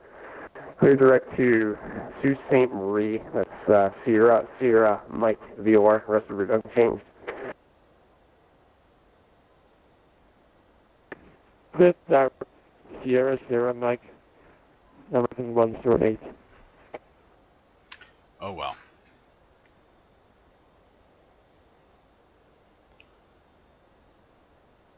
It's pretty boring when that's all you can find to keep you interested is what is that dotted green line all about? So far, we have no answers.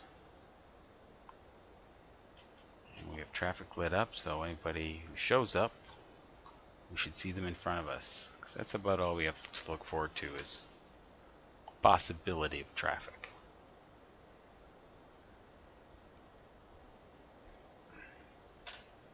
Alright, so back to Bat Spy. And we are now past the beam point of Minneapolis St. Paul Airport. They're at about our 8 o'clock position. Well into our 8 o'clock position.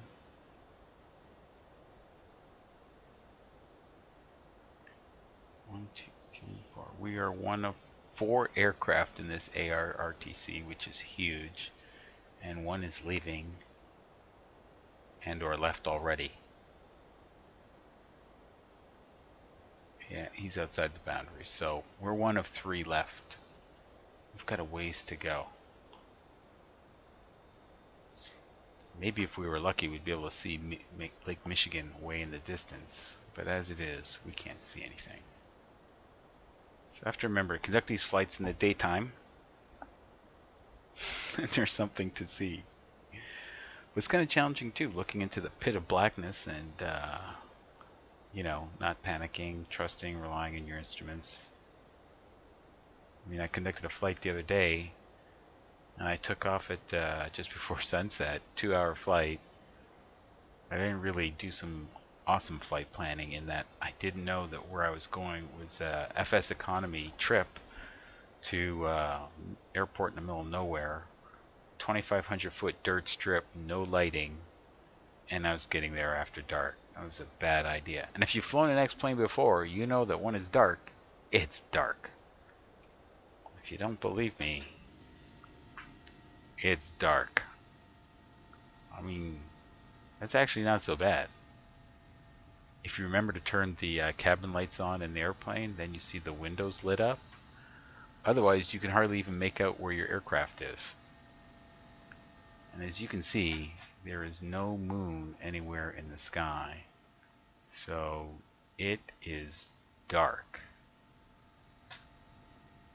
And below us, I mean, it's an airport of some sort there. But below us, there's nothing. And you gotta get down to about 3,000 feet before you see lights from, you know, cities, highways, and roads below you.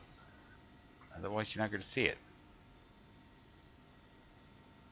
But who's to say in the next 90 minutes the moon doesn't rise or begin to rise?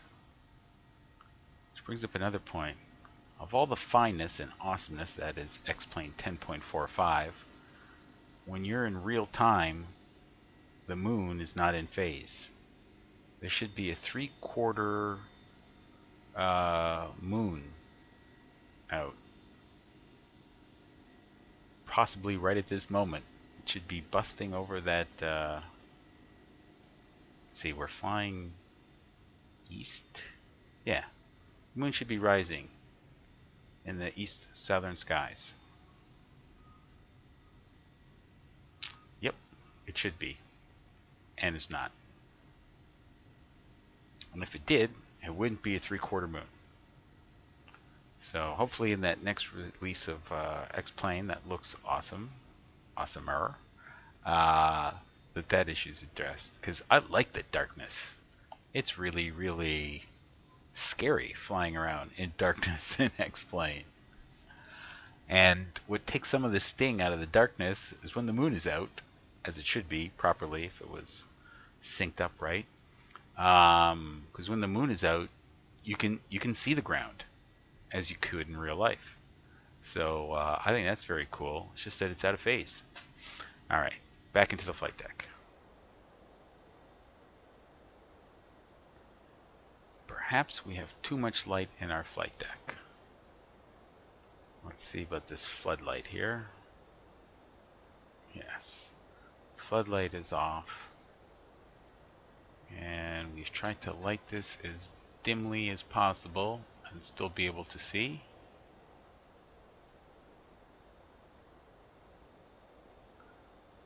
There's that. And then there's that.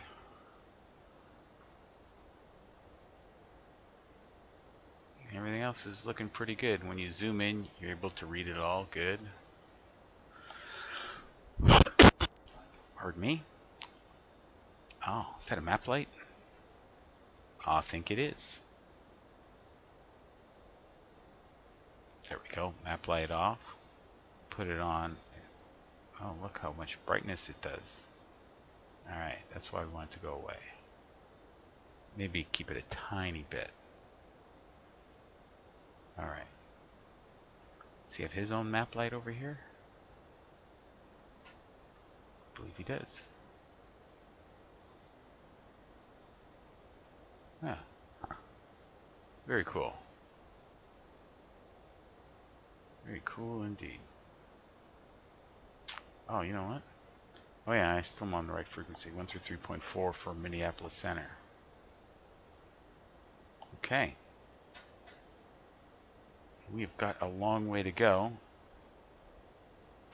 I don't know if you guys can see this. We'll see what I can do to make it happen. Nope, that's not happening. There we go. So this is Vatsim, and this is us, Air Canada 786, and this is not exactly our route of flight, but it's pretty close. Now if that continues, we're going to leave their airspace and possibly re-enter their airspace. Oh, it's too bad. What was this? Cleveland Center was up earlier. Now they're down. They're gone. So I thought we were going to be in, out, in with somebody else, then out into Toronto. But does not look like that is going to be the case today. So here we are, all of Minneapolis ARTCC, and there is 1 flight, 2 flight, 3 flight, and we make 4, and 1 is about to depart, but he's got no flight plan yet. Alright, so that's it for what I wanted to show you.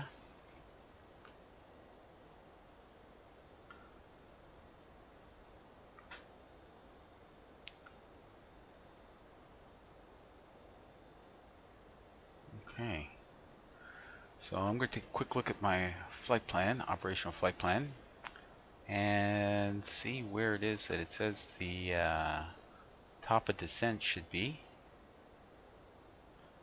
TOD is after shot, after plant.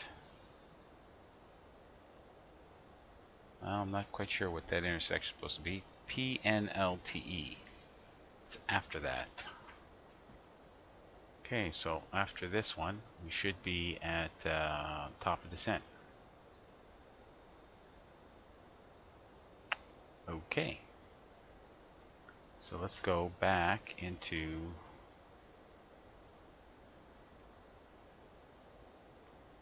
okay, and we're gonna step. Oh, you know what? We need to reduce the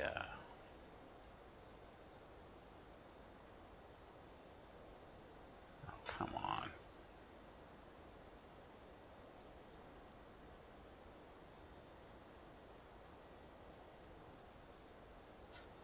Alright, let's see. Step.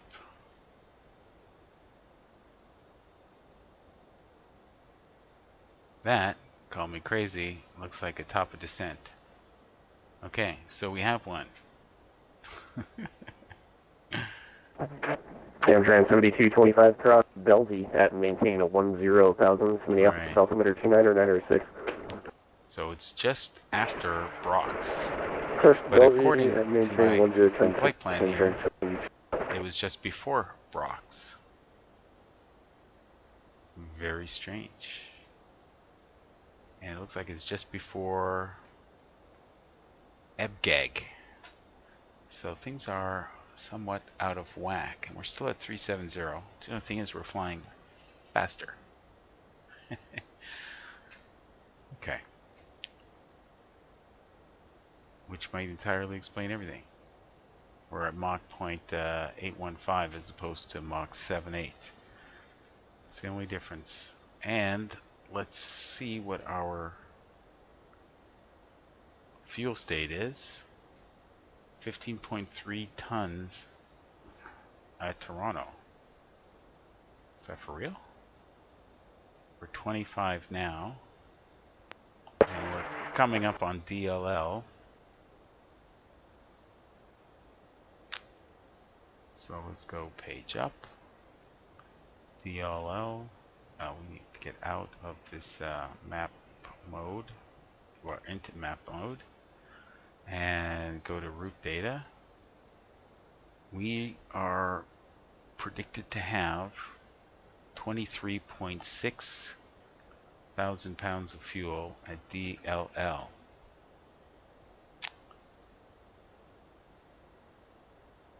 And according to this, we are predicted to have the operational flight plan.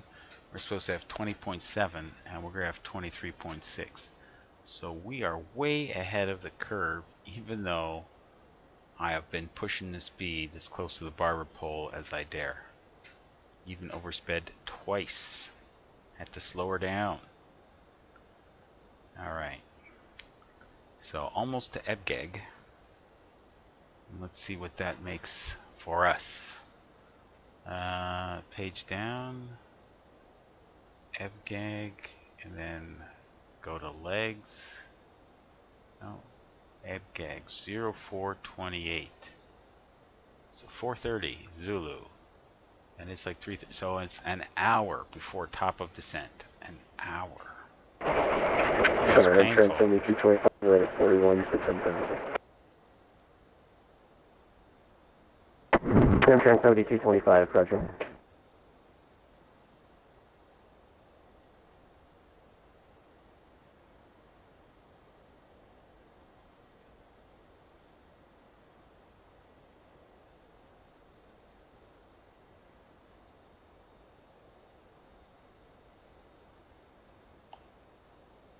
It's a lot of airports.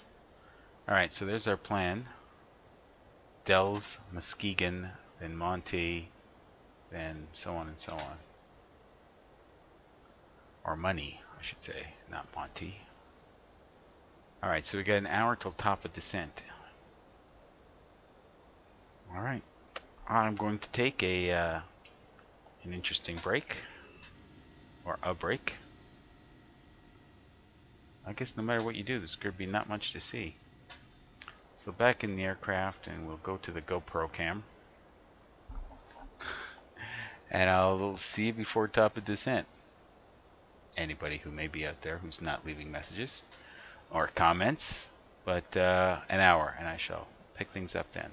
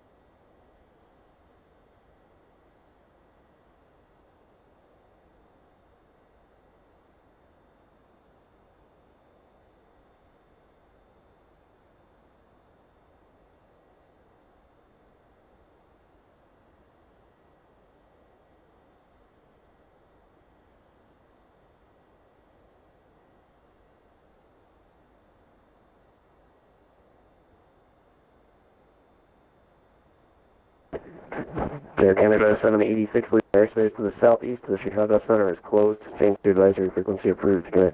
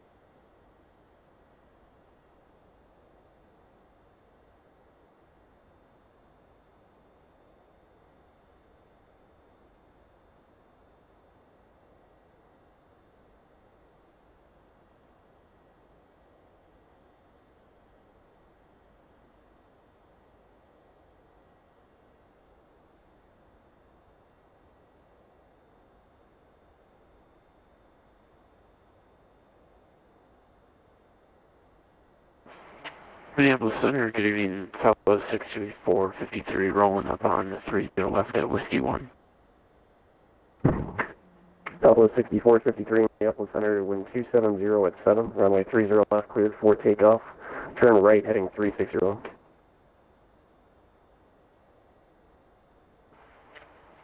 Clear for takeoff, 30 left, and right 360 for Southwest 6453.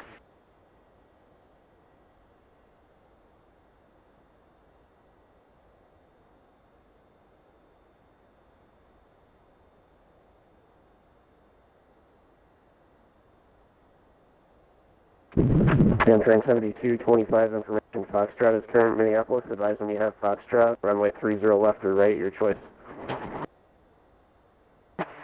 Oh, we do have Foxtrot, we'll take 30 left for Amtrak 7225. Amtrak 7225, roger, expect that. That's great.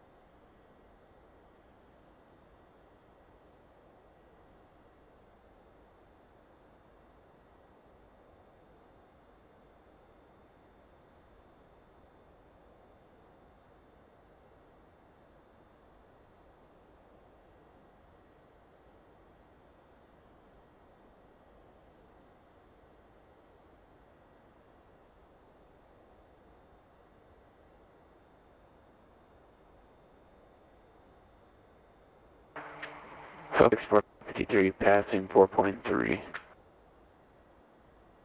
Southwest 6453, Minneapolis, departure radar contact, climb and maintain a 17,000.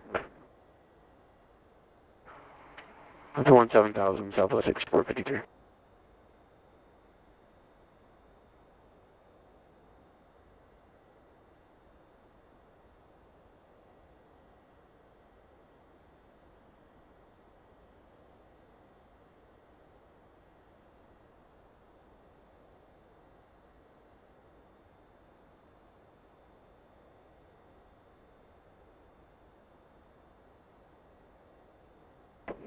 Southwest 6453, turn right, taxi at taxi, resume the code 6 departure. Direct taxi at taxi, resuming the code 6 departure for Southwest 6453. Amtrak 7225, just have to maintain 7,000. I maintain 7,000, Amtrak 7225.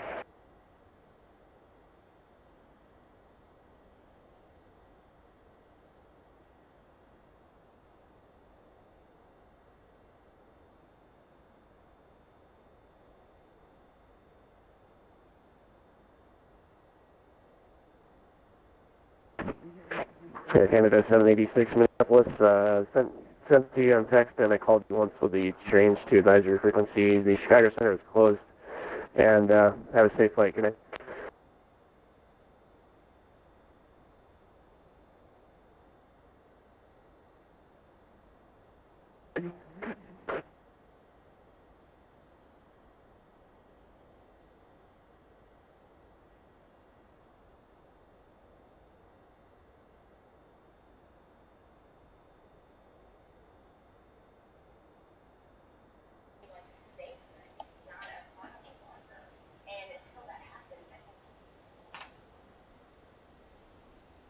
Alright, so I'm back.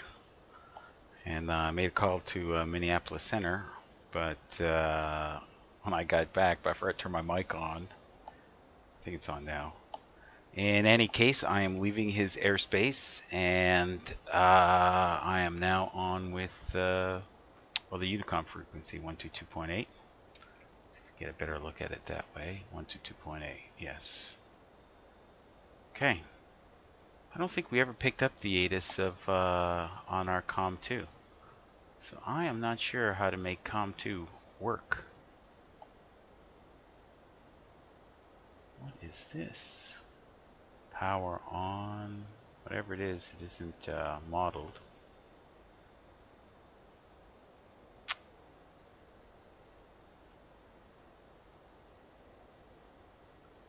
Felt like the aircraft was doing something. Alright. No, not so much.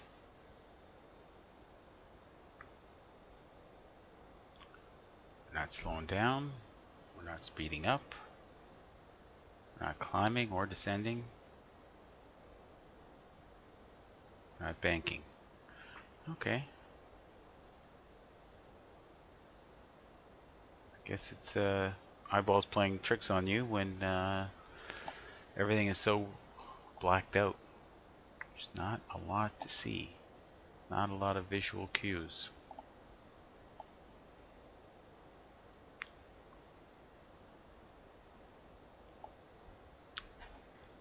Let's play with our lighting levels a little bit, shall we? Okay, we can go totally pukey like that. Or nothing at all.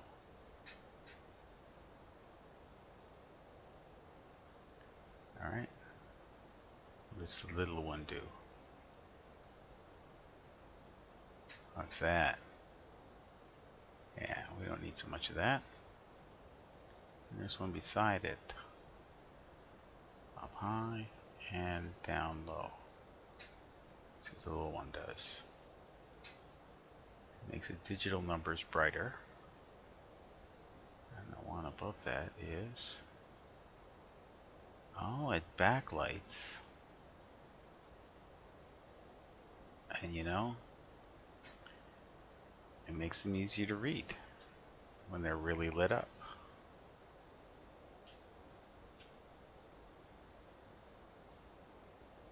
Huh.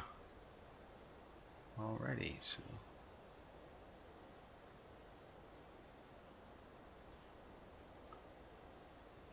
but too bright kind of bleeds them out.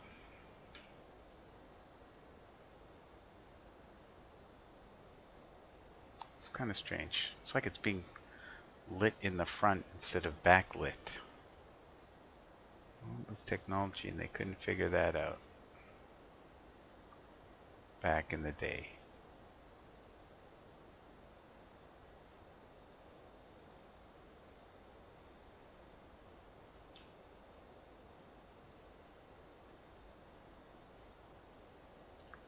Alright, that looks pretty readable.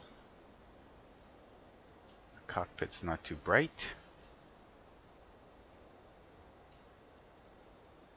Feels so we can see what we're doing. It's all good. Alright.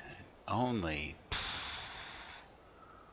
40 minutes or so left to go for top of descent. So far out, it doesn't even show on our navigational display at this time. Wow. So, should be after shot. And shot is, let's see, shot is 0430. And it is 0350. So that's 40 minutes out, plus a little bit.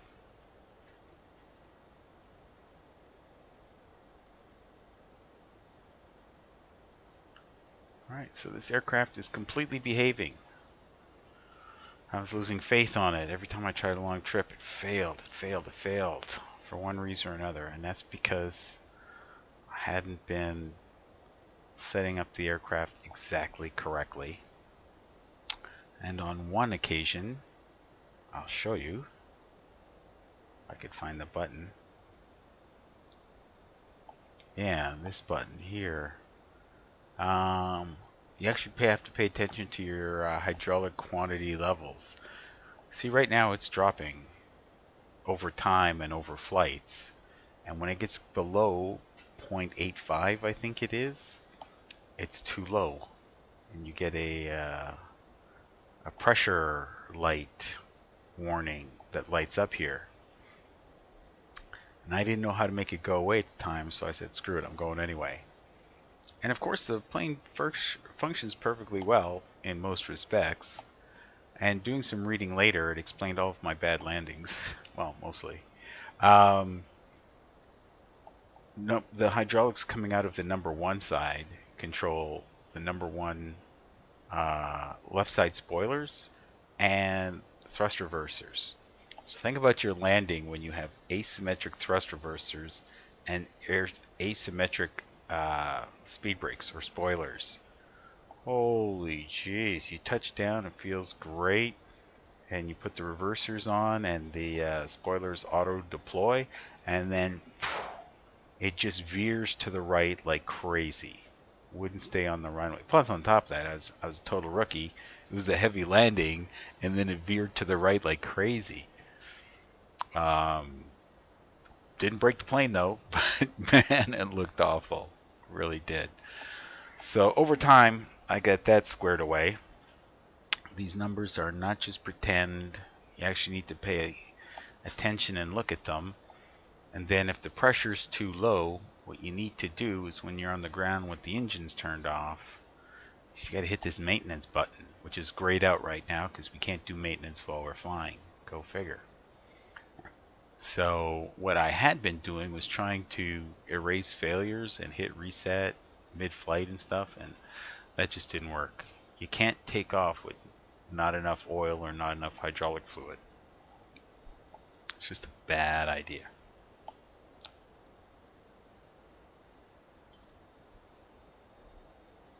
Of course, now what you could do upon hearing this information is just spam the hell out of the maintenance button while on the ground before starting the engines.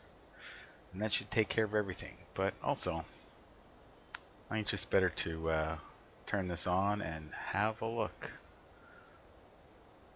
Who knows, maybe the center hydraulic quantity tank will go down before the others. Anyway, I think when you hit maintenance, it will top them all off.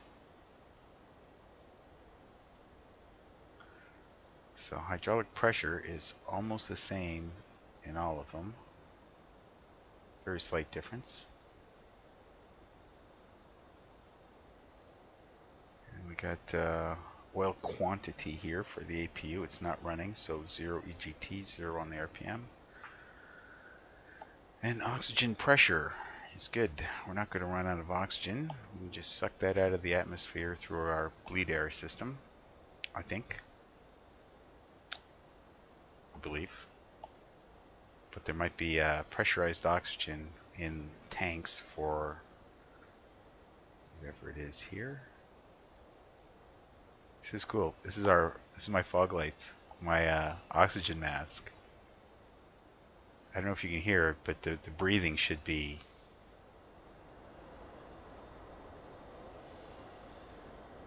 Yeah, you can hear it a bit there.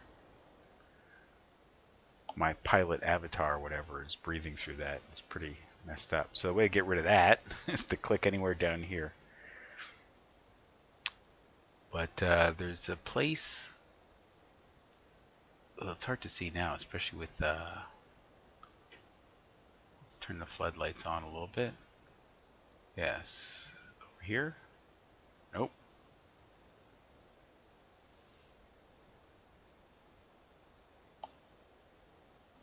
I think we need to just scooch over.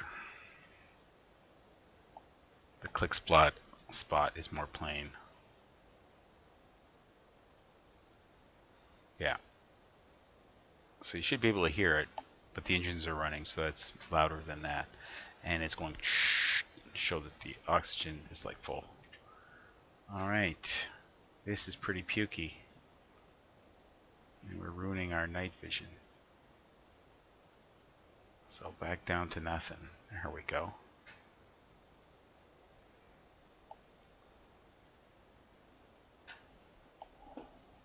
Do like the lighting in X-Plane, the night lighting. Makes me want to turn off all the lights in my room right now, so as to not spoil the illusion that's going on. Alright, so speed is good, attitude is good, altitude is good, VSI, good. Time, almost 0400, Zulu. 14 miles out from Deals, I think that's how you pronounce it, VOR.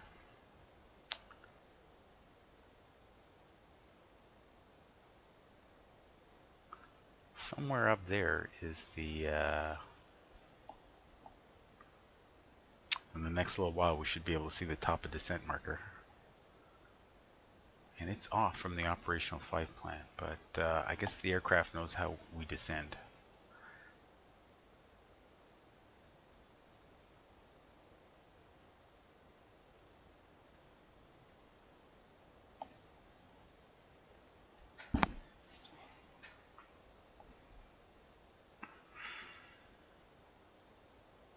So this flight's been so long, I can't even feel how long it's been. So in our VACAR system, we have this client, and if we go to the OOI report, the out, off, on, and in report, that's for out of the blocks, off the ground, on the ground, in the gate report, tells us that we left at 21:39, and it is now 0357. Does that make any sense? Like a 7-hour flight? Doesn't make any sense. It's supposed to be like a 4-hour flight.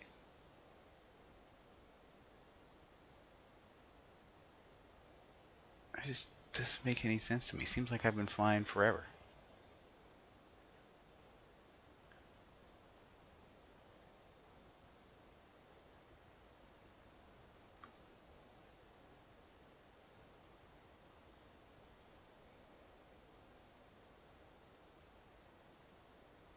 It's supposed to be 4.5 hours.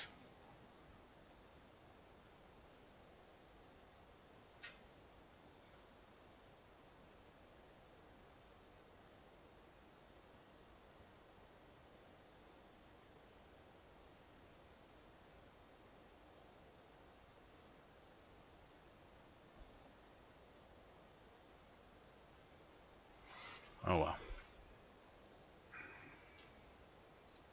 Should be on the ground in, what, an hour? I think that's the case. Should be on the ground in an hour.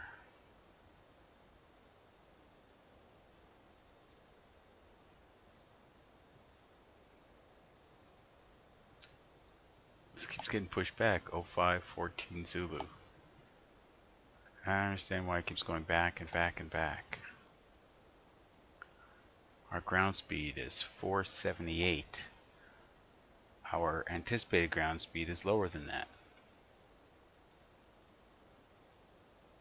We're supposed to be doing 455, no, 455 true with 521 ground speed. Yeah, we're supposed to be experiencing some high winds, some high tailwinds. And what we have is a moderate crosswind.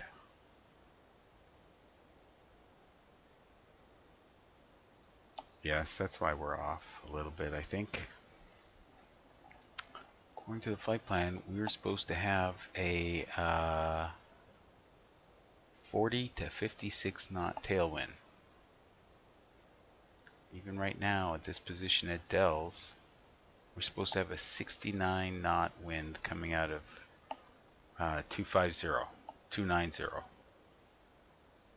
Well, I mean, that would have been very helpful. The temperatures, right? Our true speed is supposed to be 455, and we're at 476. So we've made up some of the difference. But our ground speed is taking a hit. It's only 477.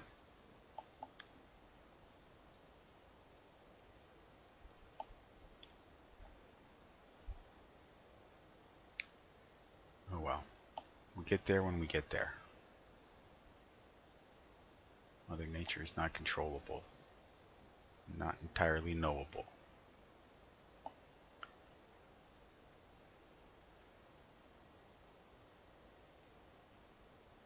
Alright. So we don't even have ATC to listen to anymore. Oh, I know what we can do. Still put it back on. See if we can get this thing to work. Okay, 133.4.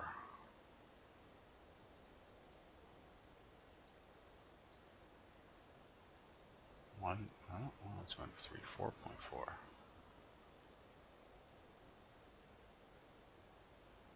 Okay, well, the connection is made.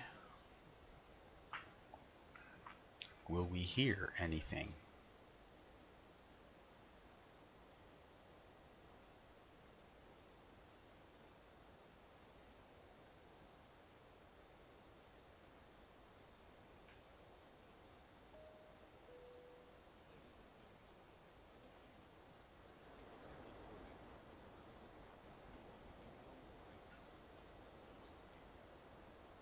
They can barely be heard, whatever.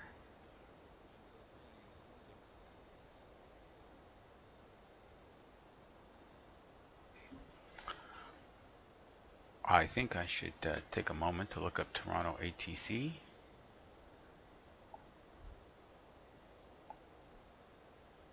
ATIS, I mean, that's what I meant to say. Toronto ATIS 120.825.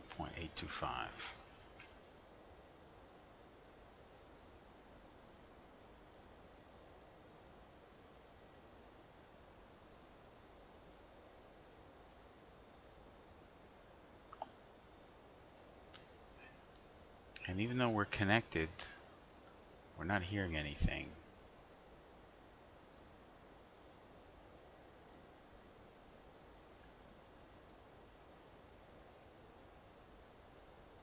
Alright, so in any case, we should be alerted in some fashion when we can pick up ATIS from Toronto. Alright, let's have a look outside. Again, check. Should check my frames too. See if there's been any significant movement on that. No, not really.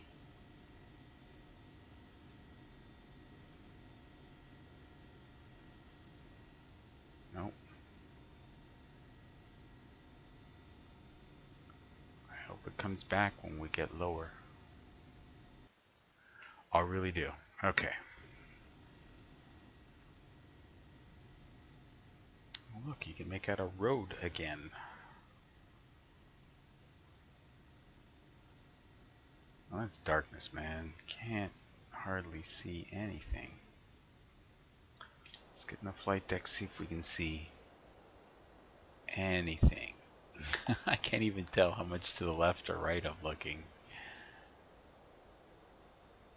There's just nothing there. Okay. Let's slide over sideways all the way.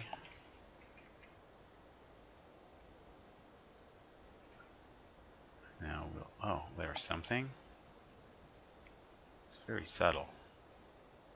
We'll zoom in. And maybe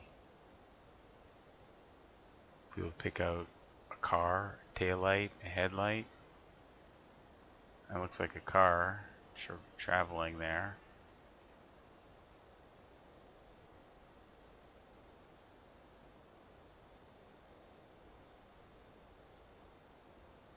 That looks like those flashing lights. That could be like Popo or something.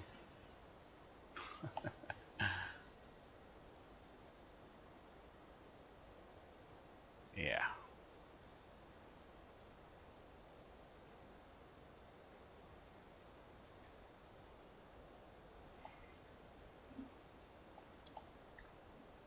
Alright, do we have top of descent yet? Sort of, it's barely legible.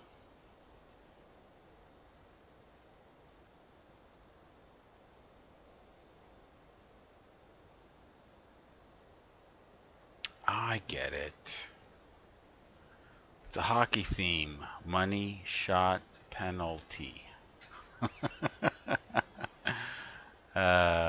Let's see what else there is.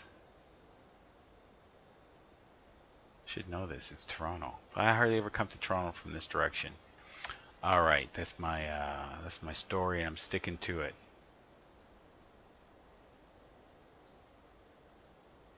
Okay, so it starts at money, shot, penalty, box. Get it? Penalty, then box, then ebgeg, gag. Have no idea. Nakbo and Nuber. Rockto, Pango. No idea. I guess the theme is over with money, shot, penalty, box. Yep, that's about it.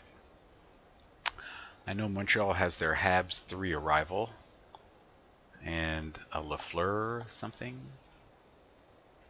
And of course the Trudeau 2 departure. Those are all kind of obvious, especially since the airport is purely a Trudeau airport. So much for that.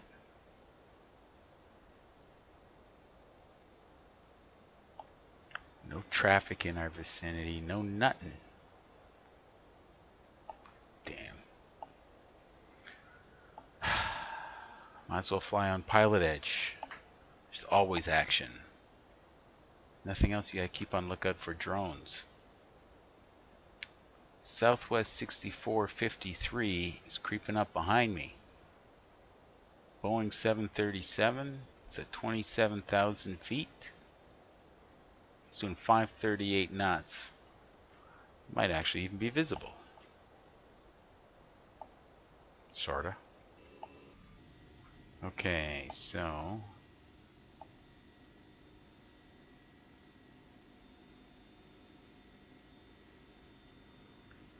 alright, it's in this direction, and he's below me.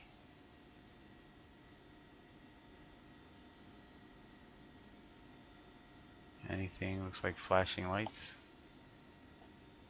Nope. And he's gone. He just disappeared. It's at 27,000 feet. How do you just disappear? That's crazy. Alright, so much for that idea. Ooh. Poofy clouds at night. What is with that blue light in the cockpit there? That. kind of interesting. Alright. So we got SkyMax Pro 3. You can't exactly see how poofy and fluffy the clouds are at night. But trust me, they're plenty poofy and fluffy. Alright, let's see if we can pick out the North Star. Big Dipper, Little Dipper, Annie Dipper.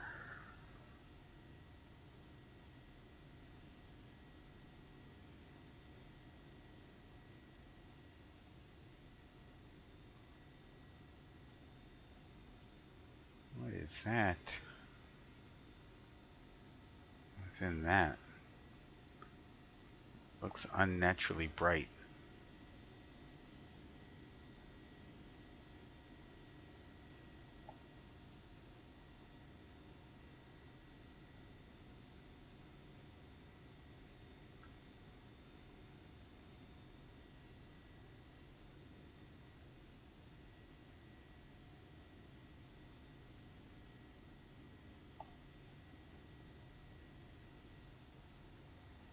If I had to guess though, I'd say that's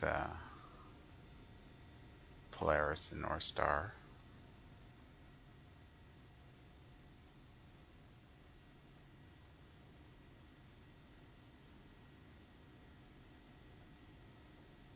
I guess you can see any pattern you want to see right now.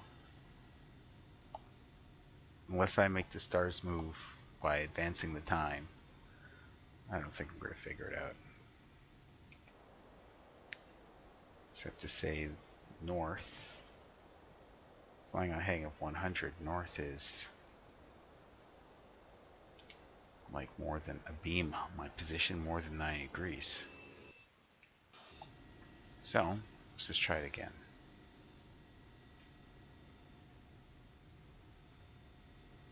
If we look in the right spot, look up.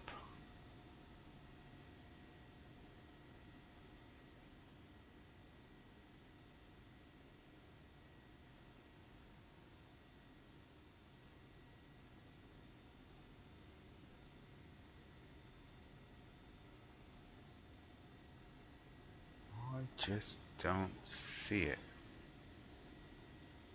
Well, Big Dipper's supposed to be in the northern sky, but how much and how big is it?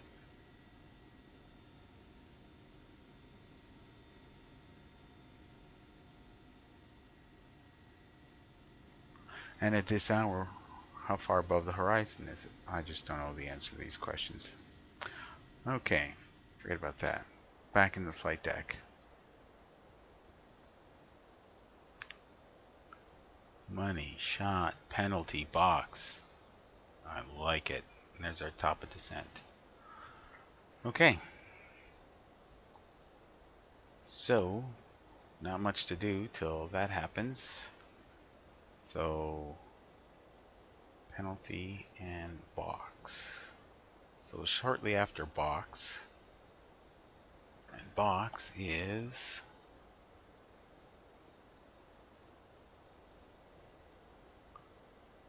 0553.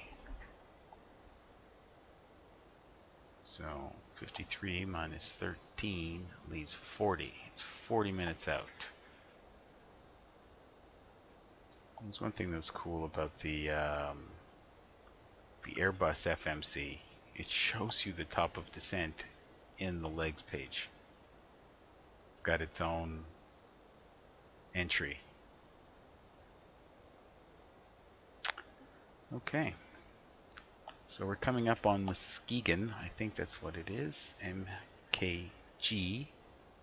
And we're supposed to have 21.2 tons of fuel on board. 1.2 thousand pounds, not tons. 21.2. And I bring over my operational flight plan thusly. Well, you see it here. Yes, Muskegon. we are going to have 21.2 thousand pounds of fuel, and we have estimated fuel on board of 17.9. We got way more than that. And minimum fuel on board of 15.3. So we're way ahead of the game. And we are supposed to be having winds 251 at 56 knots. Nowhere to be found.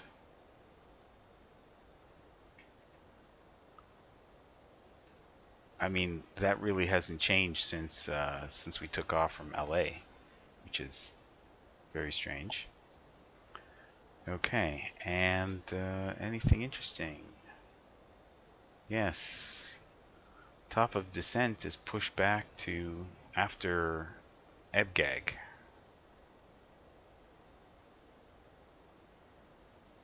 Okay, so we got lots of fuel, no problem. Oh, I know. Let's get rid of this. And let's check out our digital ATIS, so to speak. Weather request, ATIS for arriving aircraft.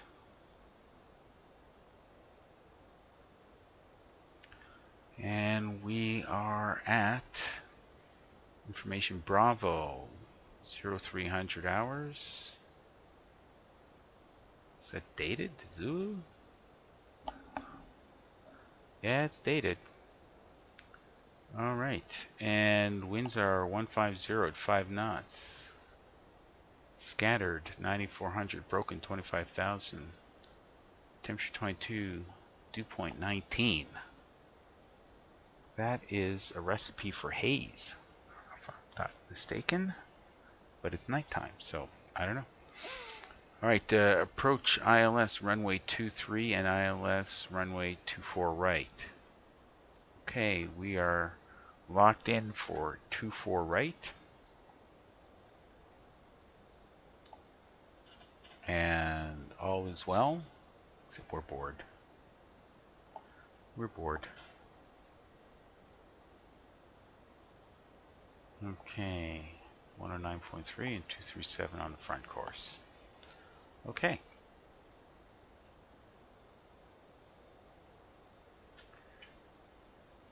Let's see, control spacebar.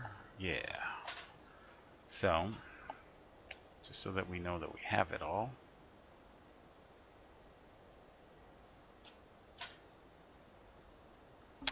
Minimum safe altitude 3,000.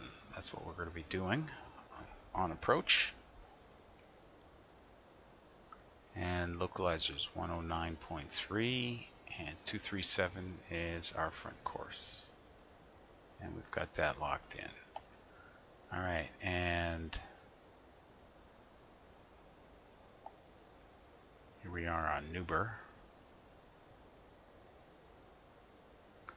Well, the Nuber 1 arrival anyway. And let us open up that other one. Nuber, wherever it is. Arrival routes. Does this make sense? Let's rotate it properly.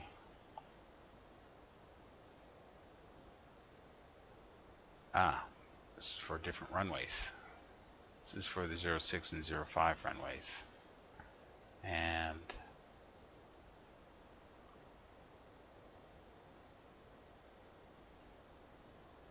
we really want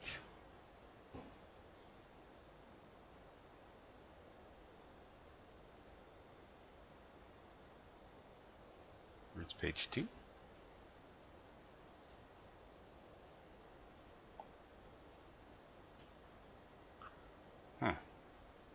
Doesn't seem right. Or not what I intended. It's another page. Nuber 1 arrival for runways 23, 24 left and right. Nuber 1 arrival routes, just general, and page 2. I don't think there are any others.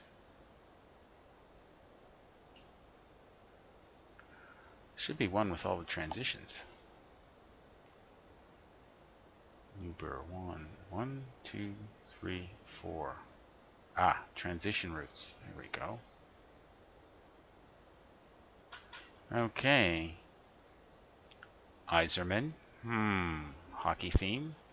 Money, shot, penalty, box. And then I don't know, they lost the hockey theme altogether there. Let's see what they got over here. Query. Nuke. Herbal. Fingal. Durlo. And then finally into Nuber. Doesn't seem to mean anything to anyone. And there are no restrictions in terms of altitude or speed. Not till you get to Rotko, I believe, which is after Nuber.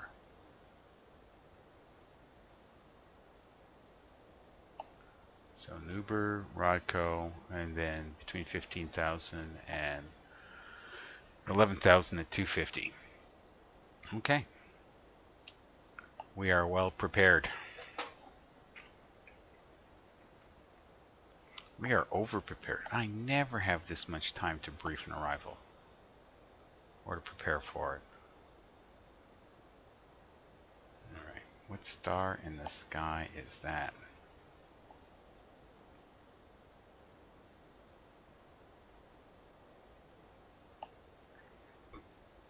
Excuse me. Kind of looks like two stars revolving about each other really fast, like a pulsar.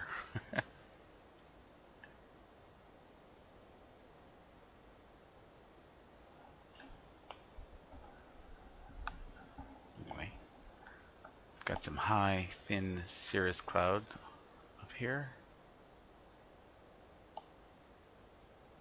And the poofy clouds, they seem to have mostly gone away.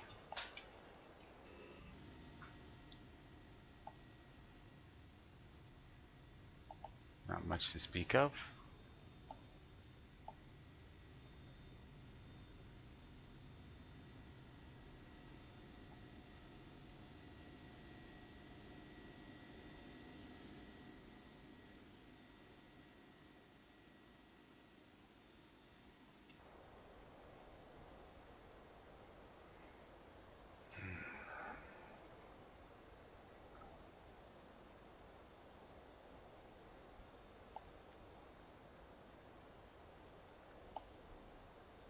Oh my god, it's like world's longest live stream for me.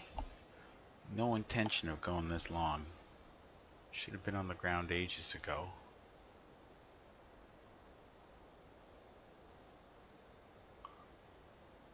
Brake pressure.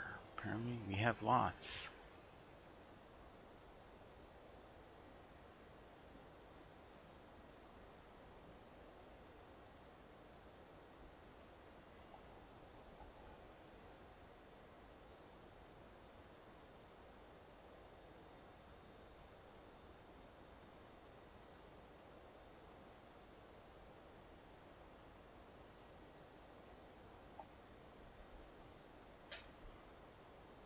Oh wow. I am going to take a break again until such time as there's more interesting things happening or to prepare for. So it doesn't seem to be at this time. Alright, catch you on the flip side.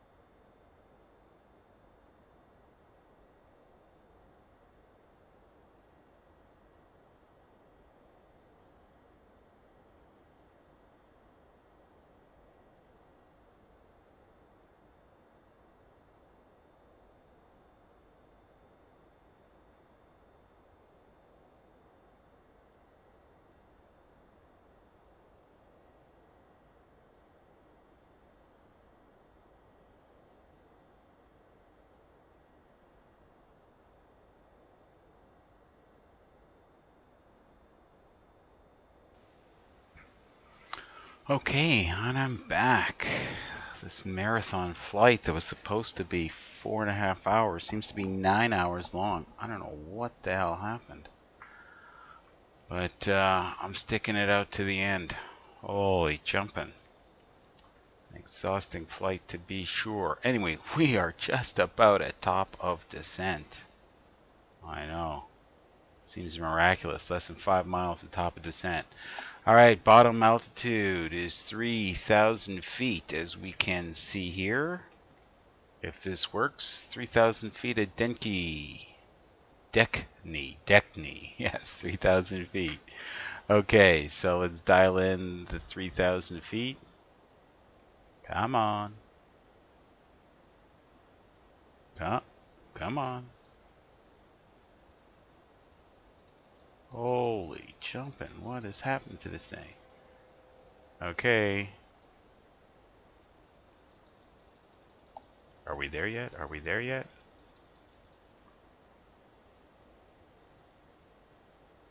Uh-oh, something's broken. Can't super dial this stuff in. It's gonna take a while. Well, we got some time. We're not quite there yet.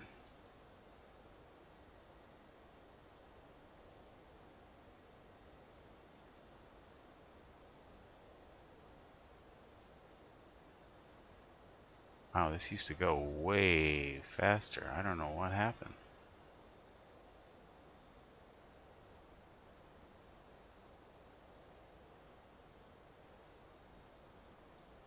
Oh, there it is. 3,000 feet. Boom. Okay. And we'll leave it on the VNAV, and it should start descending on its own. And here is the vertical profile here. All right. Now, this is a perfect example of how the clouds will mess you up if you're trying to fly visual. See that cloud there? You think that the bottom of clouds are level and that that's the horizon. And then what do you do to make that cloud the horizon? You turn into it, and next thing you know, you're banking. Wait a second, we're turning right now. Holy shit. We're in a 10-degree turn to the right. That is, wow. Okay, pay attention. Okay, that's, are we descending yet? Yes, we are descending. Our altitude is unwinding. Might need to put out some drag, might get a message to that effect soon. In any case, we just passed the top of descent marker and it's going to need a little time to stabilize. Alright, now that I am certain we are wings level, what I said is absolutely true, although the circumstances for the example weren't exactly perfect. But sometimes clouds sort of build and look mountainous, and the slope going up the mountain, you can get fooled into thinking that that is the horizon, that the clouds, that flat side of the slope of clouds is the horizon.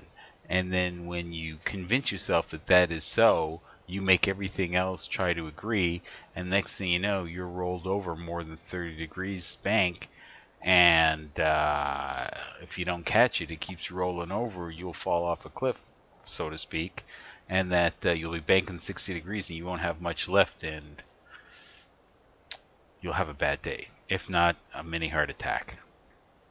And if not, you'll lose the confidence of everybody that's in the aircraft with you. Alright, anyway, just wanted to get that out. Because it's happened to me. Alright, I think I'm going to have to edit the 7 hours in the middle out of this video. Unbelievable. I could have swore I started like before 6 o'clock local time, like 1800 hours, and it is now 2 o'clock in the morning. Or close to 2 o'clock in the morning. It's approaching 6 o'clock Zulu. It's freaking crazy. Alright. So we're still not getting asked for drag yet. I guess we're close enough to the zone that it will catch up. We're now descending at 2,500 feet per minute. and all is well. All right, let's go over the descent checklist, which I did already. I was so bored. I did that like an hour ago. All right, let's go normal and descent. No, that's not it. Normal and descent. So I checked the pressurization, and the elevation in Toronto is like 570, 580, if I remember correctly. It's 569. So 550 ought to do it. And recall, there's nothing there, so we are going to cancel and then hit recall. There's still nothing there, so that's checked. Auto brakes. It's a long runway, normal, average. We're set auto brakes at 2. Landing data, VREF. We go to init reference, and we are choosing flaps 30 with a VREF of 131. We have to remember that. VREF of 131. And approach briefing complete. Next, altimeter. What is the altimeter in Toronto? That's a good question, because we're not getting any ATIS or anything like that, but maybe we shall. 120.825.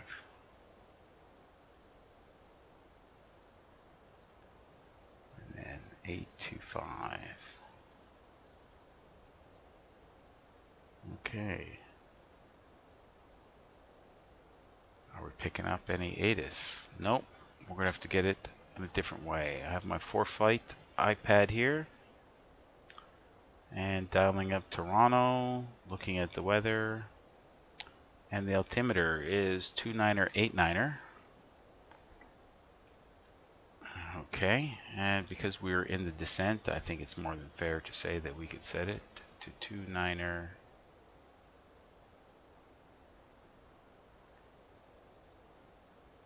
Come on. I can't believe how sensitive this thing is.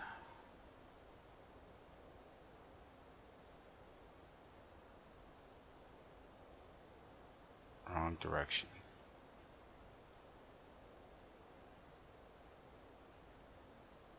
Two niner, 8-9er. Tiny little trick, click this button, and it does it to the other altimeter as well, synchronizes them. But what it doesn't do is it doesn't synchronize the standby altimeter.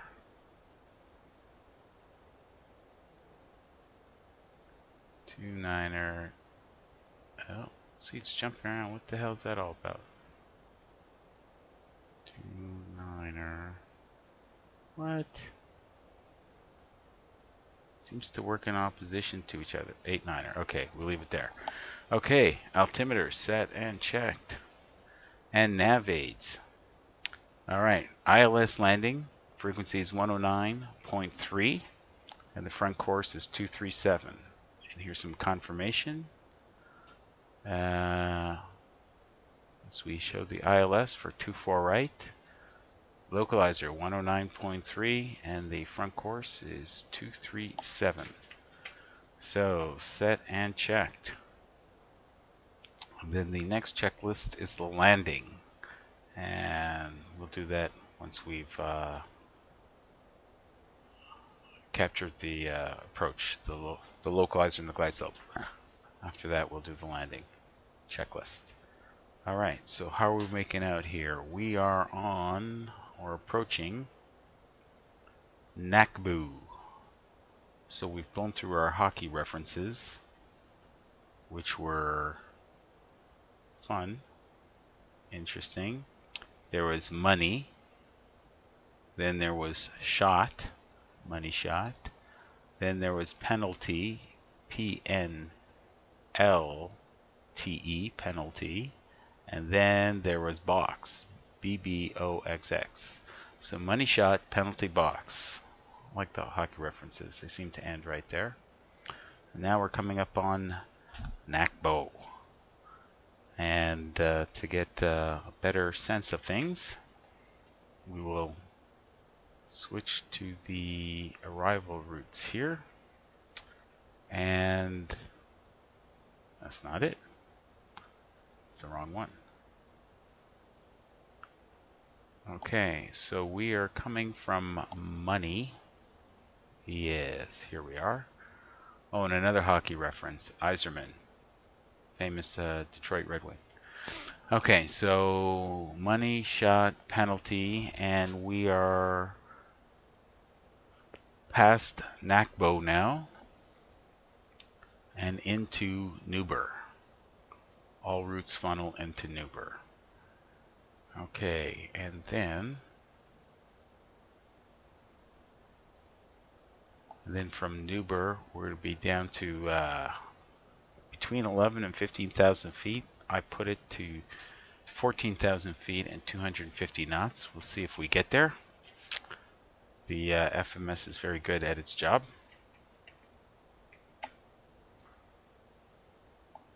Okay. So look outside the window changed. Oh, we're in some poofy clouds. See? Can't even tell. Also, because we're descending, what we should have done is put the seatbelt sign back on and made an announcement to that effect. That goes a little something like this before descent. Actually, start of descent. Yeah, I can barely hear the guy, but you know he's saying something interesting. Alright. What's our altitude? 29,000. Okay, now they're asking for drag. So we're going to pull up the speed brakes for a bit. And we're going to help ourselves to descend on profile while we try not to get hypnotized by the clouds going by. There's something I want to try. I want to try putting on the landing lights.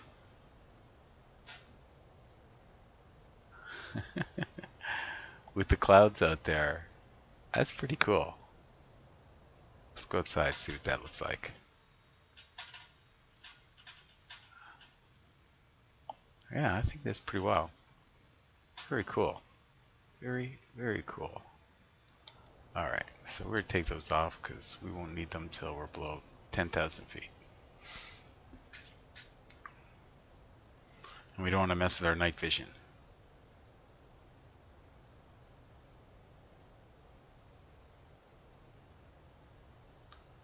Okay, now that we're underneath our glide path, put away the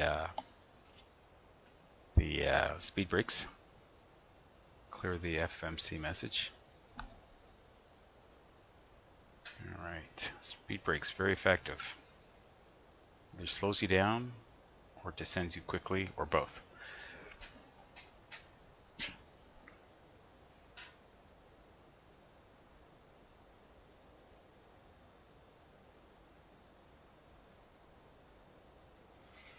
Alright, and Newber is coming up in 6 minutes. 43 nautical miles out.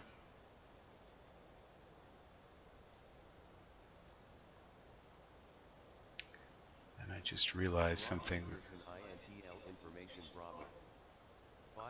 Now we pick it up. Sky conditions 1900 scattered, 9200 broken, visibility more than 10. Temperature 22, dew point 19. Wind 180 at 5, altimeter 298. Alright, so the second radio is not working for us at all. Alright. Toronto Pearson INTL information Bravo.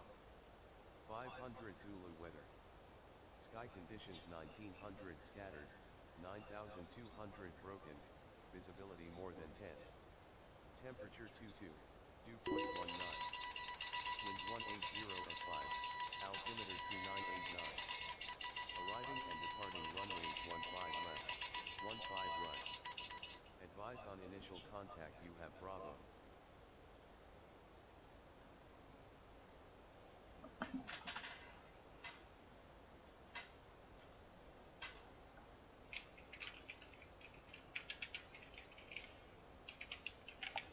Toronto Pearson INTL information Bravo.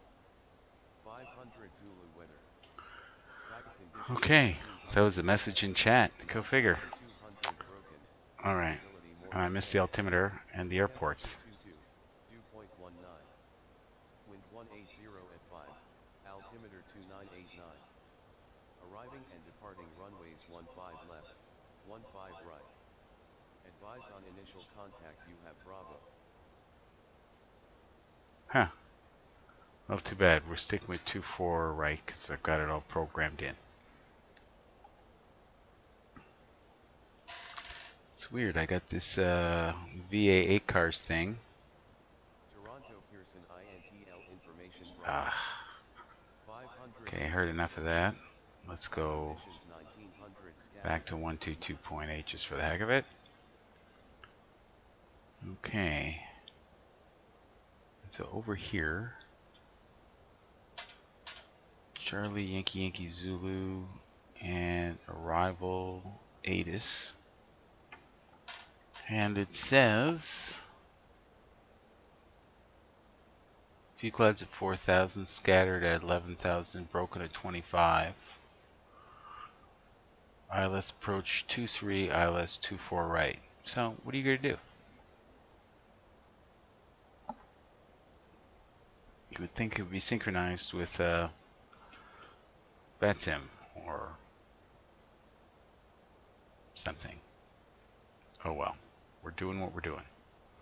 Alright, let's keep an eye on everything. Attitude is good. Speed, good.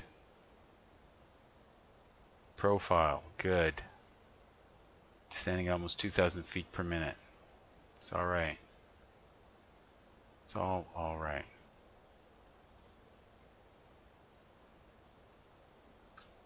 And soon enough we will get a green arc. That's 10 miles to ring around Toronto, and that's a 4-mile ring around Toronto. Again, helps you visualize that it doesn't let the airport sneak up on you. Then bad things happen when you have to hustle, which has happened to me a lot. What? How did this happen? It's supposed to be on auto. That one's on auto.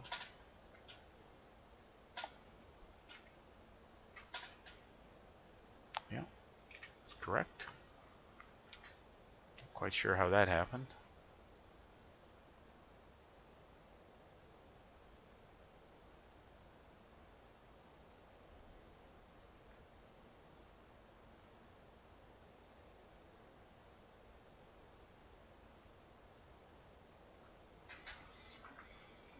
Alright.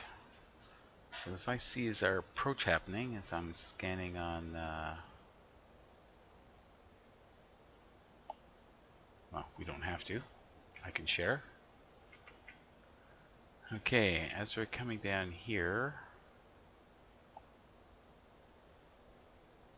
I think that right here where it says Mayrod, that is where downtown Toronto is. I think. It's a little hard with they're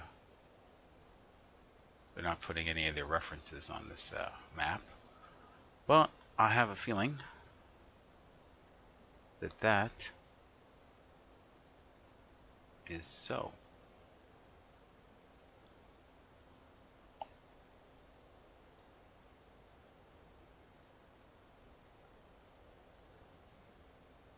Anyway, there is a Gibraltar, the Gibraltar Point NDB, which is on Toronto Island, and its frequency is 257. But I've never put an NDB in a 767 before. I'm not sure where you would do that. This looks like the third radio. Backup. Third VHS radio. Maybe this is it here. Left ADF, right ADF. So let's go 2, 5, 7.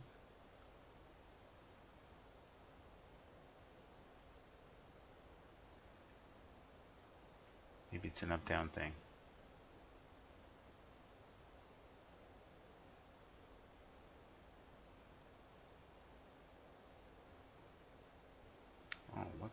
was that? Oh, 257. There we go. I don't see anything else going on. So where are we going to get a needle that points to it? ADF.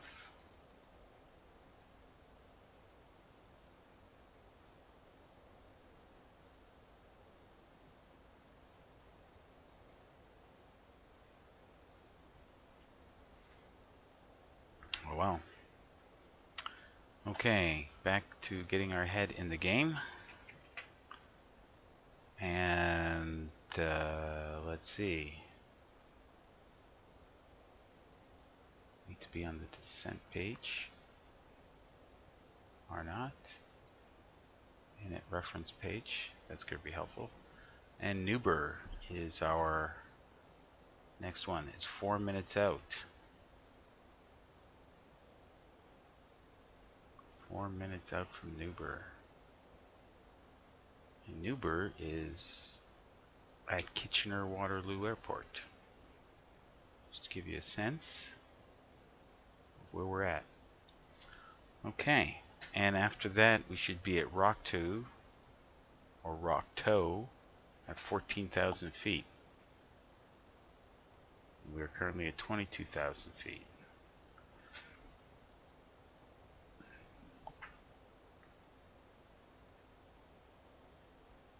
Alright, on profile, everything's looking good.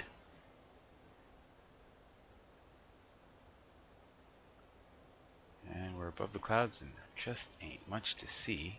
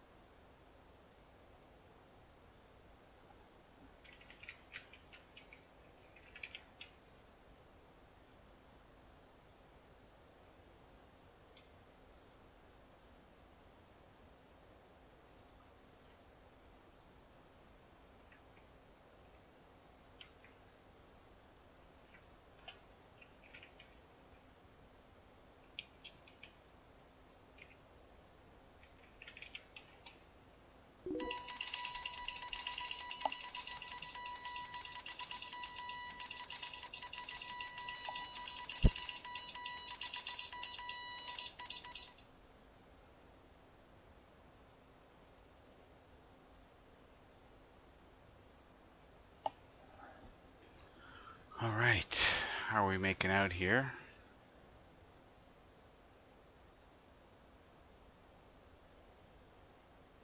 Oh, this is our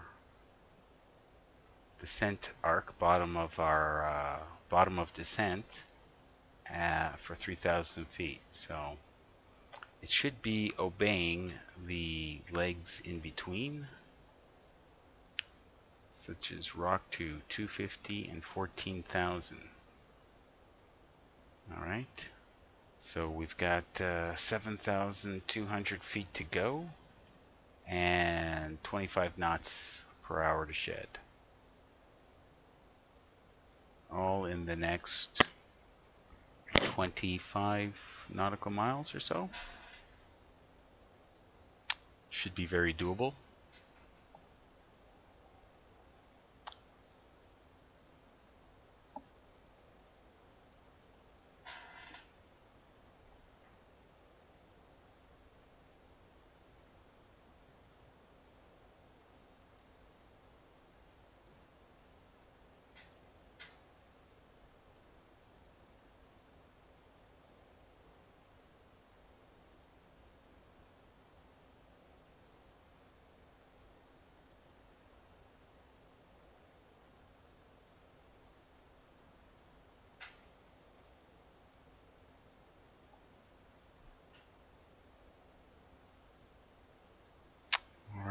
so just to remind myself, speed is going to be 131.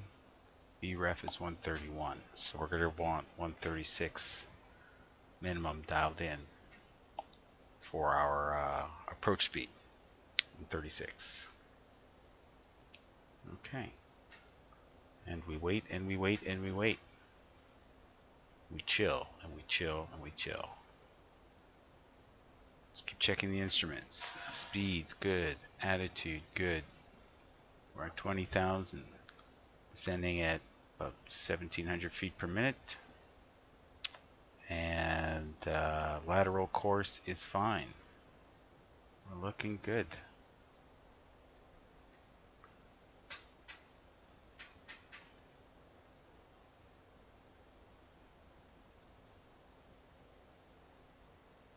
It's too bad there's nothing to see. But I guess that's life of a pilot flying in the soup at night. Not that we're technically in the soup just yet.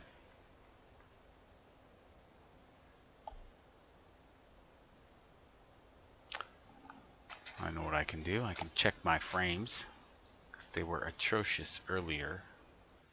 And as we descend, seems strange, but I was hoping they'd pick up. Well, that's pretty bad. Maybe when we get below the cloud deck, they will come back. Also, this epic 10-hour video stream could be just kicking the crap out of it.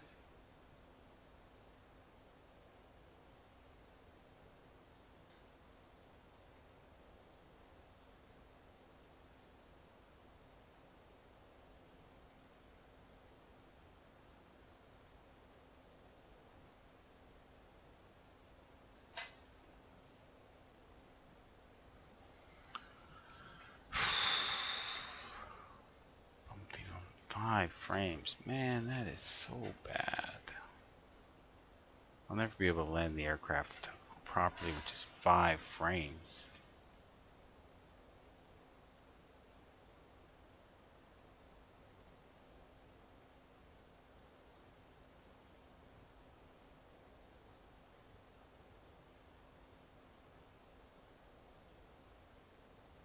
Okay, approaching Newburgh. Newburgh's 12.3 miles, 12.2 miles out. And we're at 19,500 feet. We've already set the altimeter for Toronto, which is 2986. Wow. Can't believe it. All right, 2986.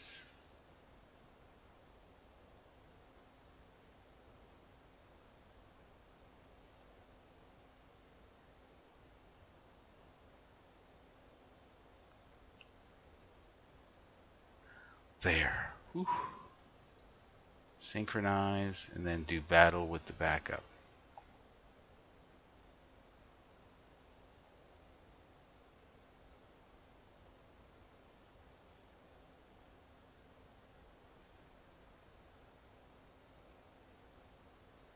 (2986) just should not be that sensitive.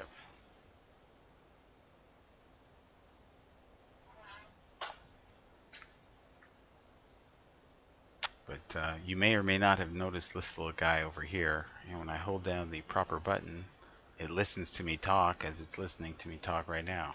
Auto throttle requires the pro version. So it thinks I wanted to mess with the auto throttle. It's called Plane Command, and it's very cool. You can do things like it comes in a free version and a paid version. Paid version I think is $19 US. And it can do all manner of things. I can get it to raise or lower the flaps. On the free version, that is. Raise or lower the flaps. You can set the COM1 frequency. You can get it to flip the COM1 frequency. Raise or lower the flaps, raise or lower the gear. I think that's pretty much it for the... Oh, and all the lights, the landing lights, strobe lights, navigational lights, and landing, taxi, strobe, navigation lights. It will do. It's supposed to do your transponder, but I've never known it to work. At least not in the payware airplane I flew, the smaller one. I think it was the Airfoil Labs. So let's see. Set transponder off. Transponder is off. No, it's not. Set transponder to standby. Set transponder to standby. Transponder set to 3750. What? See, I don't even remember what it was at before. 7127. So.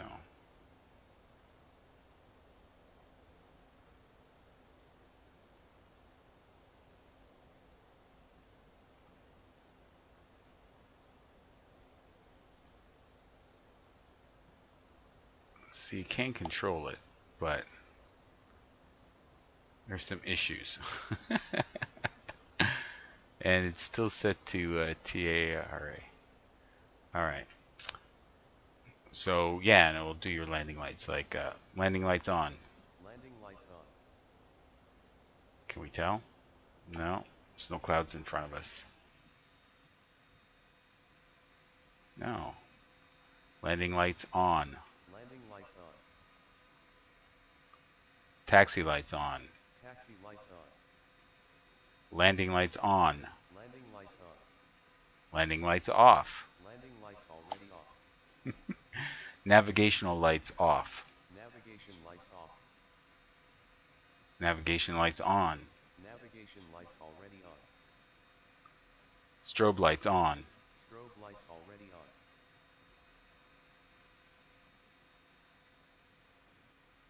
It's kind of weird. It's not actually working very well in this aircraft.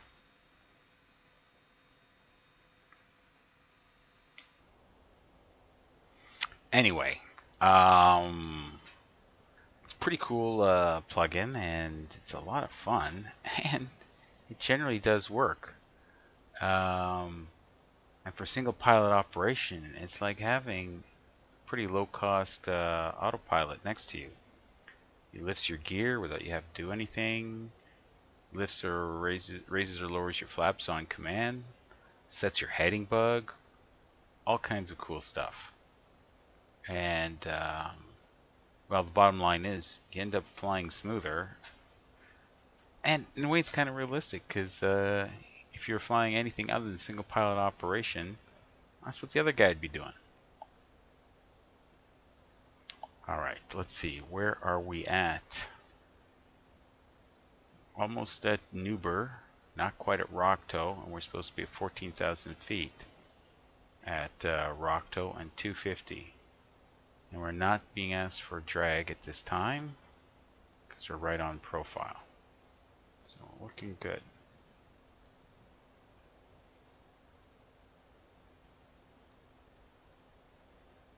Okay. So the dashed white line is the extended runway center line, and it will be coming and cutting across it and then paralleling and then basically hanging a 180. Now we're turning and let the fake cloud horizons mess with our minds. Yeah, this is where you get your horizon, and only here. Except for maybe your backup attitude indicator. That's it. The brown, not good. That's dirt. Sky, good. Brown, dirt, bad. Very simple. And civilization below the clouds. Maybe we can get some increased frames going on. Okay. Now that we are at Newber. Did we pass Newber? We're at Newber. Okay, we have like, what? Is Newber next or is Rocktow next? Yeah, we've passed Newber. All right, so Newber, we're supposed to have estimated fuel on board of 14.3 thousand pounds, and we have 18.7. We have lots. All right. Now we're direct Rocktow, and we're at 16,000 feet. Our speed is still the same, so get to 14,000 feet and put the brakes on. Or at least level our descent, and then our speed will come down.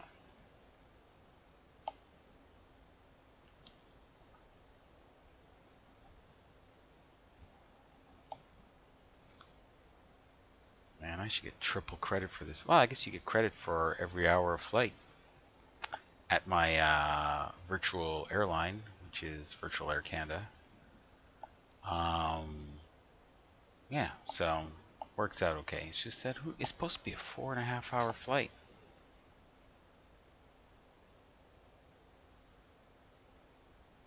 Another thing I can think of is the winds were screwy. Should have had a tailwind, should have been doing 500 plus knots over the ground. We're doing like 480 max.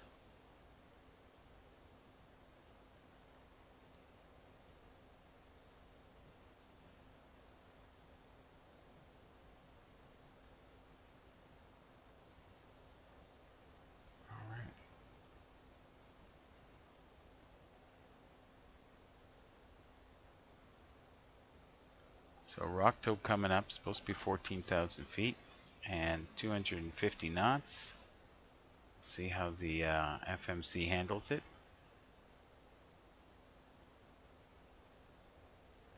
Rocktow 250, 14,000. And then at Deckney 200 and 3,000.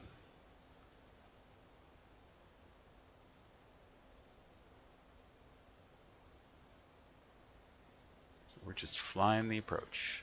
The Newber 1 arrival.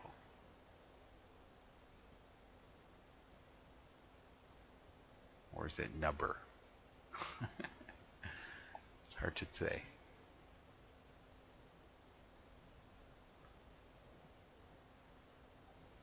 Alright, after Rocktow, it should get interesting pretty quick.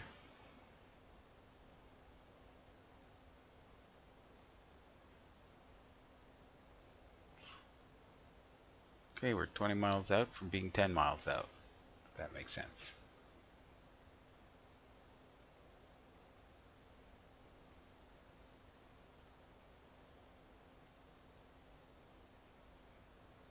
Alright, so just to check again. 2986. Altitude is, elevation is 269er, so we're at 550. That's good. Got some clouds, but our eyes are inside.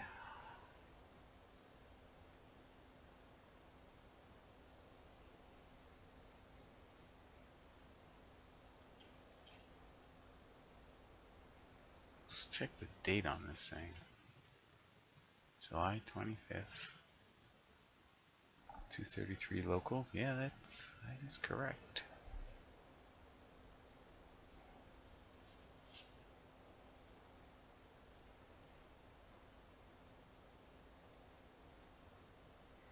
Alright, one thing I forgot to check is decision height.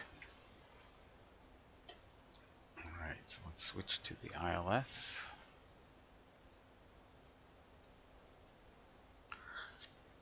Missed approach, climb to 1100 feet, heading 237, climbing left turn direct St. Catharines, 4,000. Okay. Alright.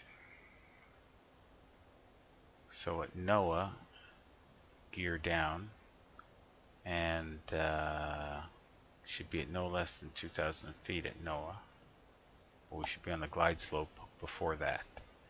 Minimum descent altitude is 250 feet or 796. Alright, so 250 for decision height. So let's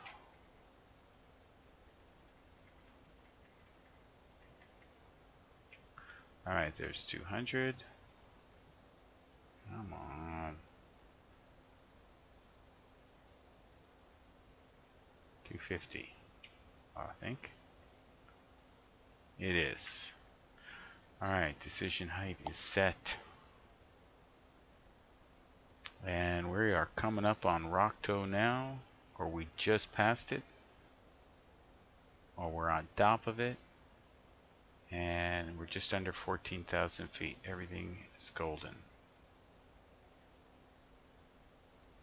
Now we're going to continue on till we get to 10,000 feet, at which point we'll level off to slow down, or we'll ask for drag.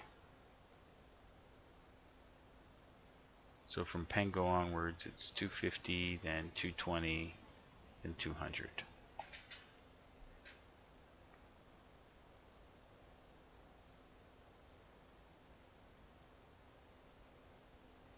Alright, there's the bottom of descent arc. We're slightly high. Could be because we're trying to slow down. It's not asking for drag yet.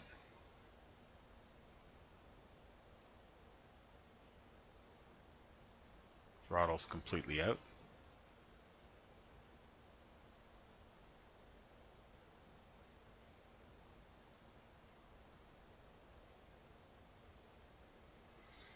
Alright, let's increase the range on that.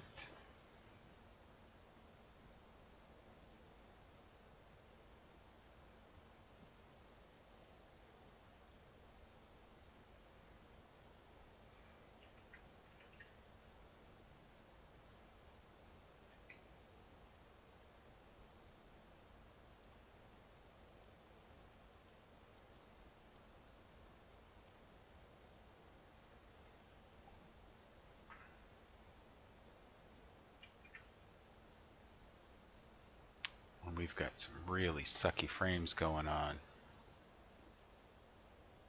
Really bad. Alright, so let us lose the PDF viewer. Don't need that.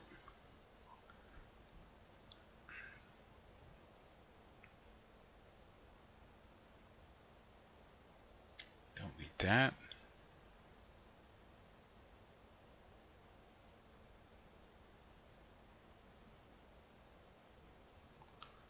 And I'm thinking we lose the Chrome. We'll just have to know that we are broadcasting. Okay. Also, we are going to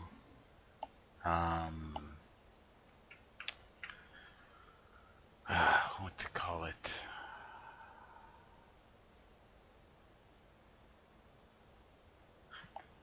We are going to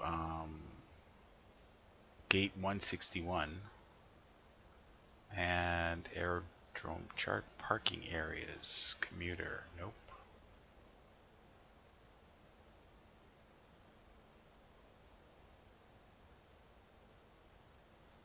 Well, let's see if this one works for us.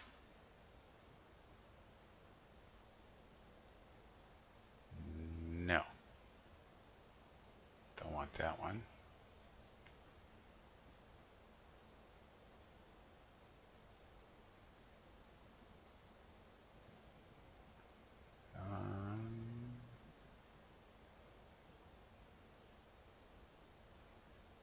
I think we looked at that one. Parking areas already. Infield. Parking Terminal 1. I think that will do it. Oh, look at this. Beautiful. That's where we're going. Number 161 off Pier F. So we will be turning off on Alpha Lima and going straight. Okay. How cool is that?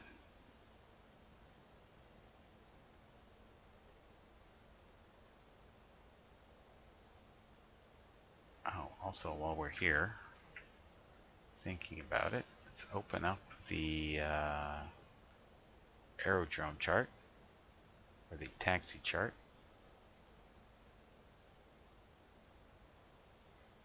Okay, so we're landing on 24 right. And we'll probably, if we're lucky and good, make the Charlie 2 high-speed turn-off. If not, it'll be the Charlie 4 high-speed turn-off. We can do the Charlie 2. We can do the Charlie 2.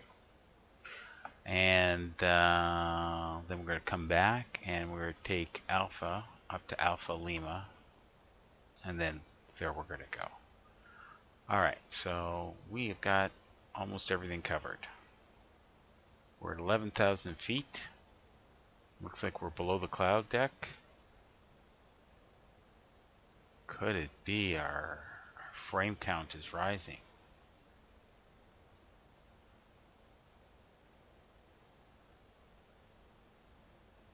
Gain a couple, you lose a couple. Alright, so Pango, we're supposed to be at 250 and 11,000 feet. 250 knots, 11,000 feet. Well, we haven't begun to slow down yet.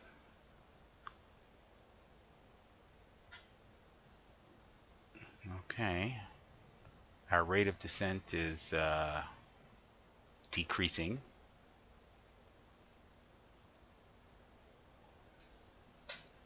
It's in our nose is raising.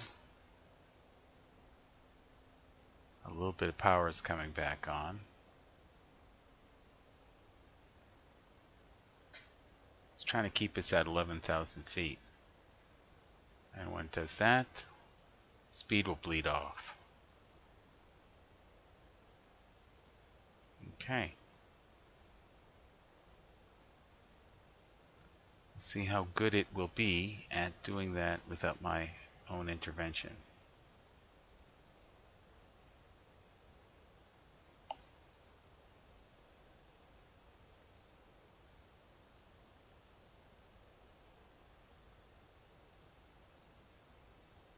I wonder if it's going to try to slow down to get there at 250 first or later.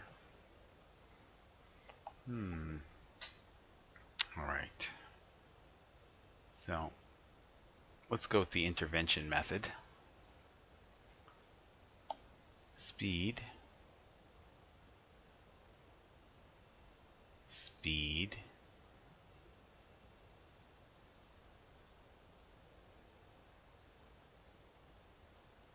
FMC drag required. Okay, it's asking now.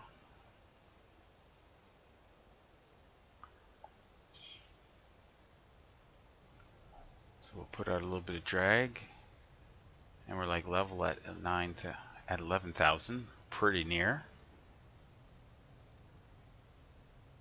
And we're approaching Pango, and we're going to be at 250 in short order. So let's clear this message. It's just about to intervene.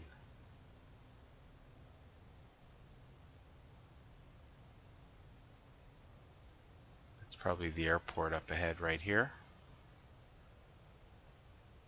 Look at those sucky frames. It's terrible. Terrible, terrible, terrible.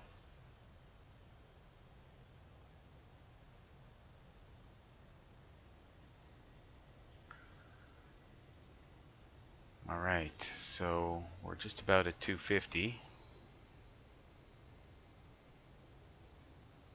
We're just about on top of Pango.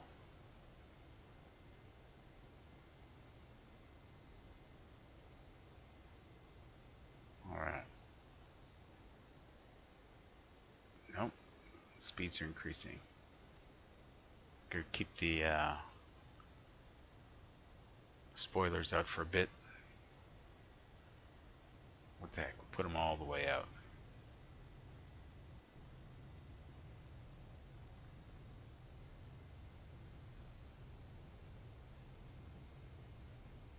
Okay. So off to our left, right behind that windscreen thing, is the Pearson Airport.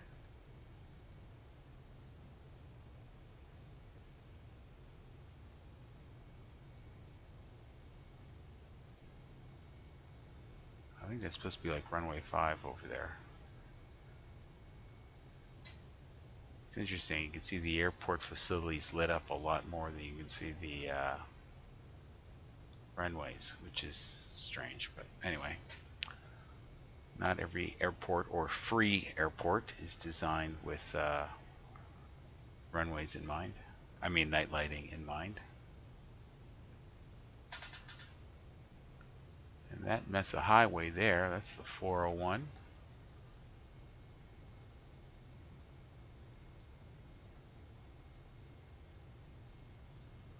If I'm not mistaken, that's a 410 to Brampton, but what do I know? I've only been on it once. Okay. We are almost at 10,000 feet, and we are almost at 250 knots.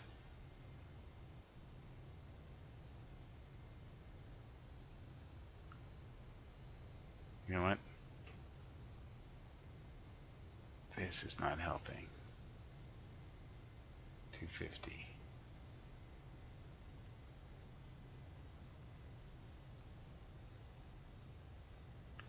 All right. Let's take that out. FMC should take out the power, and it is. Okay.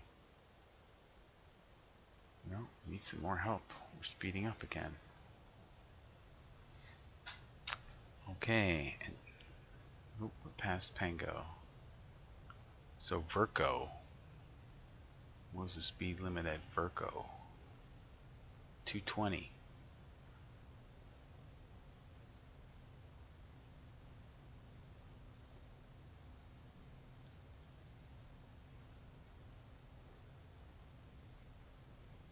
Still haven't intervened here, actually. There we go.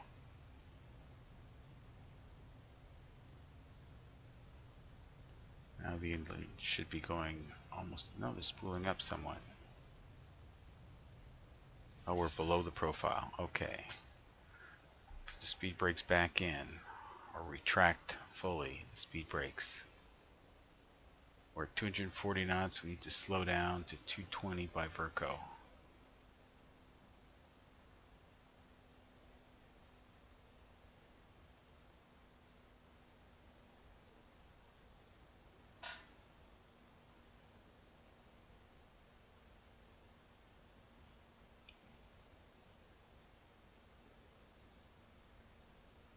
Doesn't it look fabulous? Alright, the leading lights for 06 left, 06 right. Completely different. Interesting. Alright, we're going to have to see what we could do to speed things up rendering wise. Texture resolution, I want to change that.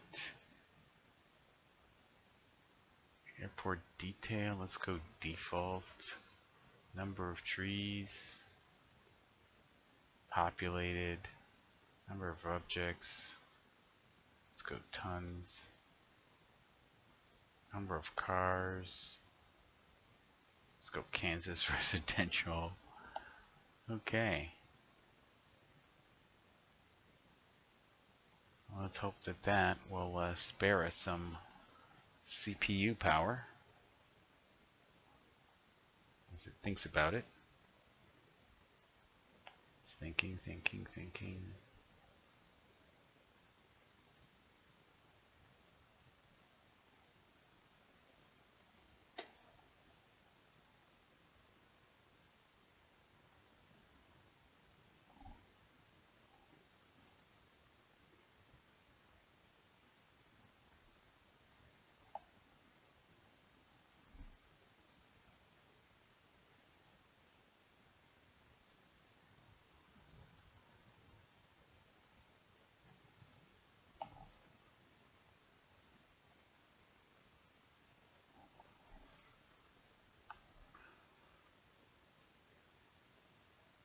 I hope this extended pause means that we're getting extra frames back.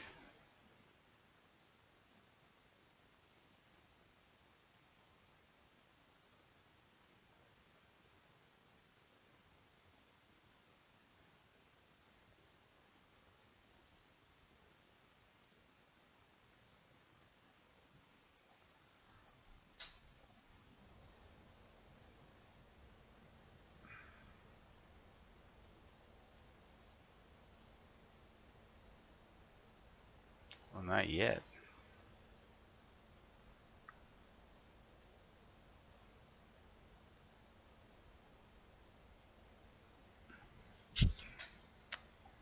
Alright.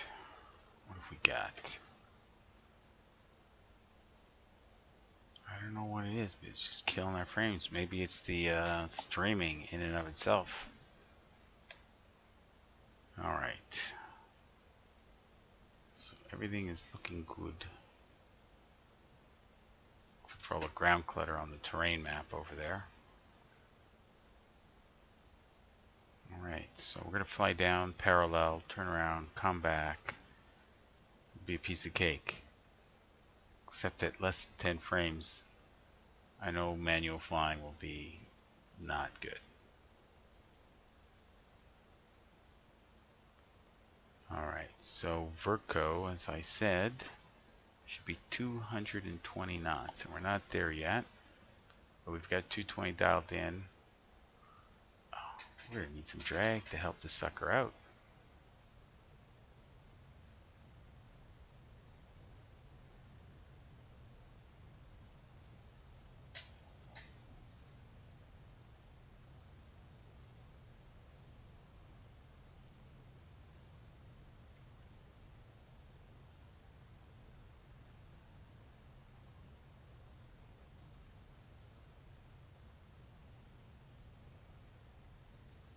What I was hoping to see would be the Toronto skyline. I thought we might be going past it at some point. It's not possible. Just can't see it from this point of view in the cockpit. Okay. 235 knots and dropping. Okay. We start pulling it out as though we're below the profile.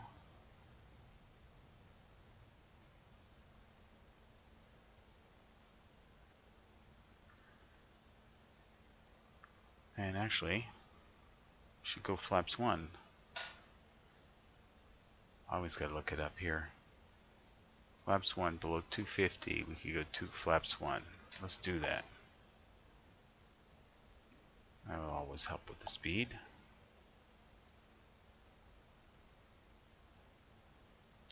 And then when we get to 230, we can go flaps 5.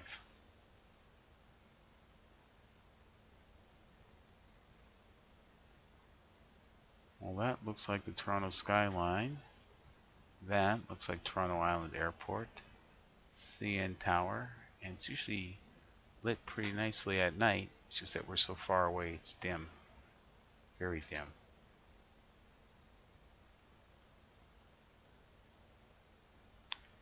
Might actually be going right past it before we turn inbound for 24 right.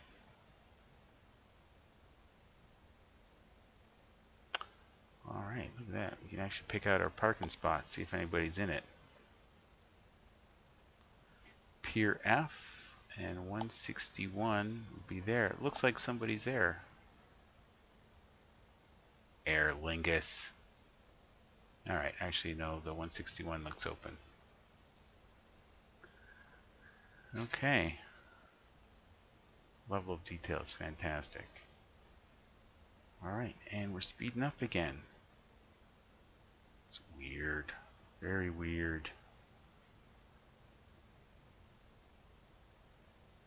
Alright, let's get it below 230 and we'll put up flaps 5. That's what we'll do. And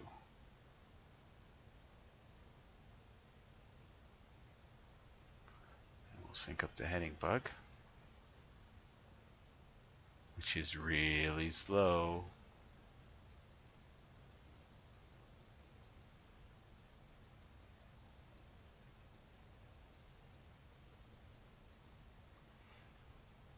Alright, not perfect, but something.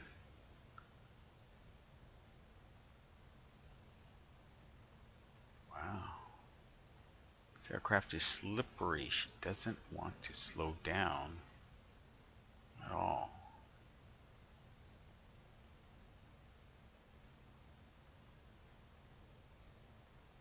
It's got a vertical speed here. Let's raise the nose. That should help.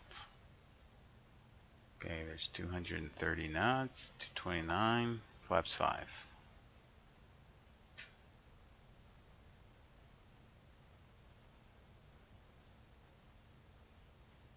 Alright.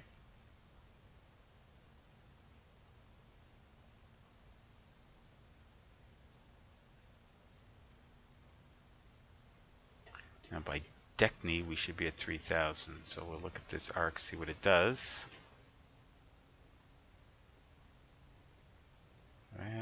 We may need to get some back.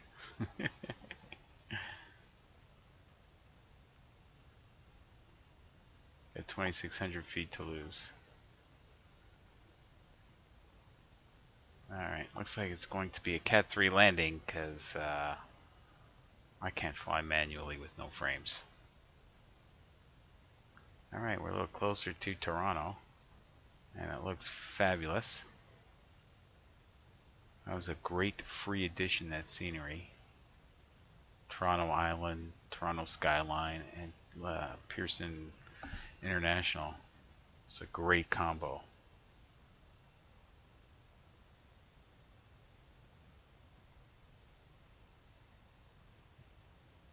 Okay. We can take out some of this.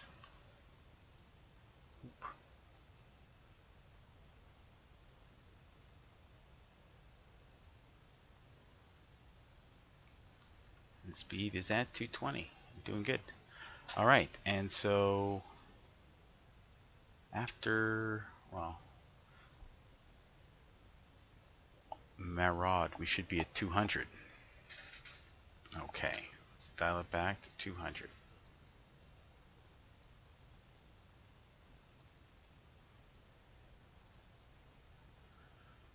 Okay.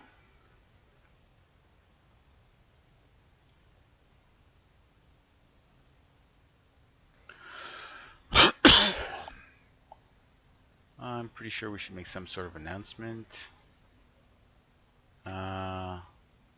before landing. Ladies and gentlemen, in a few minutes our aircraft will land at the destination airport. For your safety, we ask you to remain Okay. until the aircraft There's the Toronto skyline, a little bit more colorful. sign is turned off. When preparing to depart, please make sure to take all your personal belongings with you. Attention international travelers, if you are Alright. continuing your flight, follow the signs to Oh, you know what? We're below 10,000. We put our lights on? No, we didn't. We are very bad. Let's do our approach checklist.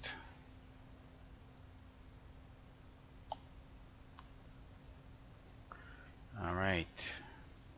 Well, it's not even on. Lights aren't on it anyway. Alright, so cabin secured, speed brakes armed, landing gear down, flap set. Alright, let us arm the speed brake. Is it even still out? It is still out. Don't need that out anymore. Okay, so the speed brake is retracted, and one click, and it's armed now. Alright, so it's about flaps, gear, and I think we are supposed to put out all the taxi and turn off lights. It's really hard to get to with my screen set up. Alright. Let's go outside and have a look at her. Alright, so I guess when we drop the gear, all those other lights will be on. Okay. Toronto, you never look so good. In a simulation, that is. Okay, I like this approach. It's pretty. And what is that?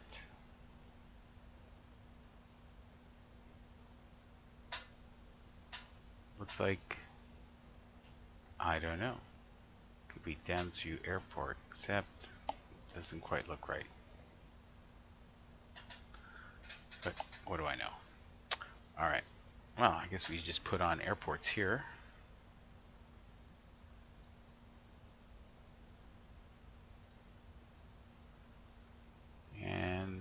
whatever it is should be dead ahead. Should be to the left. Okay, I don't know what that was. It's just something random and well lit. Alright, are we down to 200 yet? Our speed is at 200. And I think we should go flaps 15. Flaps 15 under 210. Okay. I think we should. Alright. We're in a good position. Okay, Marrod. Once again. Marrod 200, and then Deckney, we should be at 3000, and we are set to accomplish that. Okay. Alright, I am going to set up a 90-degree turn.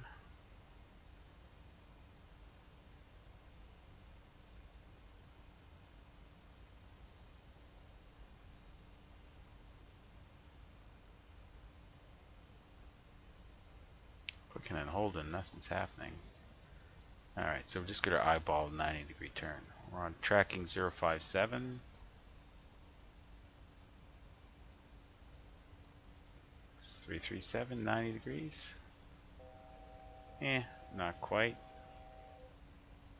There, that's better. We got 1,000 feet to go. Alright, 200 knots. Flaps 15. We are in a comfortable place. Very comfortable. A shallow 1,000 foot a minute descent down to 3,000. 700 to go, 800 to go. And according to the Boeing FMC, we will get there. And I don't think we'll need to go all the way out. We'll keep an eye on the glide slope, and we can turn anytime we're at 3,000 feet and below the glide slope.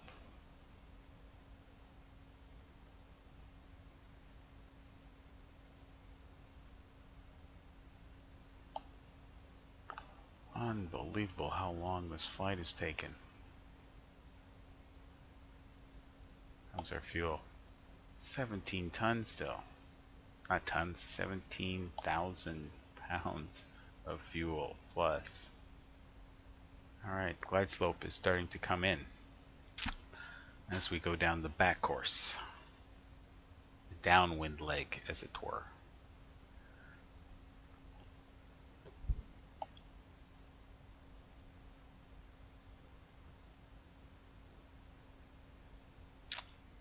Alright, we are coming up on 3,000 feet.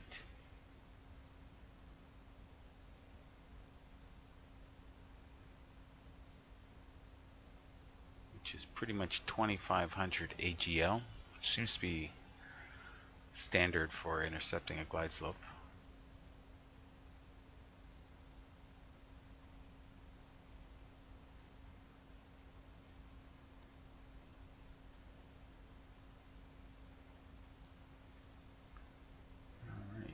So, another 160 feet to go. It's not even bothering showing the bottom of descent arc. We're still doing 200 knots, and everything about this aircraft is happy right now. Alright.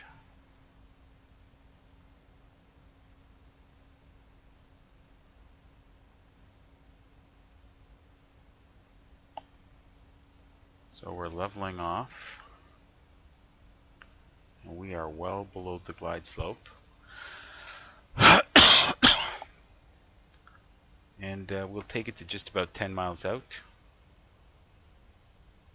So we're going to make our turn momentarily, and I think to do that, all we have to do is click this button.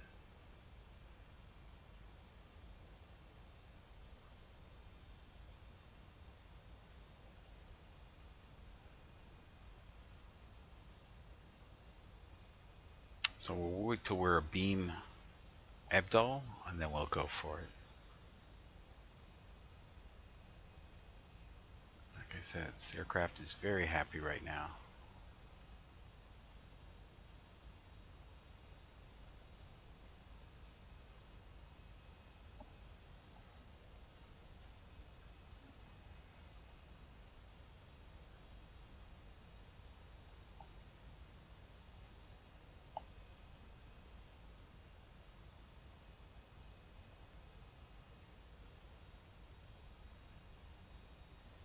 Alright, we are pretty much there. Alright, I press the button, and we are turning.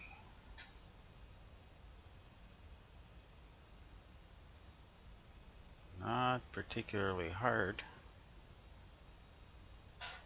What is this thing stuck on? Auto or something else?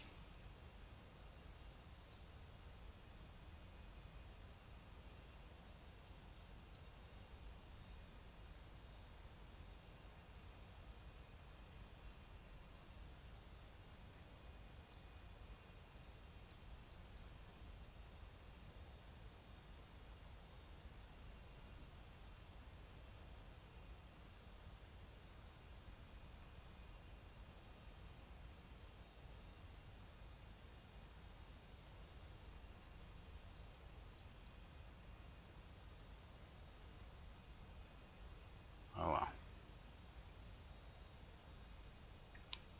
Sure shit isn't turning very quickly.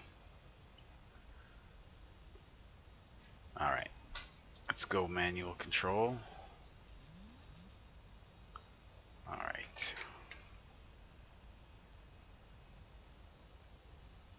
Keep it at 3,000 feet. And we're going to turn it a little bit harder.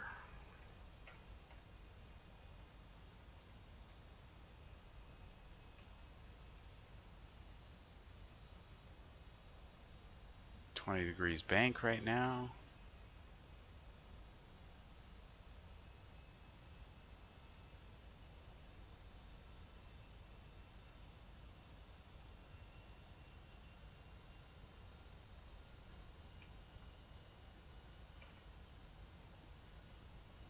Alright, climbing. It's responding to that back pressure I was putting in initially for the turn. I've relaxed it. It's coming down. We're still at 200 knots, 3,000 feet. And we're going direct Ebdal. Well, not exactly. We're going to go perpendicular to 327 for a time. Then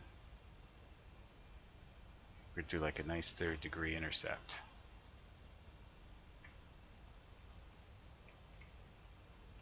Alright, let's begin to roll at wings level.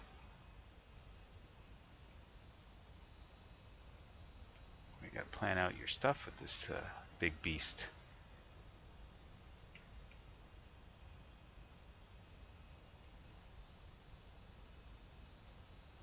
Alright, there we go, wings level. And let's dial in direct Ebdal. And which should make nice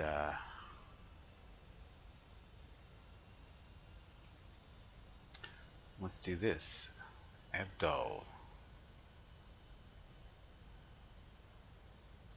And execute. Alright, there's what I'm talking about. The landing lights lighting up the clouds in front of you. Alright, so we're going to turn now to 290. Oh, look at that. We've gained altitude.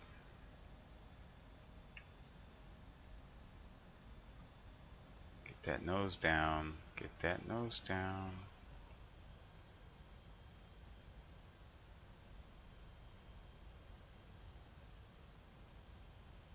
It's so weird to see the landing lights lighten up everything before you. Okay, we got 30 degrees of bank in there.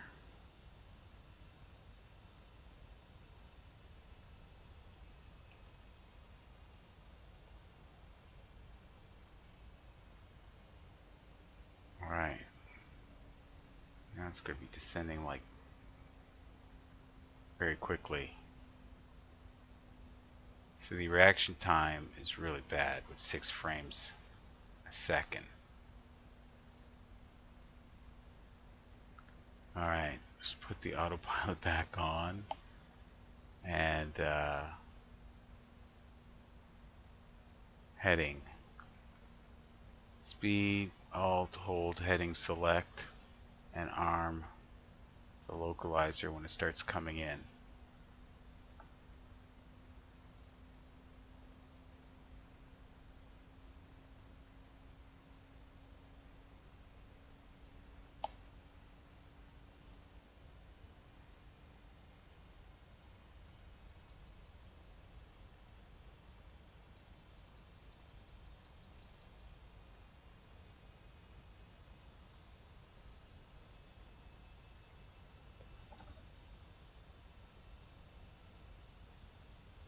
Is it moving? It is. Localizer armed. Localizer captured. Okay.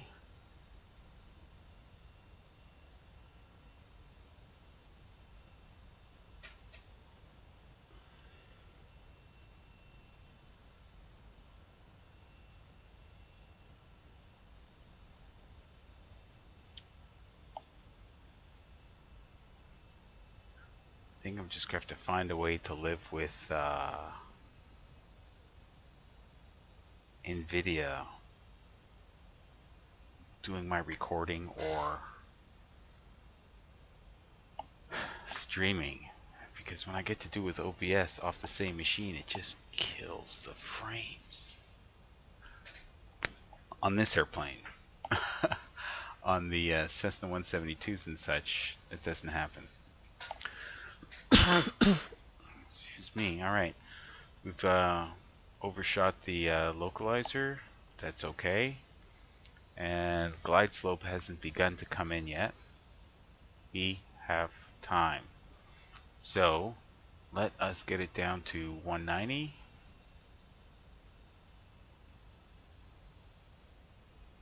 Let's see what it says here for NOAA. That says 200. Okay. 190 is a good speed to intercept the glide slope anyway.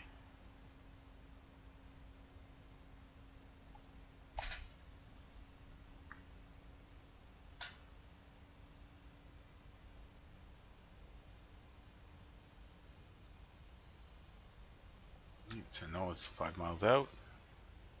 4.5. Localizer's coming in. And is that the glide slope I saw move?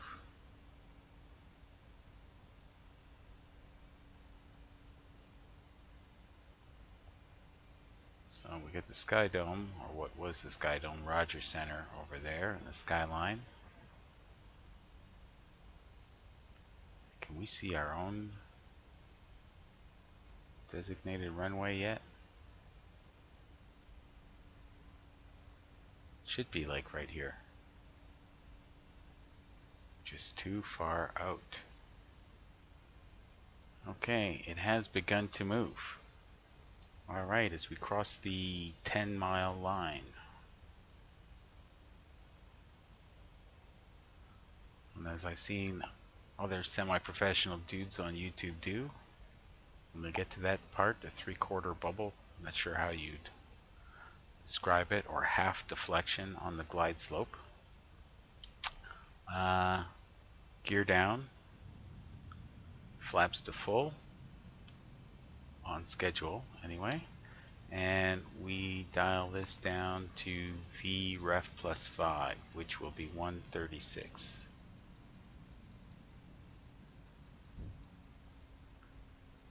And so gear is down. Flaps are at 20. Is that what it's saying? I think so hard to read. Yeah, so we can go to 25 now. and then to 30.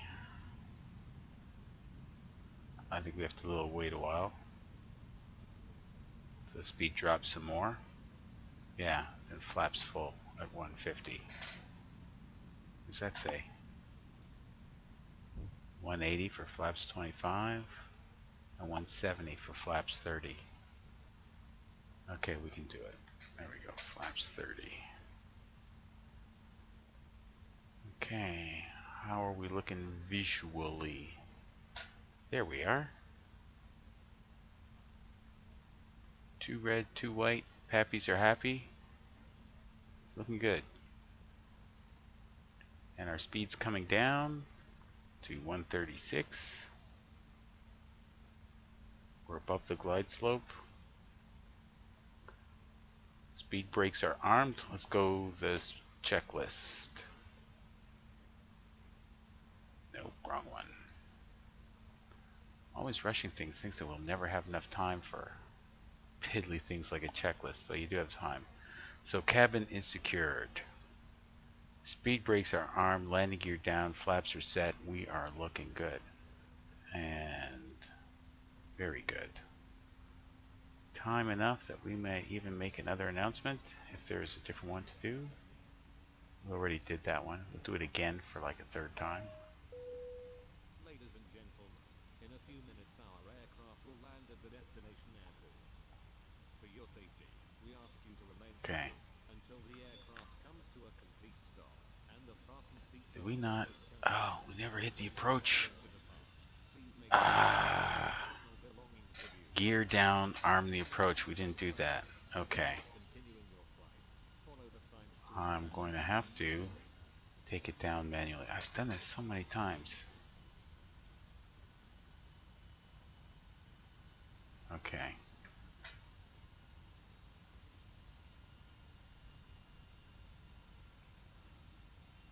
Where's our vertical?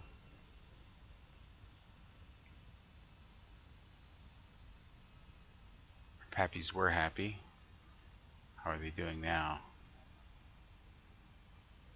They're not happy. Okay, we got lots of time to slow down if we get her down sooner rather than later. So at 130 knots, it should be descending at 600, 650 feet per minute. We're now doing 1500. We will get that glide slope back in a hurry at this rate. We're overdoing it. 2,000 feet a minute.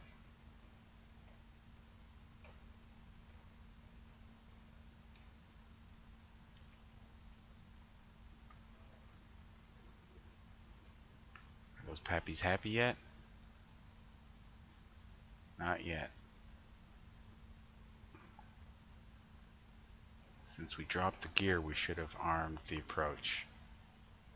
Don't know why. I keep forgetting to do that. Except this is the earliest I've caught it, so we could have a happy ending still. We're dropping at 2,000 feet per minute.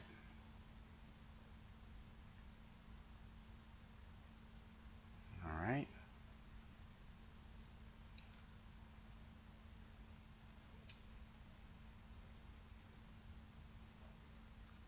Call me crazy, those pappies look happy. Alright, we gotta get the nose up to about 600 feet per minute to maintain this thing.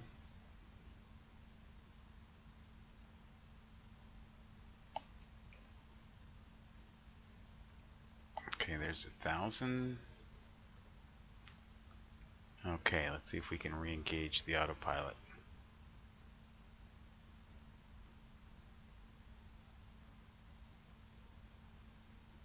Okay, it's taking us down because we need to go down.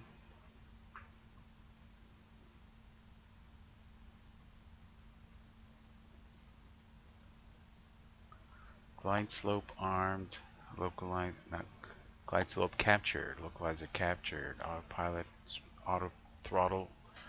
Okay, I think we're all right.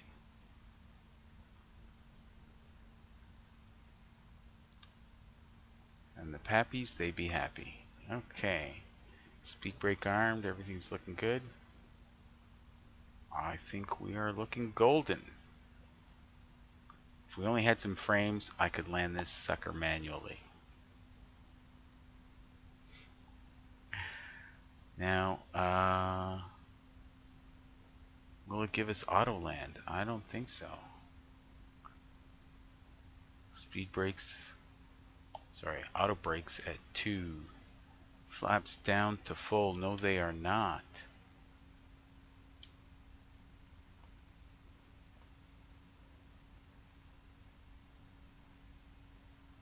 Okay, now they're going down. He's got to double, triple check everything.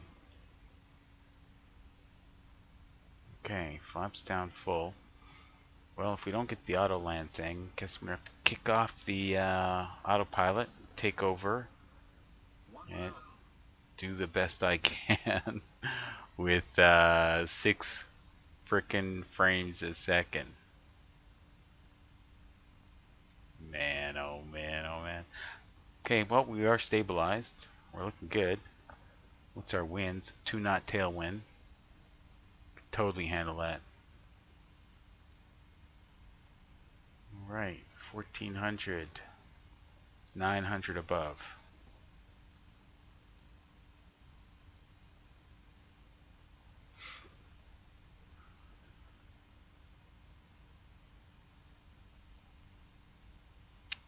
Guess I should kick it off sooner rather than later. Alright. So we're at 569, 570, which is about there. We have 500, 600 to go. Okay, 500 feet, I'll kick it off. What the hell? Right now is as good a time as any. My aircraft. I'm not putting in any inputs currently. It is just going with the flow.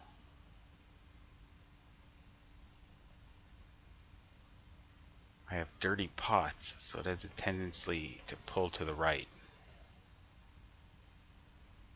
So I'm putting a little input to counteract that tendency, but other than that, I'm not doing anything. Alright. Just preactively maintaining that center line.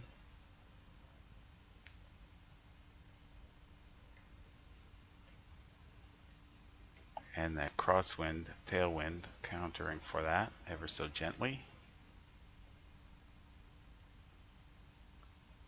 Still not really doing anything. No rudder inputs, no elevator inputs. 500. We are looking glorious. I think I've overcorrected for the center line. But that 2 knot wind should push us over ever so gently. What did 2 knot wind ever do for you? Okay. Now we're a little high. Let's get that nose down.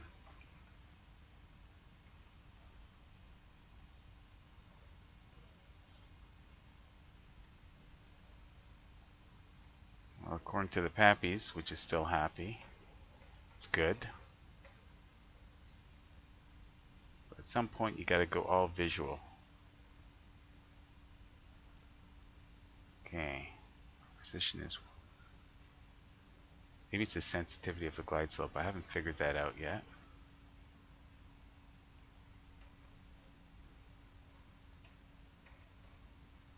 It's like you want to get below the glide slope, but not too much. And then flatten out your descent and have a nice, easy touchdown. While not on the numbers, but at the aiming point. Landing.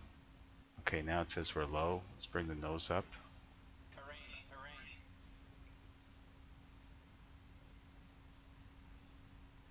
Okay.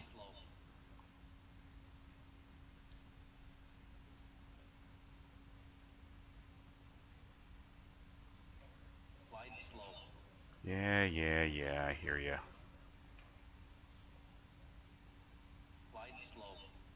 I hear ya. Alright, at this point, I think we're going to want to turn off the auto throttle.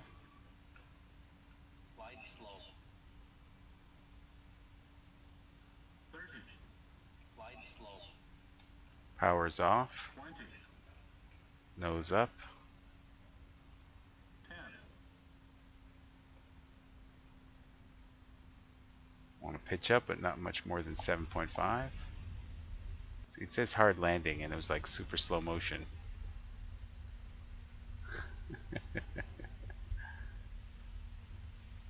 341 feet per minute. But it's in slow motion. What can you do? Alright, let's put out the thrust reversers. Because even though it looks like slow motion, it's not really the case. We're at over 100 knots. We gotta lose some speed if we hope to make that turn off there, which probably won't happen.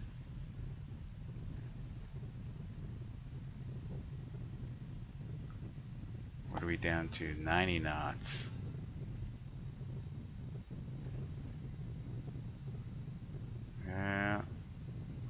Should I even be thinking about it? I'm going for it. It's 80 knots. I got full rudder in to make this turn right now.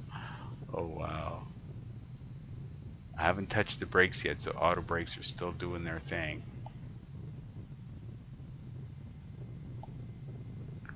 And we're at 50 knots right now. Well, it is a high speed turn off, right? Okay, I am leaning on the brakes. Manual brakes. Forgot to kick off the reverse thrusters.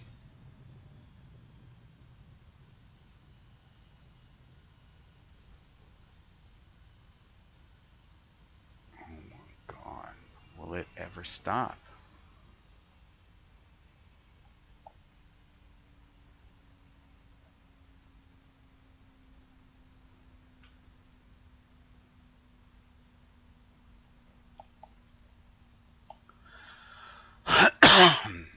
Stopping. Hello.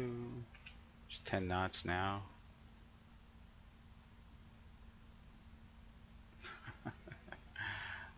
Alright, so we've got stoppage. Parking brake is on. You can go take the landing lights off.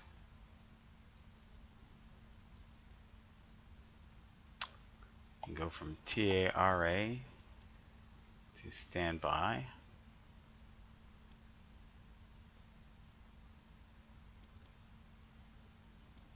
There. Okay, it's okay to clean up. So flaps all the way up. And spoilers retracted. And hey, how about that? We are at Charlie 2. We made Charlie 2. Where were we? 2, 4 right. And we made Charlie 2. So, oh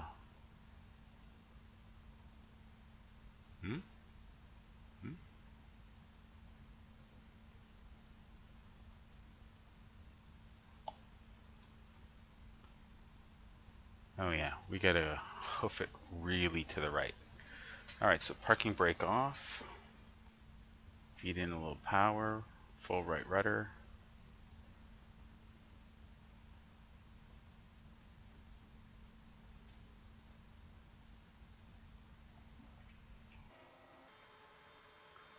Yeah, that's where we should be going.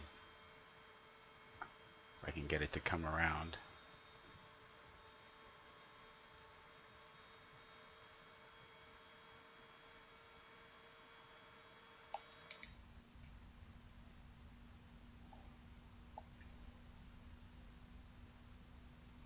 Yeah, we don't want Delta. We want Charlie. I believe that's what we want. Charlie taxiway is the one on the right. And we're at Echo. So we...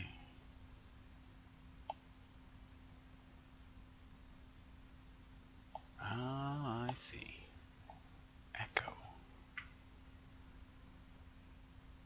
Charlie 2 and then... Huh.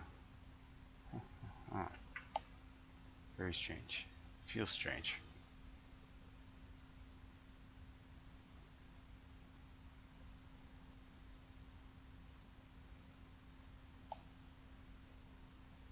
It's very strange. Anyway, I'm pretty sure I want to go this way. Oh, that's Charlie. This is Delta. Okay.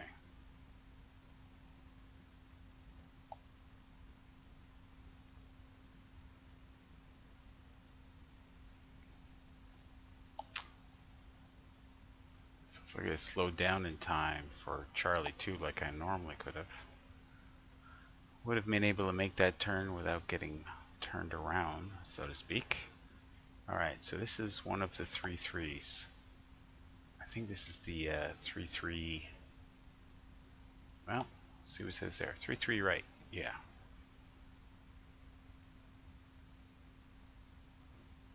And look at that. It zigzags. So we're on Delta now. Came off at Charlie 2. Oh yeah, so we're crossing it. We gotta cut back.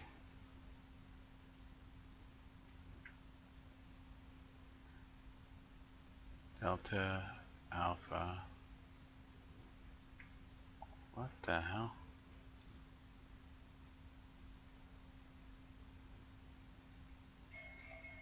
Yeah, we want Alpha. Don't we? Oh, the turn comes afterward. Sign for Alpha, then we turn after. Come on, come on, come on. How fast are we going? 25 knots? Looked like it was slow motion. I don't see how we get 25 knots out of that. Ah. Buggery of frames. Now we are off tarmac at the taxiway. Amateur hour. Now we gotta bring up the power considerably to get us going again.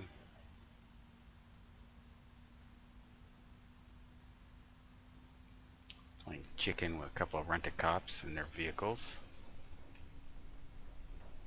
Did I break anything?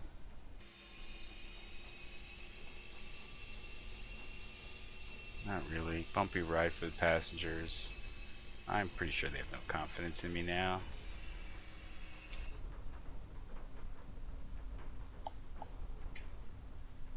Alright, so this is Alpha. Totally know where I am. See the one-way markers? One way all the way. And Delta was going the other way. Okay, so Alpha and then Alpha Lima is our exit. Which, in a normal universe, is the next exit. Should be that one there. Alpha, Alpha Lima. Yes, there we go.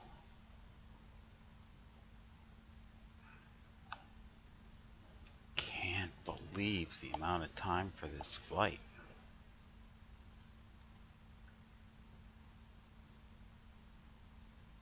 I wonder if it was the bad frames made the flight longer too.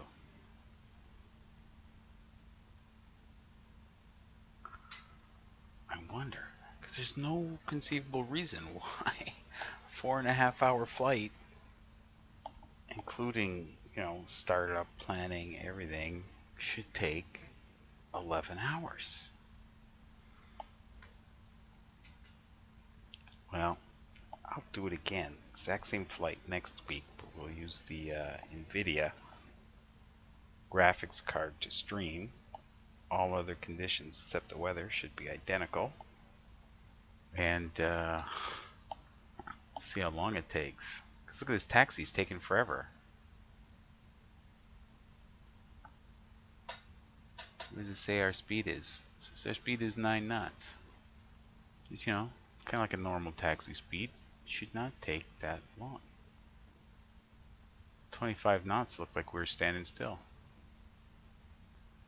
Alright, so as to not blind people and we know where we are going, we're going to turn off the runway turn-off lights because we can see now. All right, and it's the next right into there, next to the Aer Lingus guy. Hope they've got a drink waiting for us. Well, after that latest incident with Air Transat in Scotland, in Glasgow, 2 pilots were arrested on suspicion of attempting to fly drunk. Ugh. You talk about a career ender. Well, I mean, assuming they get convicted, but even if they're not convicted, I think they're done. They couldn't even get a job with Buffalo Joe and flying in the Yukon or the Northwest Territories. Yep. I think that's what it is. What made this flight so long. The awful, awful, awful frames. There's just no way this flight should take so long. But when you're at altitude, you have no concept that it's going by so slowly. According to this, we're doing 9 knots. If we go outside, I mean, it sort of looks normal.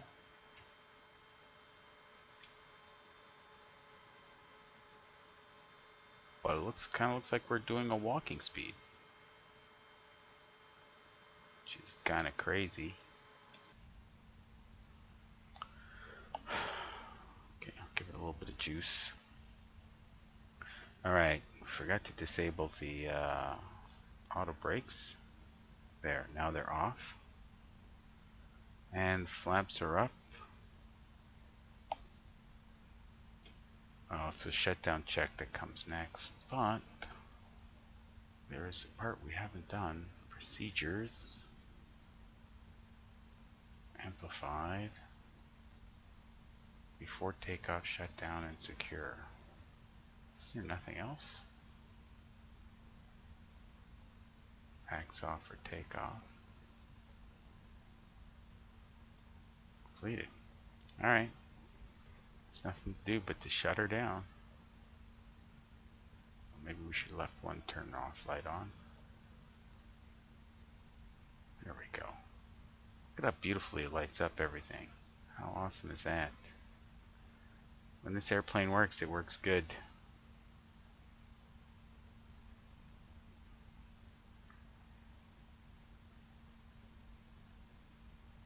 Alright, so somewhere in there is gate 161.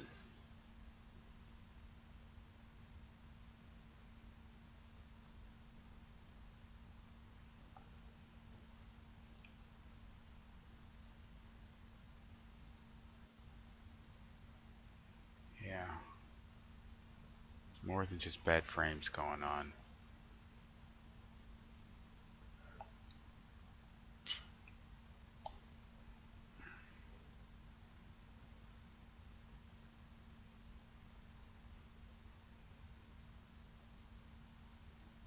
What does that say? 160 something. 165?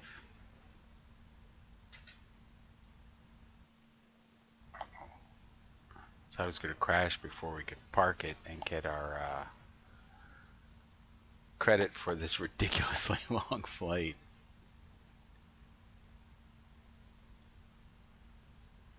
Alright, let's see. There's a gate there. Gate 157.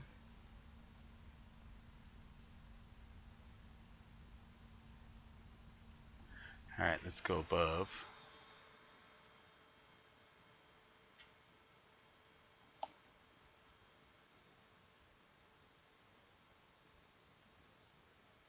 That does look like 161. Well, I have room to get her in there beside the jumbo.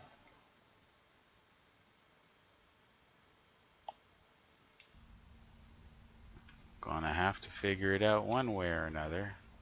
We're doing 15 knots in here. That's not good.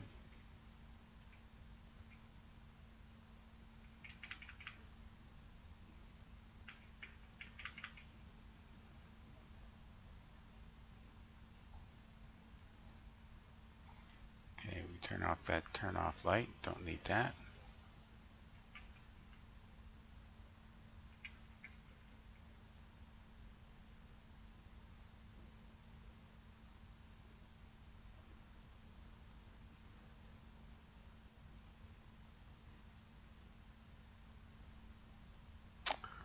I can honestly say this is the longest flight I have ever conducted. In a weird way, it wasn't, or it shouldn't be. LA to Toronto should not be the longest flight ever. But for me, it's up there. Are these guys even supposed to be here? How am I supposed to squeeze this in? Can you even read that on the ground? Yeah, 161. Alright, who cares if they connect wingtips? It's been too long a day. Just pulling her in. That's what I'm going to do.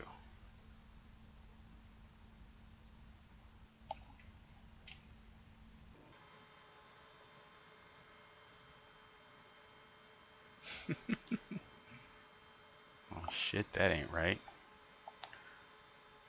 Oh, now the frames go up.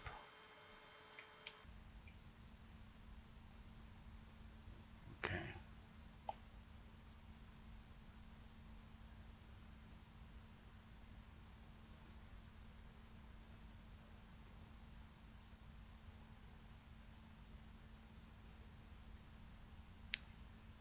Well, it's a nice airport and it's free and everything, but you know what would have been really nice?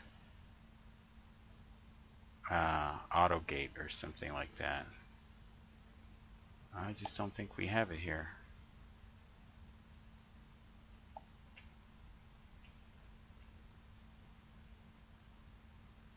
Okay, brake, brake, brake, brake, brake. What do you gotta do?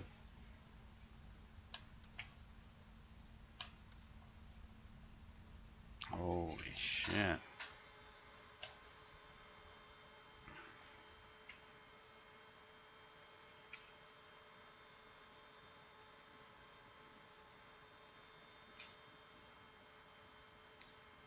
Is it even the right gate?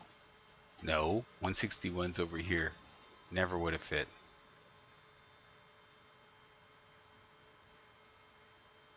Alright. Whatever. Alright. Could have started the,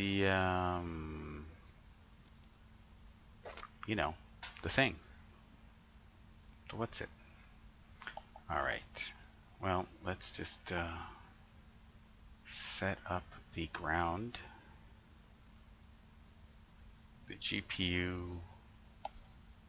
The gates. The chocks. And are we available? Yes, we do have it.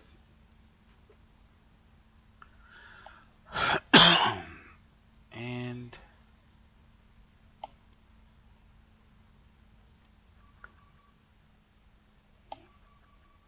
pull out that.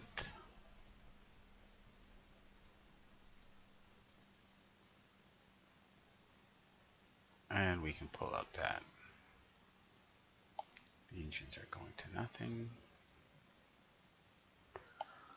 Are our gates coming out or anything like that? Oh well.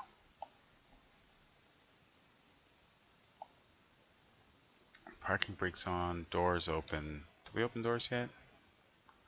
And then the file can be sent. Airplane.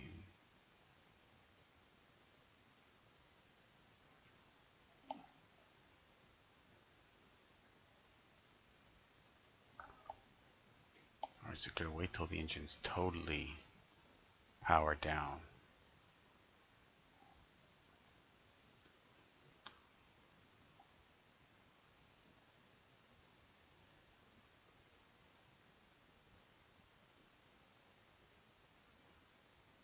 Airtime 9 hours 44 minutes. Freaking crazy. It's not recognizing us being at the gate.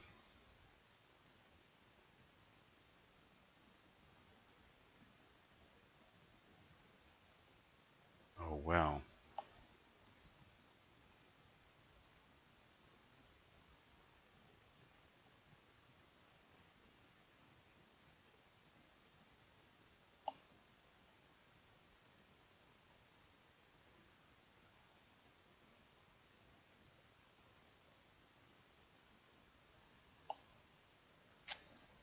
Okay, let's go to that dumbass website, see what's going on.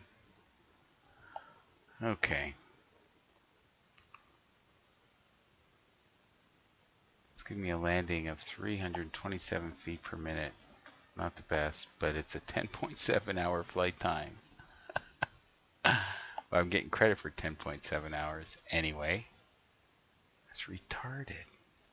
Alright, well, you know what's long overdue? Welcome to Toronto. Thank you for joining me on this epically, ridiculously long flight from Klax to Pearson International. And with that, I'm going to pack her up. Oh, forgot to unload the aircraft. I'm pretty sure the passengers want out. Right after I turn off the seatbelt sign.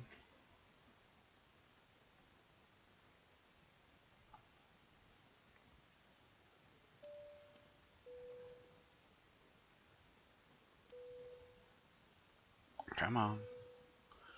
There we go. And give a PA.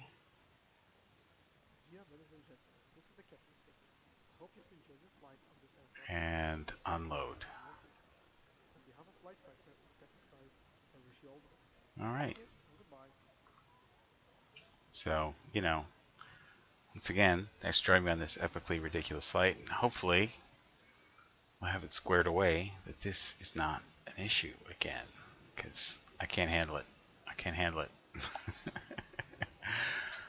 So we might have to take a downgrade in resolution to 720p because that's all that the my GTX 960 with NVIDIA experience will do for streaming. For recording, no problem, but for streaming, it's limited to 720 unless I buy this other thing, XSplit Gamecaster, for $5 a month.